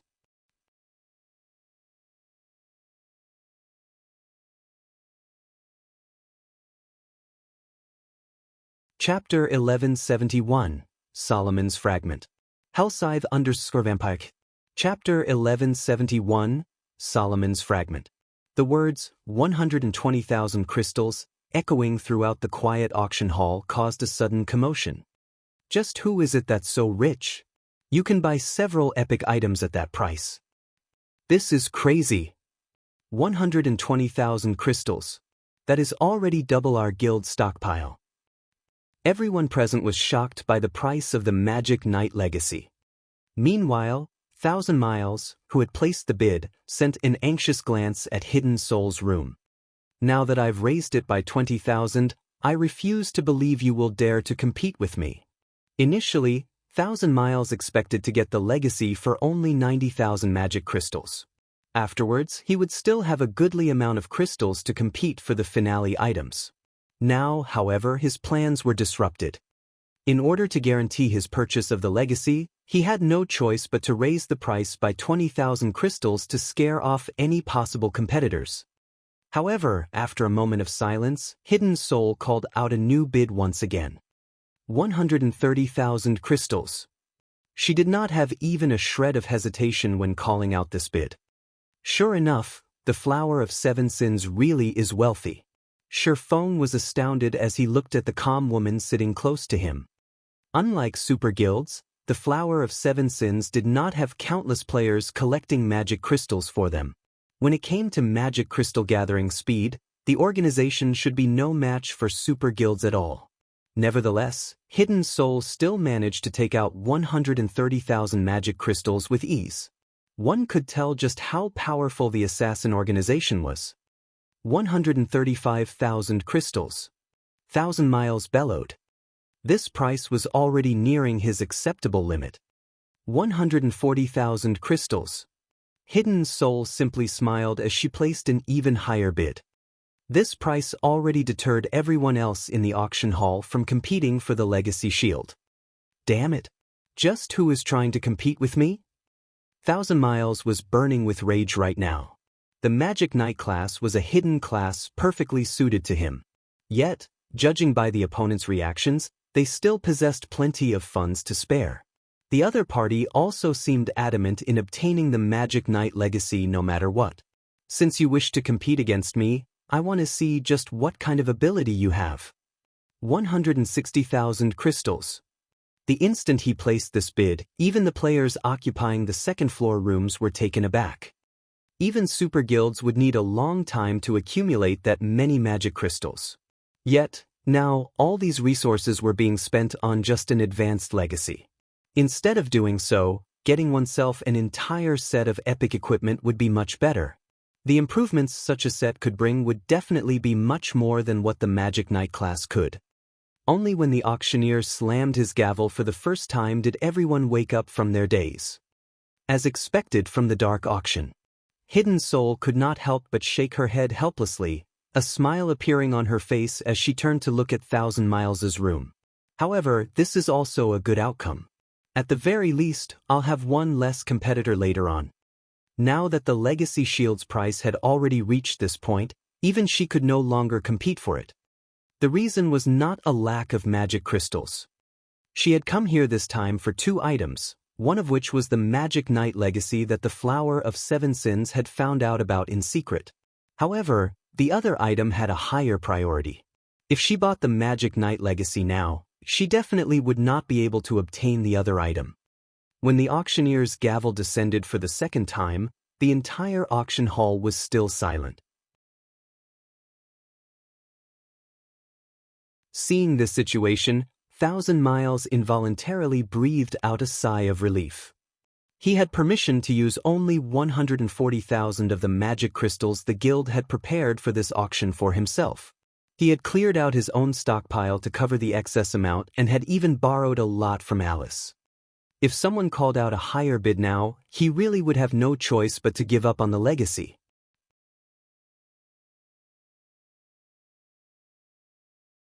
Fortunately, however, he was finally able to achieve his goal by spending 160,000 magic crystals.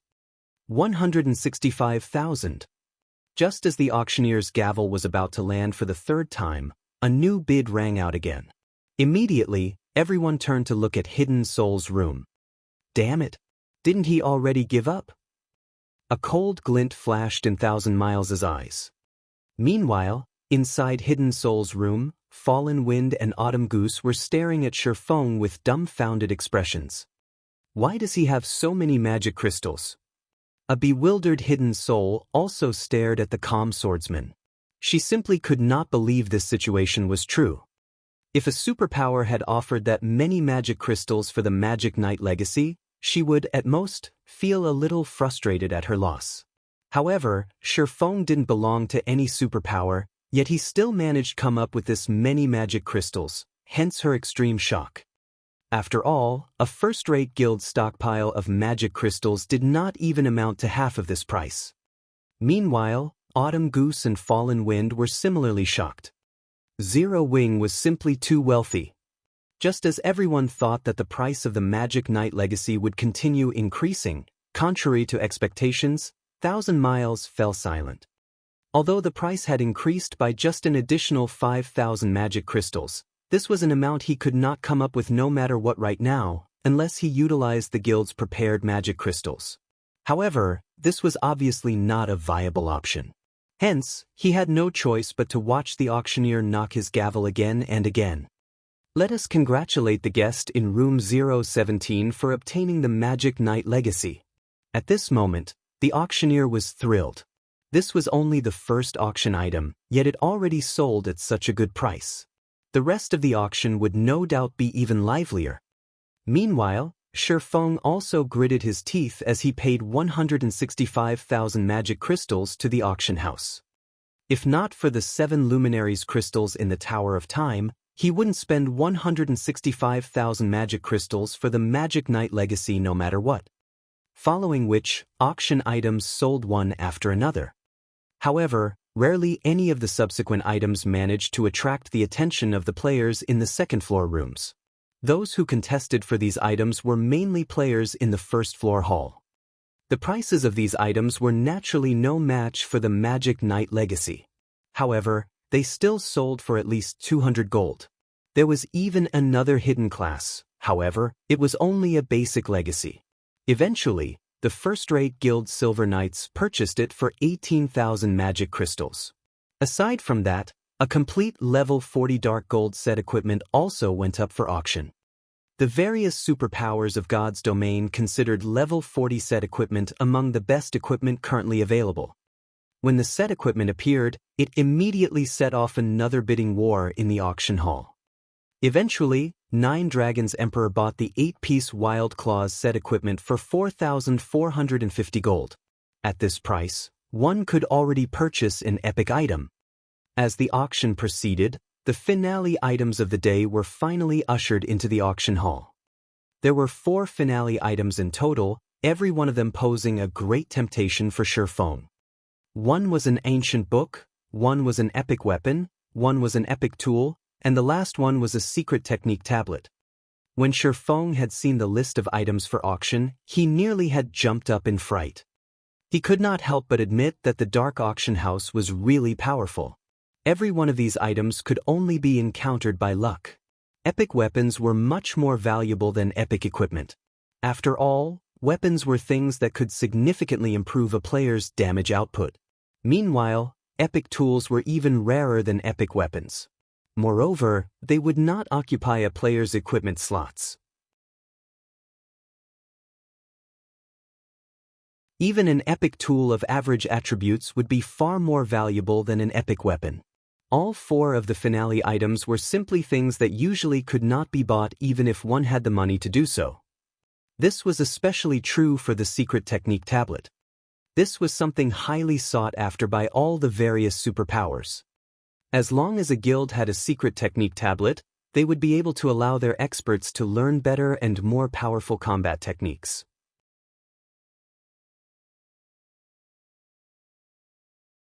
Although Shifeng wanted to have his guild members enter the secret technique tablet he possessed, unfortunately, grasping how to produce intermediate magic arrays was simply too difficult.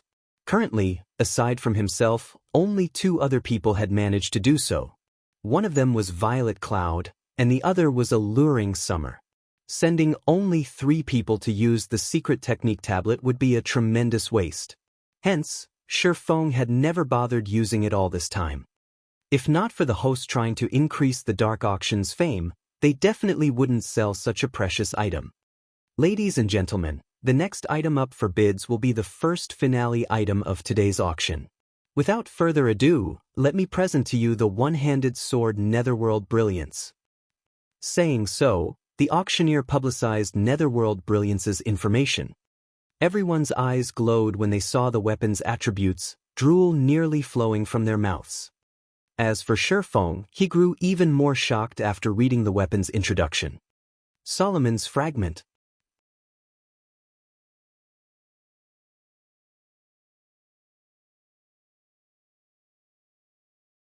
Chapter 1172, Sword of Death. Hellscythe_Vampire. Chapter 1172, Sword of Death. The host is simply too generous. They're actually willing to sell even a famed sword? This weapon's attributes are much stronger than those of ordinary epic weapons. This is definitely the most amazing one-handed sword I've seen. Everyone gasped when they saw the attributes of Netherworld Brilliance. Players that used one-handed swords could not help but wish they could grab the weapon and give it a few swings right this instant. They really are going all out this time.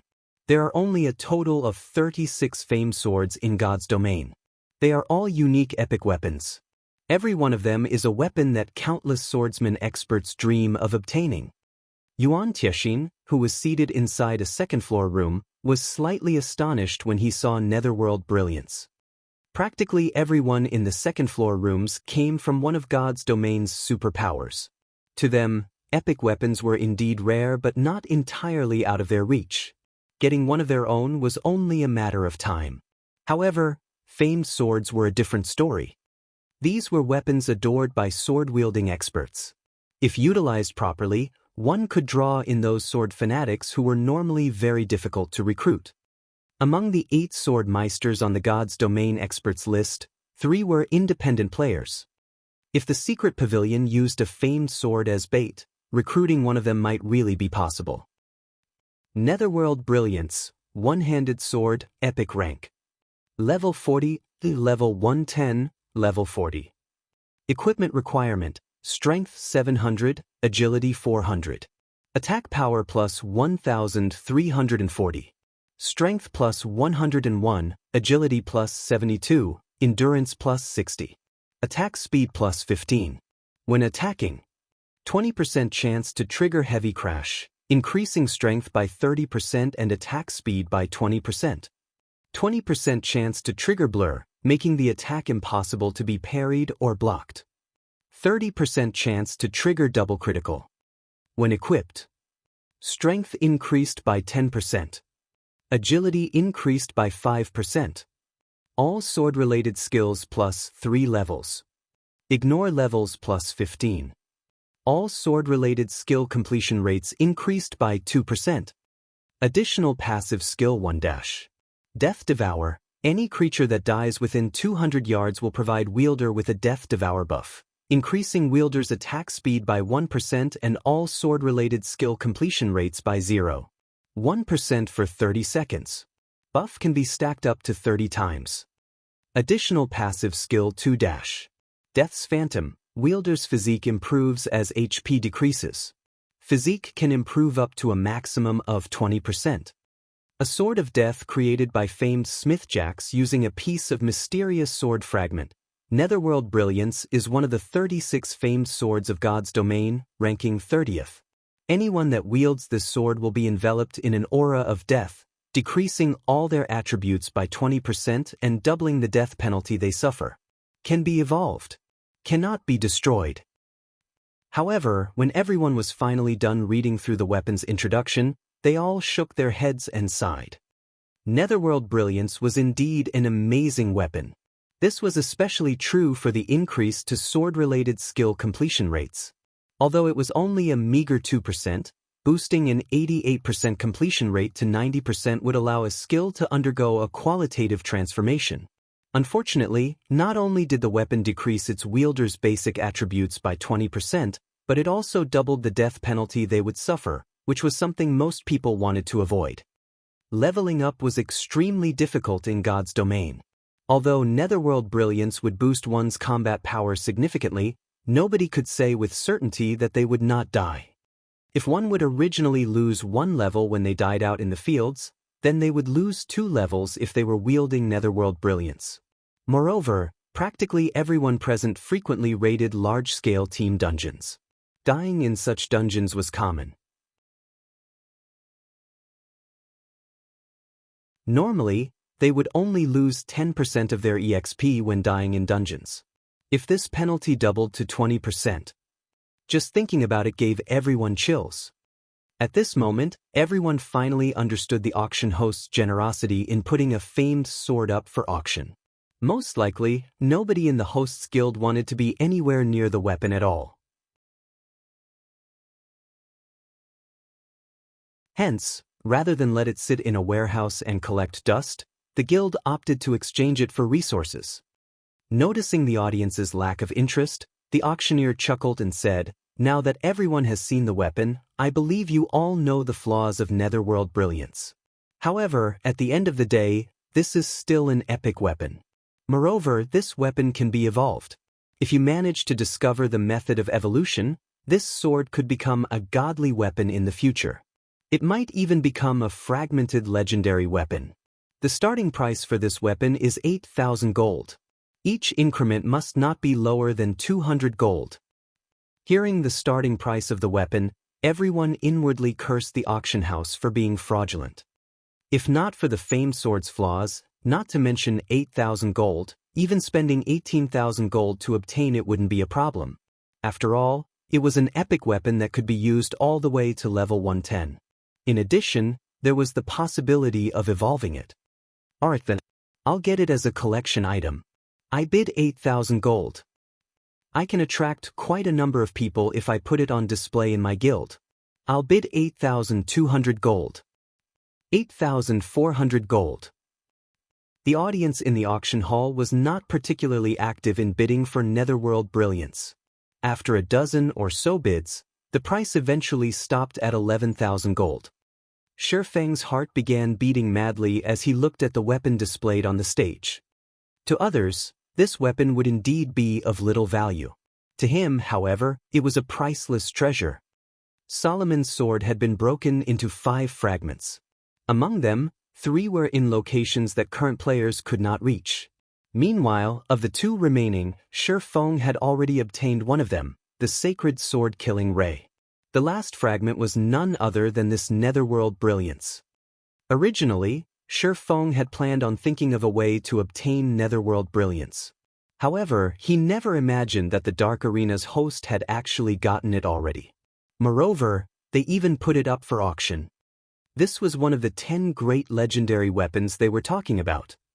As long as he could gather all 5 fragments, he could reproduce the God Sword of the past once again. Just thinking about it excited Shifeng.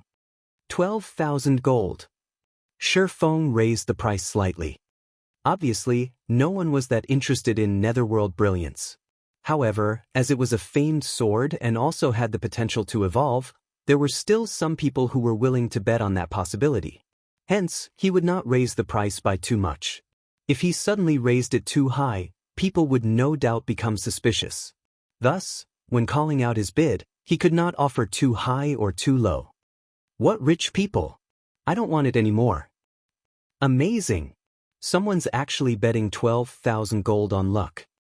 Just as the other bidders were giving up one after another, a voice suddenly resounded throughout the entire hall. 13,000 gold. Meanwhile, the person who had placed this bid was none other than 1,000 Miles. You stole my legacy away. Do you think I'll let you get that weapon so easily? 1,000 Miles sneered as he looked at the room Shifeng occupied.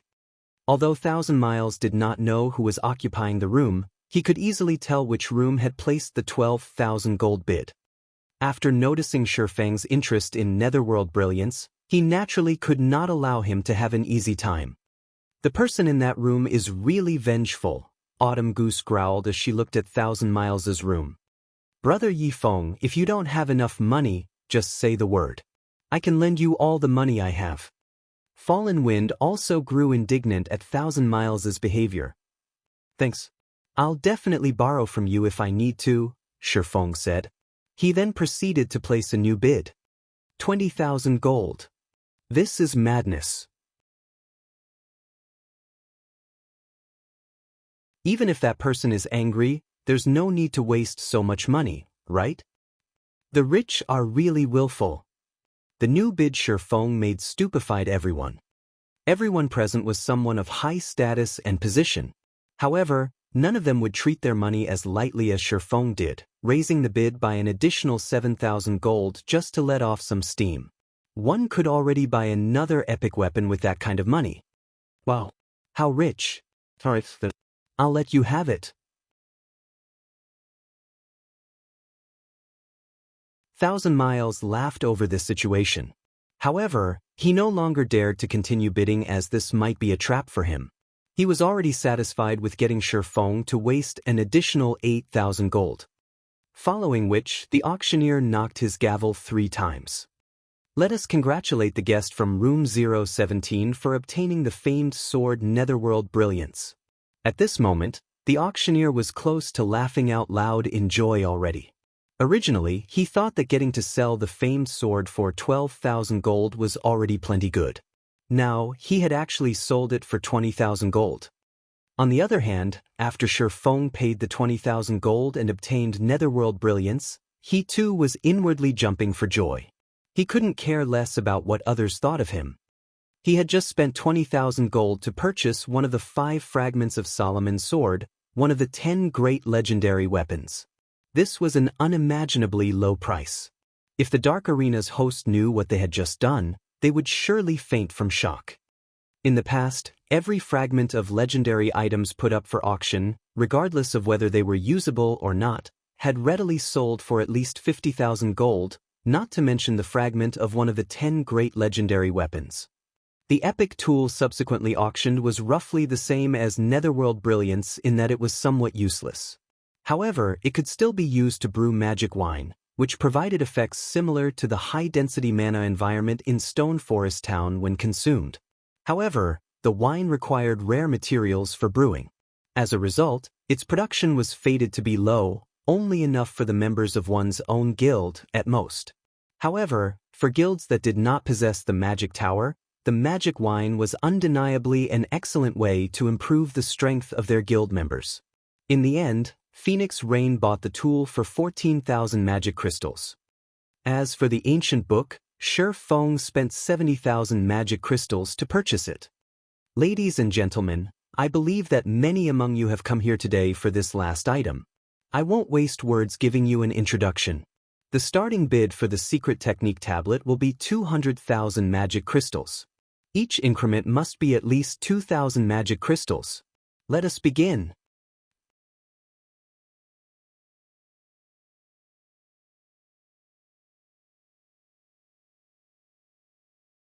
Chapter 1173, Legacy of Ancient Gods. Hellscythe_Vampire. Chapter 1173, Legacy of Ancient Gods. 200,000 magic crystals for a stone tablet. The players in the first floor hall clamored when they heard this. 200,000. I didn't mishear, right? What is this stone tablet? This is a joke, right? The majority of the players in the first floor hall were curious about the secret technique tablet. The most expensive item sold in the auction thus far was the Magic Knight Legacy. Even then, it still sold for less than the minimum price of the secret technique tablet. Everyone just could not figure out what kind of godly purpose the tablet served. However, none of the players occupying the second floor rooms was surprised by this price at all. The matter regarding the secret technique tablet was something the various superpowers had kept a tight lid on all this time. Even the first-rate guilds that knew about this secret were extremely few, not to mention other guilds. Following which, the auctioneer revealed the appearance of the secret technique tablet to everyone. This secret technique tablet had a bronze color and was named the Secret Spellcasting Technique. Secret Spellcasting Technique. The pattern engraved on this tablet is too vague and incomplete, and no information can be deciphered. However, some kind of divine power hides within this pattern. If one gathers all of the stone tablets, this vague and incomplete pattern can be restored. Current tablet count, 1/12. I knew the host wouldn't be that generous. Sure enough, they're just selling a bronze tablet, 1,000 Miles said contemptuously. Based on current information, secret technique tablets could be categorized into 3 ranks: bronze, silver, and gold.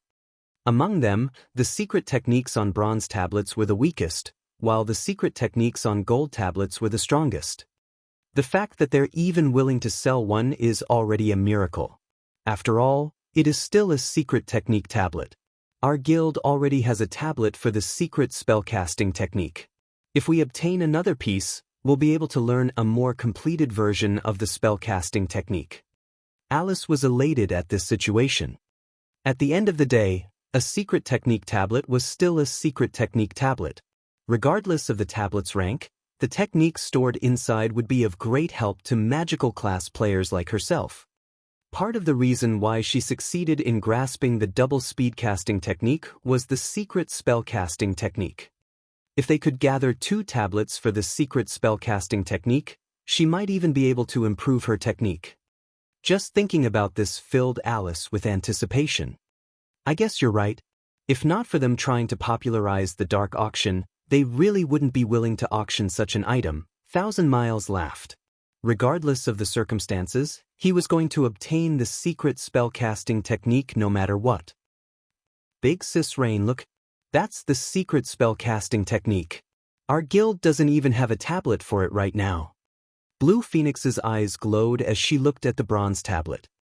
Although the Dragon Phoenix Pavilion had obtained a few secret technique tablets, they all catered to physical classes. Not one of them suited magical classes. Even so, she and Phoenix Rain had still managed to benefit a lot from them. If Phoenix Rain could win the secret spellcasting technique in this auction, both of them might be able to improve their combat standards. If that happened, they would have more cards to play on Thunder Island. We have to obtain the tablet this time. At this moment, Phoenix Rain's eyes also burned with passion as she looked at the tablet on the stage. A bronze tablet? Purple Jade could not help but sigh. I knew they wouldn't be that generous.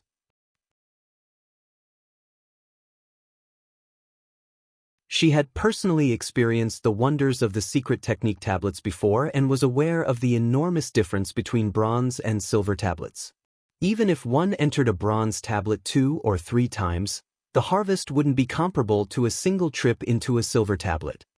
Rumor had it that a golden tablet had once appeared in Blackwing City. However, an NPC stole it.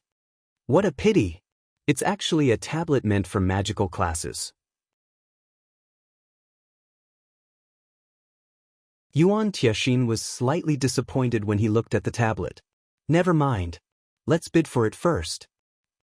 Despite the bronze tablet's introduction, the players in the first floor hall were still confused, not understanding what was so good about this secret spellcasting technique. As a result, their interest remained lackluster. Even a fool could tell that the host had no intention of selling the secret technique tablet at all. Otherwise, they wouldn't have put such a high price tag on it. Even a super guild would be hard-pressed to pull out this many magic crystals at a time. Not to mention, this was only the starting price. Just as the players on the first floor thought that the tablet would go unsold, someone from one of the second floor rooms suddenly shouted out a bid.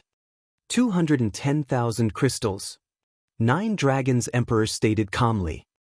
This is insane. How rich is that guy? If he wants to buy it, then just do it. Is there a need to increase the price by an additional 10,000 crystals? Does he have too much money to waste? As expected of a superpower, they really are wealthy. 9 Dragons Emperor's bid shocked the players on the first floor. This amount of magic crystals was already more than 3 times what some first-rate guilds possessed. Meanwhile, 9 Dragons Emperor was actually spending so many magic crystals just for 1 stone tablet.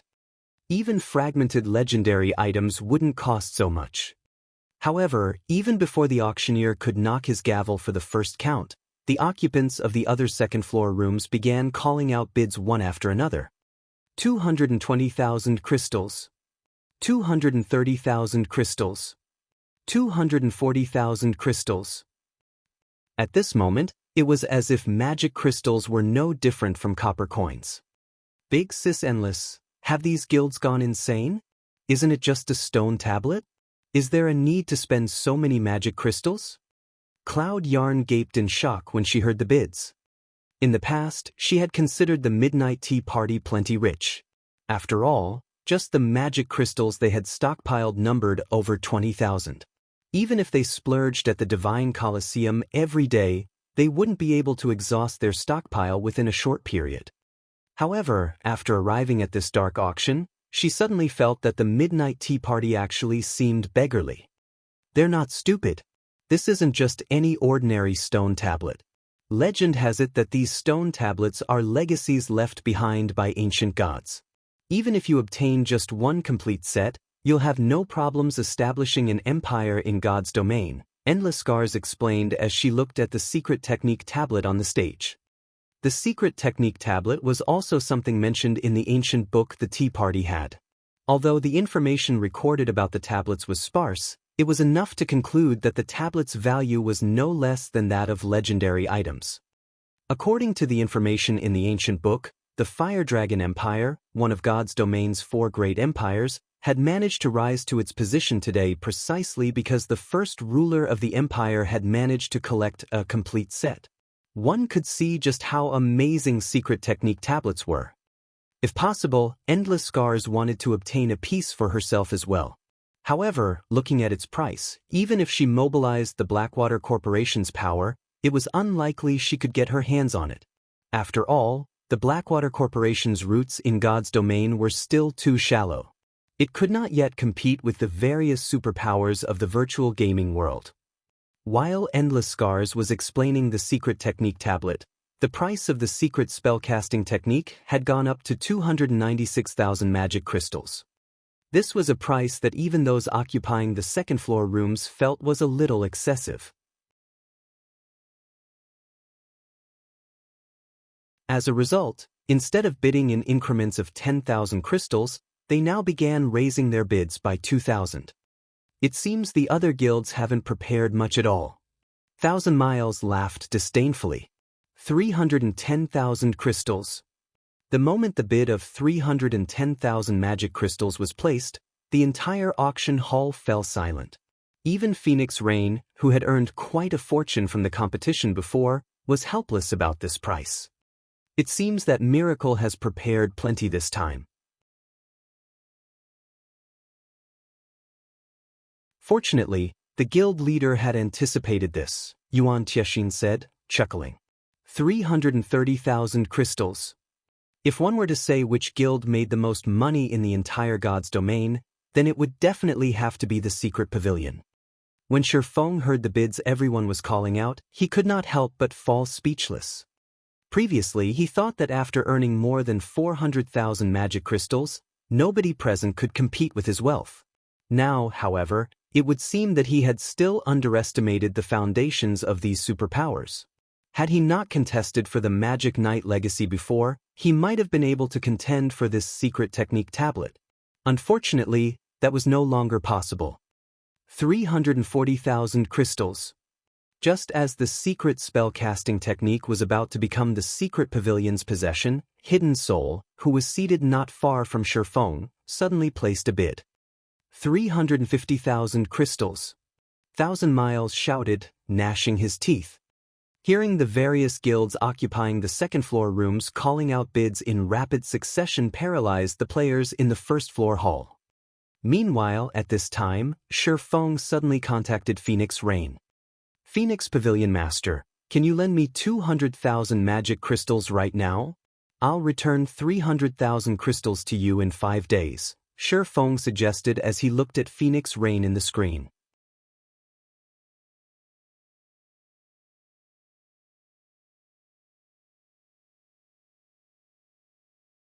Chapter 1174, Legacy Secured. Borrow 200,000 crystals and return 300,000. Phoenix Rain wore a surprised expression as she stared at Shifeng on the screen. She felt as if she were getting to know the man for the first time. A first-rate guild was already considered quite wealthy if they had a stockpile of 60,000 to 70,000 magic crystals. Yet, Shi Feng wanted to borrow 200,000 magic crystals right off the bat. Moreover, he intended to return them with a 50% interest. This was twice as high as the market interest rate. Magic crystals were not coins. It was impossible to purchase magic crystals in bulk on the market. Guilds could only purchase a small amount from workshops or adventurer teams. Aside from that, guilds had to rely on their own members to raid dungeons and collect them gradually. In Phoenix Rain's opinion, although Zero Wing owned a gold mine like Stone Forest Town and business in the town's battle arena was booming, it was impossible for Zero Wing to earn 300,000 magic crystals within 5 days, yet all she saw when she looked into Shi Feng's eyes was confidence and serenity. "Do you intend to bid for the bronze tablet?"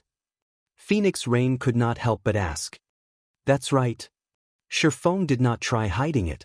After all, it was easy to guess with a moment of thought. Seeing Shi Feng's serious expression, Phoenix Rain shook her head. Chuckling, she said, "I advise you to give that thought up. Even if I lend you 200,000 crystals, you won't outcompete them." While 350,000 magic crystals was an astronomical sum to even the best first-rate guild, the super guilds and super first-rate guilds that had come prepared had not yet reached their limit. In her opinion, Zero Wing must have earned a lot of magic crystals in the earlier competition. With the guild stockpile, they should roughly have around 180,000 or 190,000 magic crystals. Even if Shi Feng borrowed 200,000 crystals, he would only have 390,000 magic crystals or so. There was simply no way to compete against the other superpowers. By her estimates, they would only have a chance of securing the secret spellcasting technique if they had 420,000 magic crystals. If possible, Phoenix Rain wanted to borrow 180,000 magic crystals from Shi Feng. After including her own 250,000 magic crystals, she might have a chance at competing against the other guilds.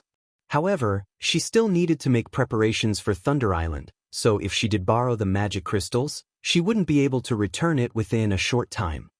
"I still have 260,000 magic crystals. After including your 200,000, I think I'll have enough." Shi Feng understood what Phoenix Rain was trying to say. Smiling, he continued, "If it truly is impossible, I can only admit defeat. 400,000 magic crystals should be the various superpowers' limit. Even if they had more, it wouldn't be too far from that number." While a bronze tablet was inferior to a silver tablet, it had a much lower entry requirement. Silver tablets required players to be capable of drawing intermediate magic arrays. Bronze tablets only required players to be capable of drawing basic magic arrays.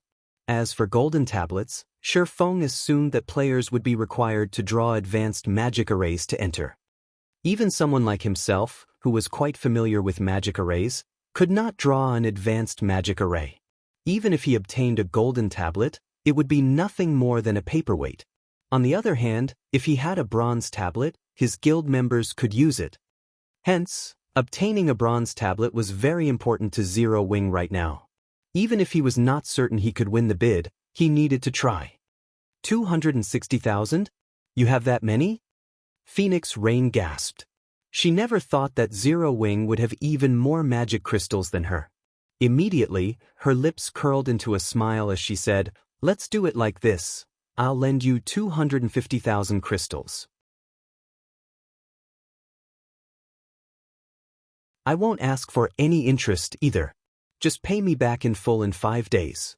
However, I want 10 slots to enter the bronze tablet. We'll split the slots into 2 months, with 5 people entering each session. Secret technique tablets could only be used once a month. Even if she obtained one, she would only enter it once. A player would reap the most benefits from a secret technique tablet during their first entry. Afterward, a player would gain less with each subsequent visit. The tablet's greatest advantage was that players could use it repeatedly. She had bid for the bronze tablet mainly to improve her strength before the contest on Thunder Island began. She did not particularly care about the benefits she could obtain during subsequent entries. "Deal." Feng agreed without hesitation. The secret spellcasting technique was intended for magical class players. Throughout Zero Wing, there were only a few magical class experts qualified to enter the bronze tablet. 10 slots over 2 months would be enough. Following which, both sides quickly signed a contract. Phoenix Rain then had Blue Phoenix deliver the magic crystals to Feng. While this was happening, the secret spellcasting technique's price had risen to 394,000 magic crystals. The various large guilds in the first-floor hall were astounded. Although they had long since known that their guilds were no match for super first-rate guilds and super guilds, they had not realized that the gap would be this massive. Damn it! Just who is competing against me? Thousand Miles bellowed as he glared at 2 other rooms.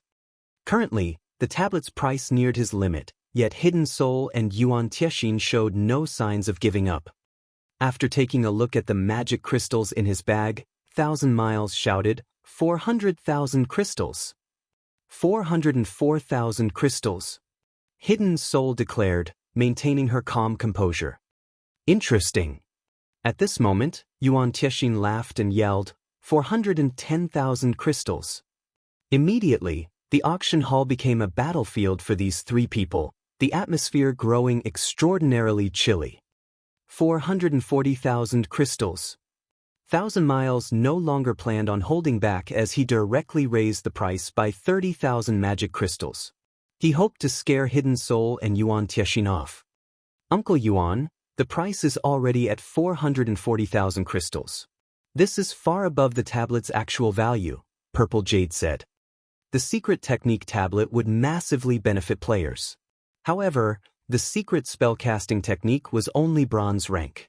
In reality, a tablet for that technique should only be worth around 300,000 magic crystals. It was simply not worth 440,000 magic crystals. I understand, Yuan Tiexin said. He had simply bid 410,000 to probe his opponent's limits. In another room, Hidden Soul frowned. Let's give it another try. If it really isn't possible, I can only give up. Hidden Soul also felt that the price was a little too high. Immediately, she shouted, 444,000 crystals. Damn it. Damn it all. Why hasn't he given up? We are already at 440,000. Thousand Miles burned with rage.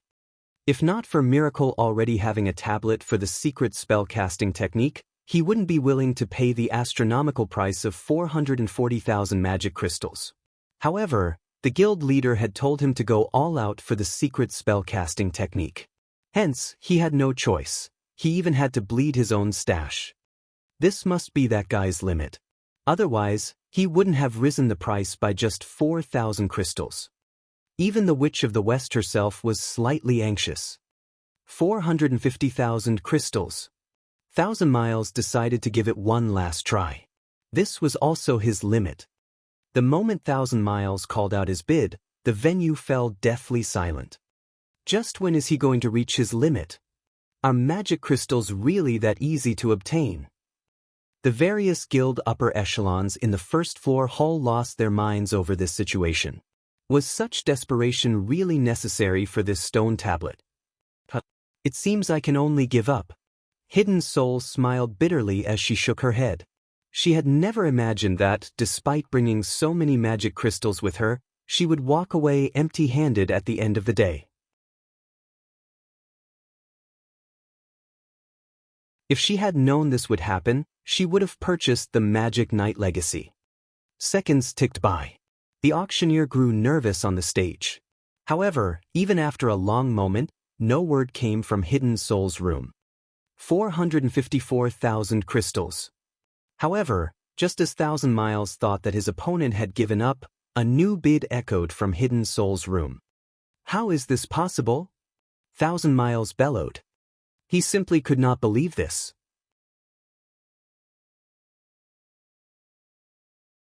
Hidden Soul had been silent for so long, yet she had placed a new bid. However, Thousand Miles had nothing more to bet. He had no choice but to watch as the auctioneer's gavel descended again and again. As the gavel descended for the 3rd time, the auction hall exploded with noise.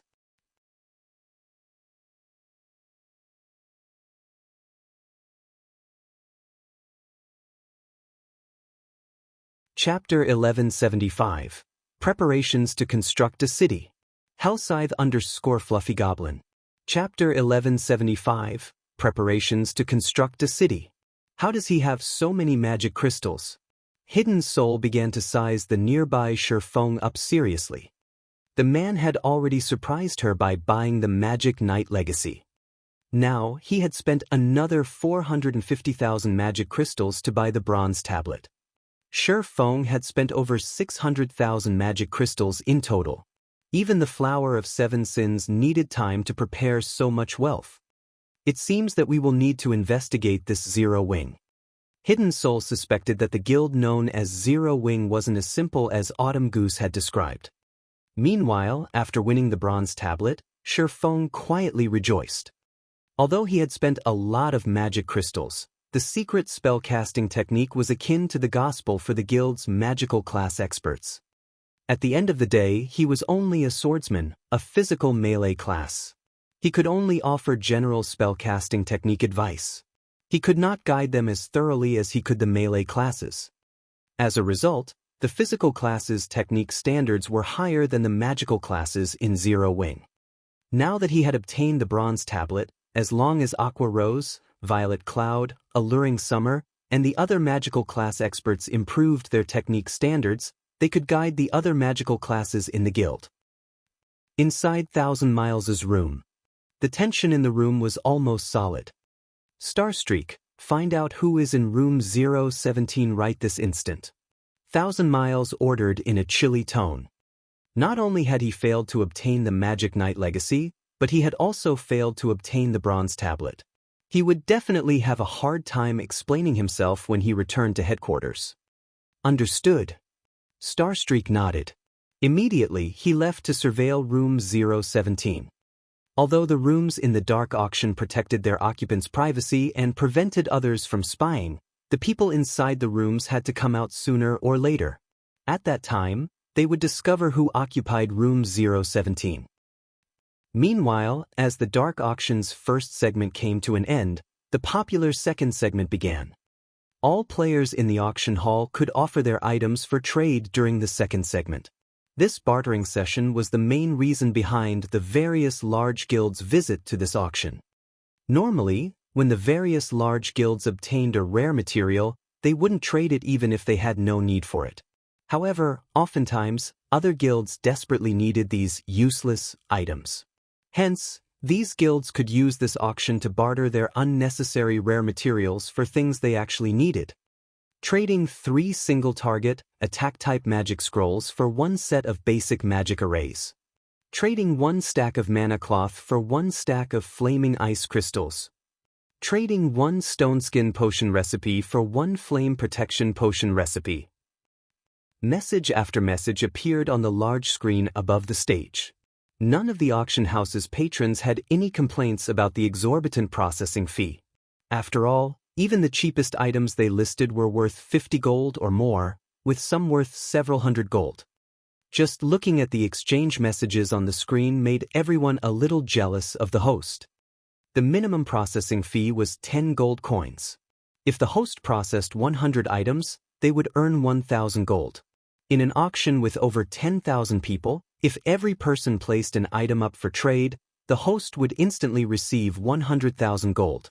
Furthermore, why would any of these players have come here to trade a single item? One had to admit that holding an auction like this was way more profitable than banditry. This was also inspiration for how Shifeng could operate auctions in the candlelight trading firm in the future. He might not be able to invite as many large guilds and superpowers as the Dark Auction House had, but he could lower the standards of his auction slightly, not only allowing large guilds to bid, but independent players as well. Suddenly, Shifeng had an idea. He could establish a bartering site that enabled trade between players. In God's domain, aside from auction houses and underground arenas, player-constructed cities could offer players trading locations.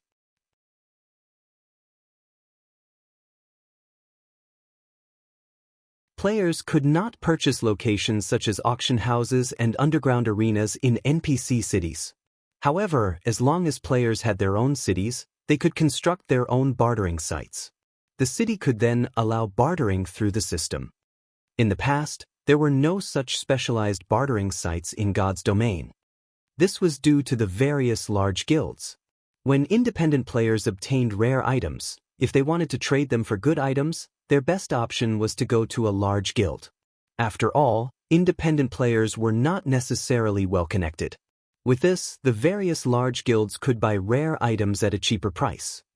If a specialized trading post were constructed, however, the various large guilds would have a hard time obtaining rare items cheaply. The lack of such locations had also been due to how rarely independent players got their hands on valuable items. In addition, due to geographical restrictions, players generally only traded in their own country. As a result, there were even less rare items available for exchange. Hence, even after the various large guilds had established their own cities during the mid-late stages of the game, they had not bothered to construct these locations. Even if a guild established a trading post in their city, other guilds wouldn't prosper overmuch. The amount of money one could earn from such a bartering location would be so pitiful that they would be better off trading with independent players privately. However, Shifeng's situation was slightly different. God's domain was still in its early stages. The various large guilds were having a headache just trying to develop their own towns, not to mention constructing a city. Meanwhile, he had a city-building order. This gave him with a massive advantage. If he constructed his city now, he wouldn't have a single competitor. He could be the first one to expand the market, establishing a firm reputation like the Dark Arena. In the future, when players from other kingdoms and empires thought about trading their rare items, they would come running to his city to do so. The other guilds would be helpless to do anything about it. Even after other guilds established their own cities, his trading post would have grown to a considerable scale. He would have a steady supply of rare items. At that time, it would be near impossible for newly established trading posts to compete with his. Although the large guilds obtained plenty of rare items, the majority of God's domain's player base would forever be independent players. If these independent players gathered, they could obtain far more rare items than any super guild.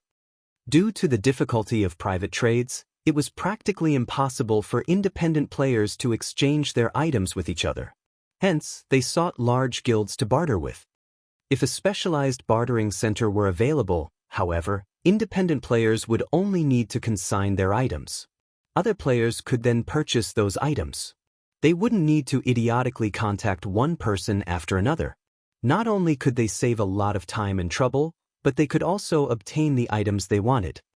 Even if the teleportation fees were expensive, most likely, many independent players would make the trip to visit the trading post. Shifeng could not help his growing excitement. However, to construct his city, he first needed to obtain a sufficient number of 7 luminaries crystals. Otherwise, without the 4 towers of elements protection, defending the city would be too difficult. It seems that I need to put the plan into action now.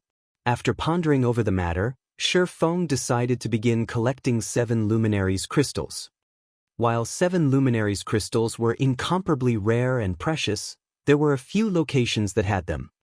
Unfortunately, these locations were extremely dangerous, and he would need to prepare.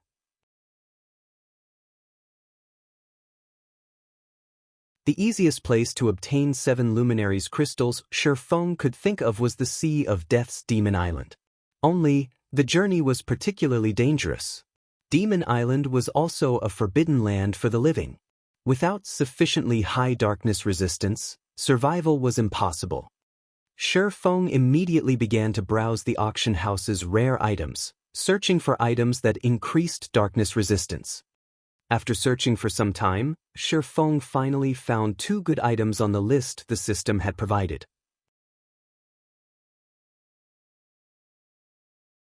Both could significantly increase a player's darkness resistance. One of them was a Master Darkness Resistance potion, while the other was a light cloak. However, before Shifeng could celebrate, he saw the item's prices, and his expression darkened. Is this person insane? Who would use shadow gold and ancient wood to purchase these items? Just as Shifeng was about to curse again, he was stunned by the trader's name. the same person had placed these two items up for trade. Silent Wonder. One of God's domain's 10 great Grandmaster Alchemists.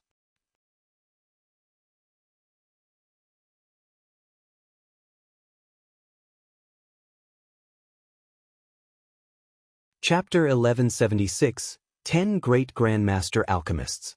Hellscythe_Fluffy Goblin. Chapter 1176, 10 Great Grandmaster Alchemists. Why is she here? Even after staring at the trader's name for a long time, Shi Feng still could not believe his eyes. That was the 10 Great Grandmaster Alchemists they were talking about. These existences stood at the peak of all alchemist players.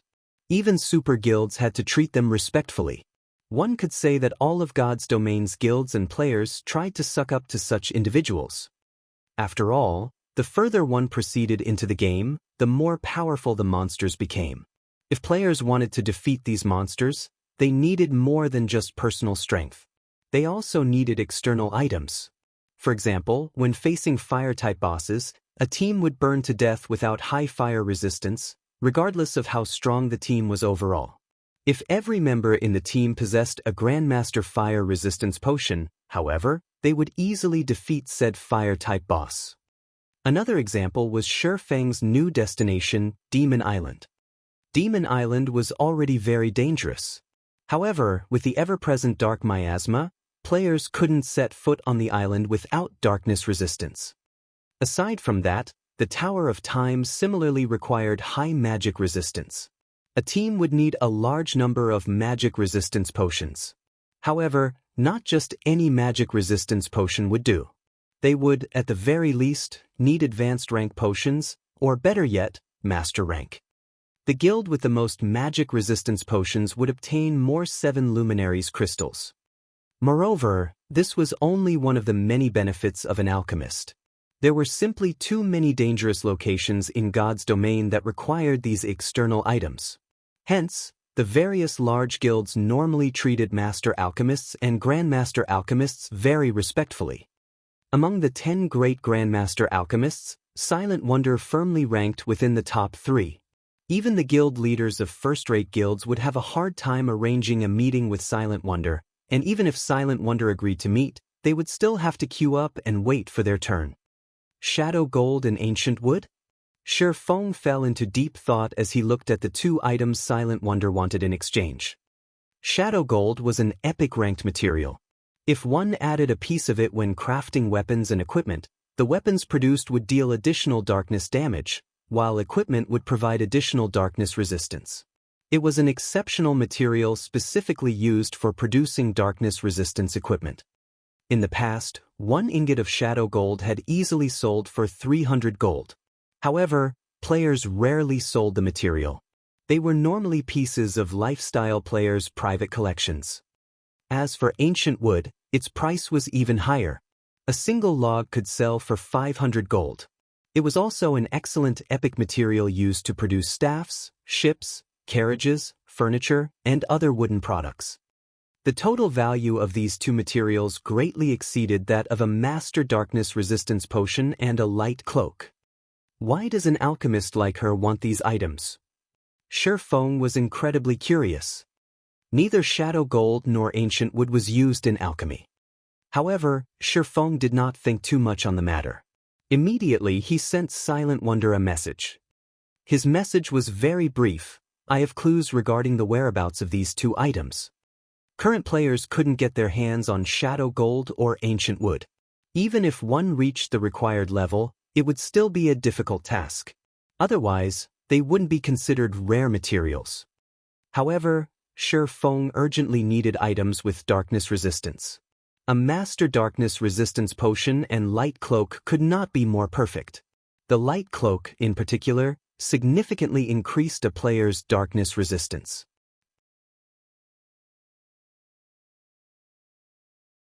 As long as he equipped the light cloak and consumed an intermediate darkness resistance potion when he reached Demon Island, he could roam the island with ease. Shortly after Shi Feng sent his message, he received a friend invite from Silent Wonder. Shi Feng then agreed to the friend request. This way, they could discuss the matter through a video call. Do you really have the clues leading to shadow gold and ancient wood?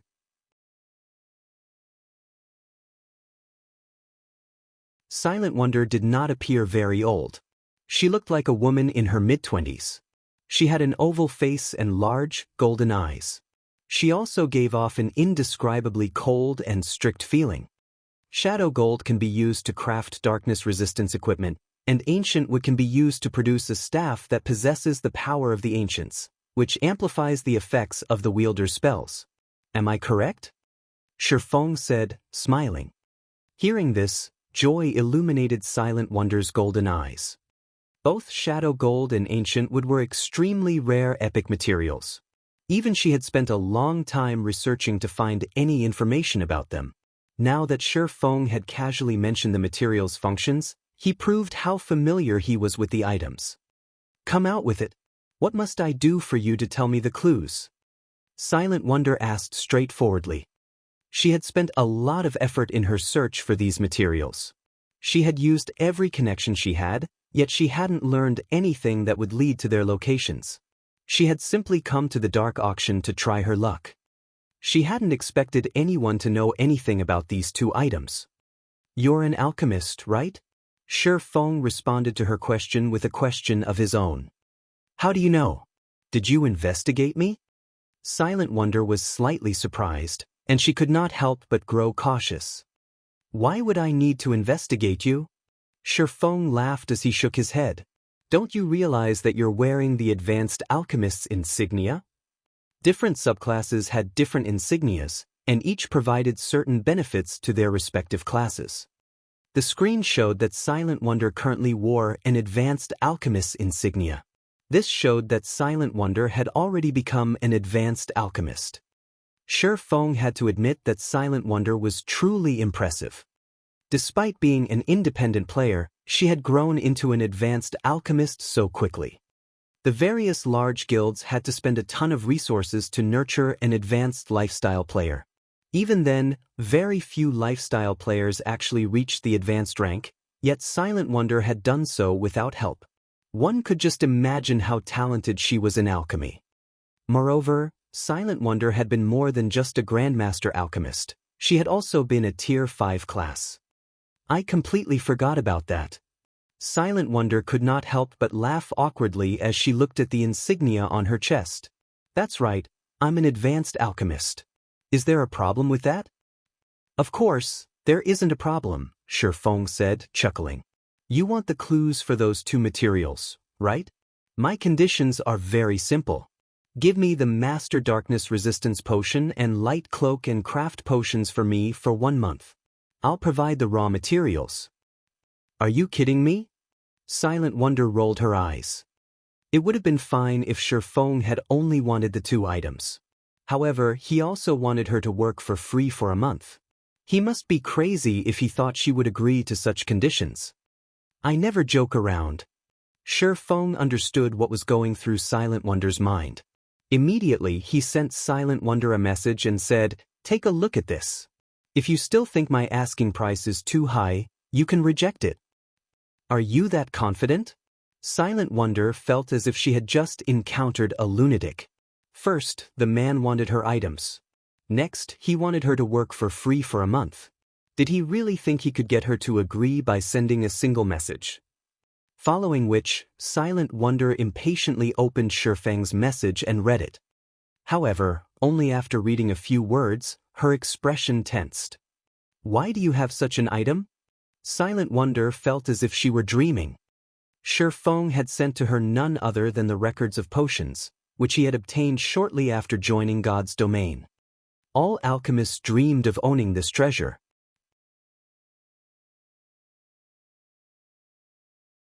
Yet now it had been placed before her. The records of potions even tempted the brilliantly talented Silent Wonder.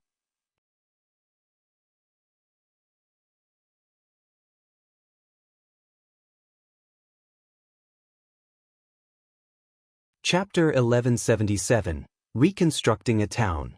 Hellscythe_Fluffy Goblin. Chapter 1177, Reconstructing a Town. This is still only a part of it. How about it? Interested in my offer now? Shi Feng smiled calmly as he quietly looked at Silent Wonder's joyful expression. Like the Book of Forging, the Records of Potions was a treasure that could improve one's alchemy success rate. Moreover, it contained basic information about potion crafting. With the Records of Potions, players would not have to explore basic alchemy techniques blindly. It could pave the way for becoming a master alchemist. As for whether one actually became a master alchemist, however, that depended on the player's talent. Silent Wonder did not have the support of a guild. According to Shi Feng's memory, in the past, Silent Wonder had obtained practically all of her alchemy materials by herself. Also, unlike guild alchemists, who could confide in each other regarding alchemy techniques and improve together, Silent Wonder had gained her alchemy techniques without any assistance. Moreover, ordinary NPC cities also did not possess facilities like special workshops. Needless to say, the various large guilds didn't allow non-guild members to use their limited special workshops. After all, they didn't even have enough to nurture their own lifestyle players. Furthermore, independent players had no access to NPC cities with special workshops. Take the holy city of Titan, for example. Without sufficient strength and luck, reaching the city was simply impossible for an independent player like Silent Wonder. I'll say this first. Once I've fulfilled my 1-month contract, I'll leave immediately, Silent Wonder stated. With her alchemy skills, she could easily join any large guild. Even super guilds would willingly accept her. However, she hated the various restrictions that came with joining a guild and disliked doing work that didn't interest her. Hence, she had opted not to join a guild. You're overthinking things. It isn't even certain if you are capable of remaining in my employment after a month, Shi Feng said, chuckling as he shook his head. Hearing Shi Feng saying so, Silent Wonder frowned. This was her first time being underestimated like this. She was a bona fide advanced alchemist. She would be an important member of any guild she joined. In fact, she had gained an invitation to the Dark Auction, to begin with, because a large guild wanted to recruit her. In her opinion, Shi Feng was trying to use reverse psychology. However, such means were useless against her. Once the month was over, she would definitely leave. Following which, Shi Feng and Silent Wonder signed a contract. The contents were very simple. Silent Wonder would hand over the Master Darkness Resistance Potion and Light Cloak. Afterwards, she would work at the Candlelight Trading Firm for a month. In return, Shi Feng would share the clues leading to the Shadow Gold and Ancient Wood with Silent Wonder. After Silent Wonder confirmed that there were no problems with the contract Shi Feng had sent her, she signed it. You can tell me the clues leading to the materials now, right? Silent Wonder asked coldly. If not for the Records of Potions, she wouldn't have made such an unworthwhile trade.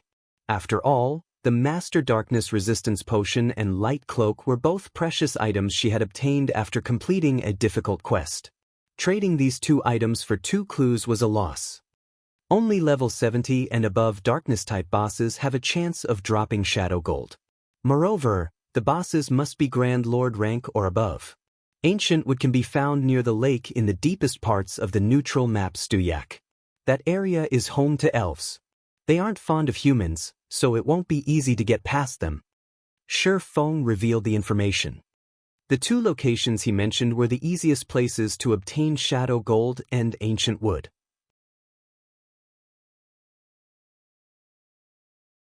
The other places he knew about were far more dangerous, and even if Silent Wonder was quite strong, she couldn't obtain the materials by herself. Stuyak? Silent Wonder checked the system map. When she found Stuyak, she was speechless. Stuyak was an ancient forest located north of the Frostwolf Empire. The forest had always been the biggest threat to the empire.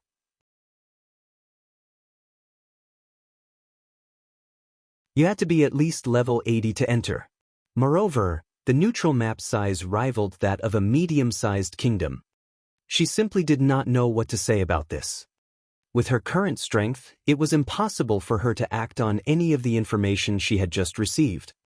I've already told you the clues. You are to report for duty at Starmoon Kingdom's Candlelight Trading Firm by tomorrow night at the latest. After Shi Feng was done speaking, he immediately disconnected the call. Shadow Gold and Ancient Wood were both epic-ranked rare materials. If Silent Wonder wished to obtain them, she needed to reach level 80 at the very minimum. Particularly, Ancient Wood was highly sought after by even super guilds. If Silent Wonder wished to procure some all by herself, she could not even consider doing so before reaching level 100 and class-changing to her Tier 3 class. Hence, Shi Feng had not spoken in detail when he mentioned the clues to Silent Wonder. If he told the woman the minimum strength required to obtain these materials, she would most likely lose her mind. Afterward, Shi Feng received the Master Darkness Resistance Potion and Light Cloak, delivered to him by a staff member. Without waiting for the dark auction to end, he said his goodbyes to Fallen Wind and Autumn Goose before returning to White River City. Although there were many rare items up for trade in the dark auction, there wasn't anything that Shi Feng was particularly interested in. So, there was no need for him to stay behind. Shortly after Shi Feng exited the room, Starstreak, who had been in a stealth state this whole time, appeared a short distance away from room 017. Why is it him? Starstreak found it somewhat unbelievable when he saw Shi Feng coming out of room 017.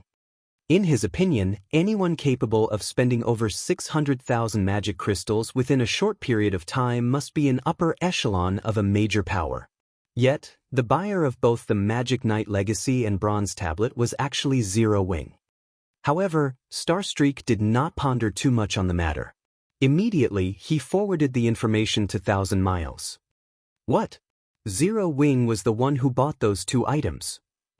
Starstreak was given a fright by this message. However, he quickly revealed the sneer on his face as he said, "Good. Very good. Starstreak, go and make some preparations. Get Cleansed Maple to assist you in leading the Departed Legion, and kill Zero Wing's experts. Make sure to steal that Magic Knight Legacy, as well as those epic weapons and equipment from them." Any large guild that obtained a bronze tablet would definitely store it in their guild warehouse. Unless they burnt down the guild residence storing the bronze tablet, it would be impossible for them to obtain it. However, it was a different story for the Magic Knight Legacy item and epic weapons and equipment. If one wanted to obtain the Magic Knight Legacy, they would have to complete the Legacy quest. As long as Zero Wing's experts left their guild residence, there would be plenty of chance to strike at them. Starstreak was momentarily stunned by Thousand Miles' words. Very quickly, however, he nodded and said, "Understood." The Departed Legion was Miracle's Assassination Legion. It was a legion specifically formed to target the upper echelons of the various superpowers. In Starstreak's opinion, they were simply making a mountain out of a molehill by mobilizing the legion against Zero Wing. Meanwhile, in Starmoon Kingdom's White River City, Shi Feng had also stealthily arrived at the Adventurers Association. Without hesitation, he paid 30,000 gold to the association to have them begin reconstructing Stone Forest Town. The moment Shi Feng handed over the 30,000 gold coins, the sound of a system notification entered his ears.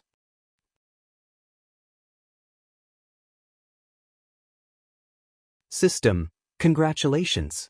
As Zero Wing is the first guild in God's domain to have reconstructed an intermediate town, guild popularity increased by 200,000 points. You will also receive 1 bronze guild residence promotion order.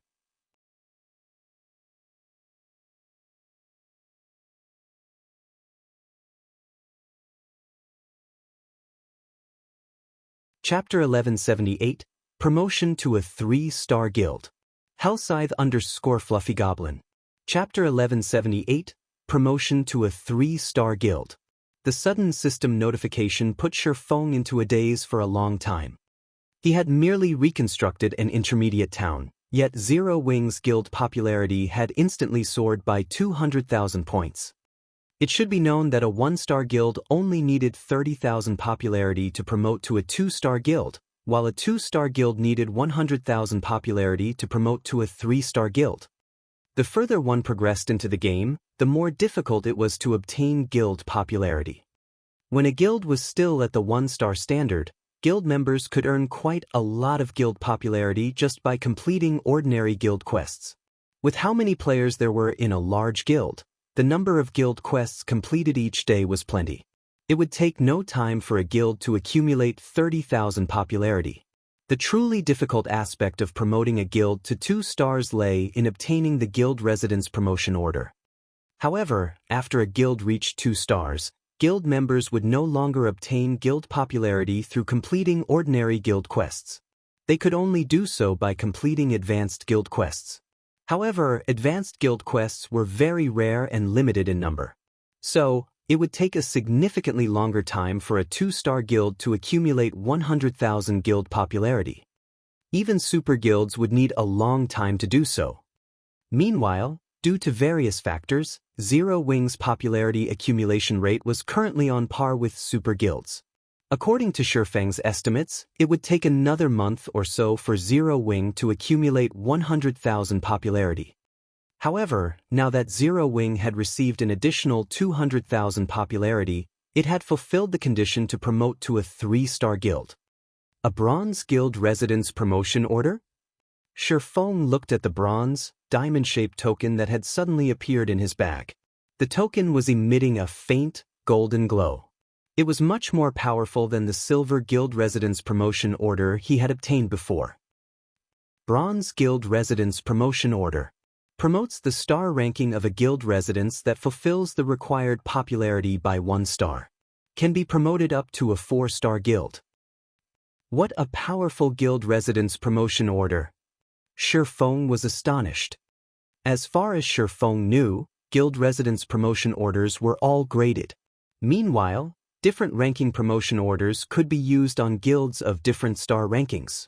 For example, in order to promote a 1-star guild into a 2-star guild, a 2-star promotion order would be required, while promotion to a 3-star guild would require a 3-star promotion order. However, the Bronze Guild Residence Promotion Order was actually capable of promoting any guild between 1-star to 3-star status by 1 rank. There would be no need to search for promotion orders of specific rankings. Looking at the Bronze Guild Residence Promotion Order, Shifeng considered saving it for when Zero Wing was upgrading its residence from 3-star to 4-star status. In God's domain, guild residence promotion orders were not easy to obtain. Aside from a rare few that could be obtained through adventuring out in the fields or opening treasure chests, the normal method of obtaining guild residence promotion orders was through raiding certain large-scale team dungeons. However, only by procuring the first clear of such dungeons would one have a 100% chance of receiving a guild residence promotion order. Afterward, the cleared dungeon would have less than a 1% chance of dropping the promotion order. This was also one of the reasons why the various large guilds were adamant about competing for the first clear of large-scale team dungeons. Aside from being able to raise their own guild's fame and influence, they could also quickly raise their guild's star ranking by obtaining first clear.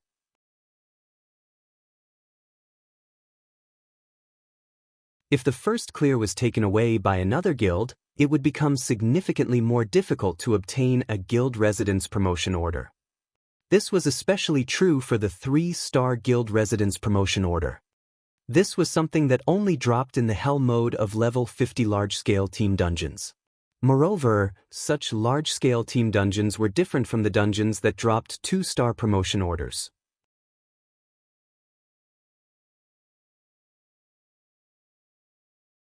In the latter's case, every major city would have one of them. For 3-star and above, however, there would only be one such large-scale team dungeon in every few, or even more than a dozen major cities. If the first clear of such a dungeon was secured by a guild, other guilds would have no choice but to continuously raid said large-scale team dungeon for their own promotion orders. Thus, the 3-star guild residence promotion order would cause the competition between guilds to become even more intense. In the future, guilds would have to struggle with not just other guilds in the same city, but guilds from other cities as well. As for the 4-star guild residence promotion order, competition for it would become even more frightening as each kingdom would only have 1 or 2 large-scale team dungeons that dropped it. While empires had a little more, these dungeons were still extremely limited. Excuse me, I want to promote the Zero Wing Guild. After giving the matter some thought, Shifeng immediately took out the Bronze Guild Residence Promotion Order and handed it over to the NPC administrator. The reason why players even bothered joining guilds was because guilds provided benefits that could help their members level up and improve their strength much more quickly. Hence, the faster a guild was promoted, the better it would be for the guild's future development. Lord Protector, may I know which guild residence you wish to promote to a 3-star residence? The administrator asked after receiving the promotion order. The guild residence in White River City, Shi Feng said in a straightforward manner. White River City was Zero Wing's base camp. It was also extremely safe, as it was located in a major NPC city. Moreover, it wouldn't be long before White River City would be promoted to the next rank and bring many benefits to the players inhabiting it. Naturally, he had to prioritize promoting the residents there. As for the residences in Stone Forest Town and Lake Heart City, those would have to wait for another chance to appear in the future. Alright, promoting a 2-star guild residence into a 3-star guild residence will require a 5,000 gold reconstruction fee, the administrator said. However, as a city protector, our association will offer you a 20% discount, so Lord Protector only needs to pay 4,000 gold. Shi Feng took out another 4,000 gold without hesitation. After the handsome administrator confirmed that there were no problems, a series of system announcements rang out in Shi Feng's ears. Star Moon Kingdom System Announcement. Congratulations to Zero Wing for becoming the first guild in Star Moon Kingdom to own a 3-star guild residence. Guild emblem upgraded to bronze rank. Rewarding guild with 1 set of basic defensive magic array, 1,500 gold in guild funds, and 1 employment center building order. White River City System Announcement. Congratulations to Zero Wing for becoming the first guild in White River City to own a 3-star guild residence. Rewarding guild with 1 training room promotion order. The system announcement repeated 3 times, echoing loudly in everyone's ears. What? A 3-star residence? That's impossible, right? Most guilds are just beginning to promote their residences to 2-star. How does Zero Wing already have a 3-star residence? Zero Wing is too amazing. As expected of Star Moon Kingdom's #1 guild. I must join Zero Wing, no matter what. The benefits of a 3-star residence will definitely be spectacular. The players throughout Star Moon Kingdom were stunned by the rewards stated in the system announcement. This was especially true for the members of the various large guilds. They were all greatly envious of Zero Wing. Zero Wing's guild emblem was directly upgraded to bronze rank. A guild emblem wasn't just the symbol of a guild. Similar to the insignia of lifestyle classes, the guild emblem also possessed some functions.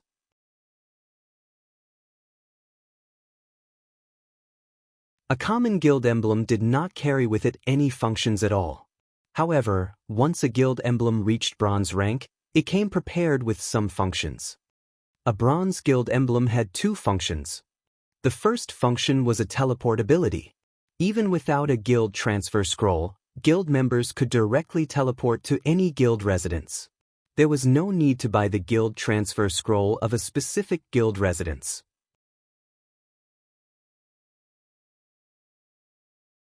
Not to mention, players could only carry 1 guild transfer scroll at a time, making it very inconvenient. The second function increased the attributes of guild members.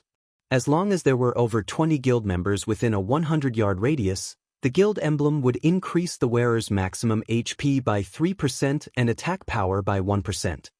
Although the increase seemed minor, once players reached higher levels, even 1% could make a huge difference. This was especially true when players were raiding team dungeons. Less than a minute after the system announcement ended, news of Zero Wing obtaining a 3-star guild residence began spreading like wildfire. In just a short 10 minutes, whether it were the guilds in Star Moon Kingdom or the guilds in the neighboring kingdoms and empires, they all held an emergency guild meeting. At the same time, the various large guilds currently bartering for rare items in the dark auction also received news about this situation. What? Zero Wing has just obtained a 3-star guild residence. Phoenix Rain's eyes widened in shock as she read the message she just received. She simply could not believe this to be true. How could this be possible?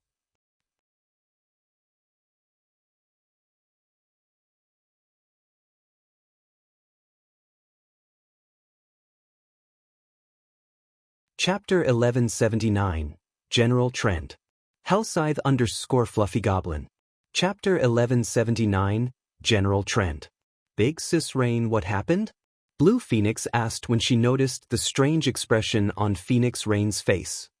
I just received news stating that Zero Wing already has a 3-star guild residence now, Phoenix Rain said enviously. With this, Zero Wing is now the undisputed #1 guild of Star Moon Kingdom. Blue Phoenix was momentarily stunned when she heard this. Quickly, she reacted and said, "How is this possible? Didn't they say that 3-star guild residence promotion orders can only be obtained from the Hell mode of level 50 large-scale team dungeons?" Although there was only a single rank separating a 3-star guild residence and a 2-star guild residence, there was a qualitative difference between the two. It was similar to shops that were promoted from 2-star to 3-star status. 4 3-star shops, aside from having more special workshops, they also had the basic meditation rooms that were very beneficial towards the development of subclasses. In the case of a 3-star guild residence, the guild would receive a qualitative improvement on all its existing benefits. A 3-star guild residence would also be capable of constructing buildings that were not available to 2-star guild residences. Among them, there were 2 buildings of particularly significant importance. One of them was the Employment Center. Originally, the local NPCs would post quests in the quest area of the guild hall, and guild players were free to pick up any of them. Meanwhile, once a guild established its own employment center, all quests commissioned to the guild in the future would be placed in the employment center instead. In addition, the guild quests in the employment center weren't only limited to the local area. Certain quests would even involve other NPC cities, which would give rise to the number of advanced guild quests. However, these were still not the most important matters. Once a guild possessed its own employment center, it would also unlock large-scale guild quests such as a crusade against orcs, or assisting nearby kingdoms in battles against foreign races. The amount of EXP and coins one could gain from these quests was extraordinary. In addition, one could also obtain plenty of rare tools, weapons, and equipment. The other building was the training room. Unlike the Divine Colosseum's Trial Tower, which required players to blindly discover and learn combat techniques, the training room allowed players to receive the system's basic combat training from NPCs. This allowed players that had just joined the guild to grasp basic combat techniques, as well as skill utilization techniques, within a shorter period of time, thus allowing them to quickly go from being a new member to an elite member more quickly. It should be known that Zero Wing was a guild that walked the path of the elite. Currently, the guild only had around 100,000 elite members. Over half of its members had yet to reach the elite standard. However, once Zero Wing possessed the training room, the remaining members would be able to promptly become elites. It wouldn't be long before Zero Wing would have more than 200,000 elite members. With so many elite players, even first-rate guilds would barely be a match for Zero Wing. Meanwhile, this was under the assumption that Zero Wing did not expand and recruit new members. If the guild did a mass recruitment, Phoenix Rain did not dare to imagine how frightening the guild would become. However, unlike Phoenix Rain, who was feeling envious of Zero Wing, the large guilds in Star Moon Kingdom and the neighboring kingdoms were currently dying from anxiety. Previously, although Zero Wing was known as the #1 guild of Star Moon Kingdom, that was only a title. Rather than Zero Wing, these large guilds feared first-rate guilds even more.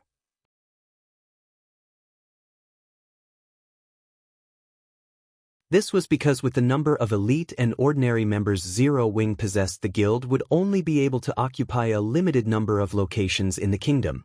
Now, however, things were different.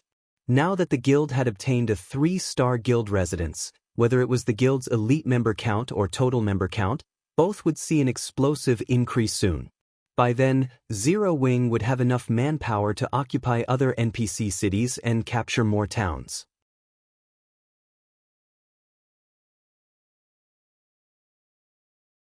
Eventually, it would become a first-rate guild in the truest sense. Damn it! How did this happen? Why did Zero Wing suddenly obtain a 3-star residence? The various large guilds in Star Moon Kingdom were each suffering from a huge headache over this matter. Previously, they had been celebrating over the fact that Zero Wing had defeated the Blackwater Guild. After all, with Blackwater having suffered such severe losses, it was unable to expand its influence and control over the various major cities at all. Meanwhile, in Zero Wing's case, the guild did not have the required manpower to dominate and manage other NPC cities. This had given them an opportunity to take advantage of the situation. Ever since the war between Blackwater and Zero Wing, various locations in Starmoon Kingdom had become war zones, as the various large guilds all vied to take control of their own NPC city. However, the current situation had greatly exceeded the numerous large guilds' expectations. Inside Overwhelming Smile's residence in Maple City. Due to Zero Wing obtaining a 3-star guild residence, Overwhelming Smile was forced to hold an emergency meeting. Yulun, are you trying to betray Overwhelming Smile? Feng Xianyang screamed angrily as he smacked his desk. Just now, Yulon had actually had his subordinates transfer from Gale City and Twin Lion City to a border city on Starmoon Kingdom's western area. He had gone to great lengths in order to get Gale City and Twin Lion City up and running. Yet, shortly after he had built up some of his own foundations, without any warnings, Yulon had suddenly come and told him to go to a border city. Moreover, the city was a small one with a player population of around only 300,000. This was no different than stabbing a knife into his heart. This can't be helped. I believe you should have a greater understanding than I do on what kind of functions a 3-star residence possesses. Gale City and Twin Lion City are simply too close to White River City. Rather than waste time fighting against Zero Wing, it will be much better for you to focus your strength in a place that you can take complete control over. Furthermore, it is simply impossible to stop Zero Wing's rise now. The higher-ups have already agreed on this point. Hence, they are having you go to a city on the western border. That place is very close to the Bloodhoof Empire. Currently, we have already taken control of over half of the empire. In the future, when players reach higher levels, we'll be able to open a trade route between the Bloodhoof Empire and Starmoon Kingdom. Yulon was not affected by Feng Xuanyang's angry bellows at all. In reality, she even secretly felt gratitude towards Zero Wing. Due to Zero Wing's residence getting promoted to 3-star status this time, Underworld had finally decided to give up on taking control of Starmoon Kingdom and instead shifted to secretly developing its economy. Meanwhile, Yulon herself was transferred to Underworld's true headquarters, the Templar Empire, and was tasked with managing Underworld's trading firm. She could be considered to have truly set foot into Underworld's upper echelon now. When Feng Xianyang heard that this was an arrangement made by the higher-ups, his whole person seemed to age several years. It was obvious that Underworld no longer wished to waste time attempting to take control of Starmoon Kingdom. Meanwhile, aside from Overwhelming Smile, the various large guilds based in the eastern region of Starmoon Kingdom had also made similar arrangements. They all planned on shifting their focus towards the western region of the kingdom. As for the eastern region, they were naturally going to let Zero Wing develop it. The guild leader is simply too amazing. He's actually managed to have the various guilds in Starmoon Kingdom shift their focus towards the western region in just a short moment's time.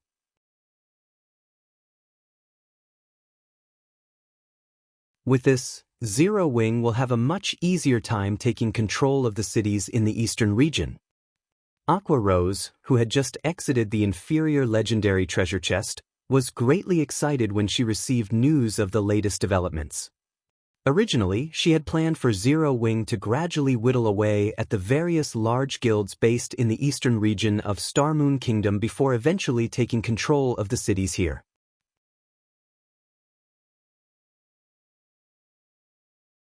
However, the instant Feng revealed the 3-star guild residence, these various large guilds all took the initiative to withdraw their forces without putting up a fight. Inside an NPC town within the vicinity of Starmoon City. Currently, this town had already been occupied by evil beasts. The town's surroundings were filled with level 60+ evil beasts. Among them, there was no lack of chieftain and lord-ranked monsters. Meanwhile, the town itself was also enveloped by a massive magic array, which gave off a frightening pressure. If Shifeng was here right now, he would definitely find this pressure very familiar. This was due to the pressure being emitted by the magic array having a strand of divine might mixed into it. Meanwhile, two players suddenly appeared outside this town. These two people were none other than Abandoned Wave and Laughing Drunkard. Zero Wing, enjoy your fun while you can. When Abandoned Wave received the report regarding Zero Wing, a cold smile appeared on his face. He then walked into the town enveloped by the massive magic array. You're tuning in to the Wang Lin's Journey YouTube channel. Don't forget to subscribe and join us on this journey to catch the most captivating stories.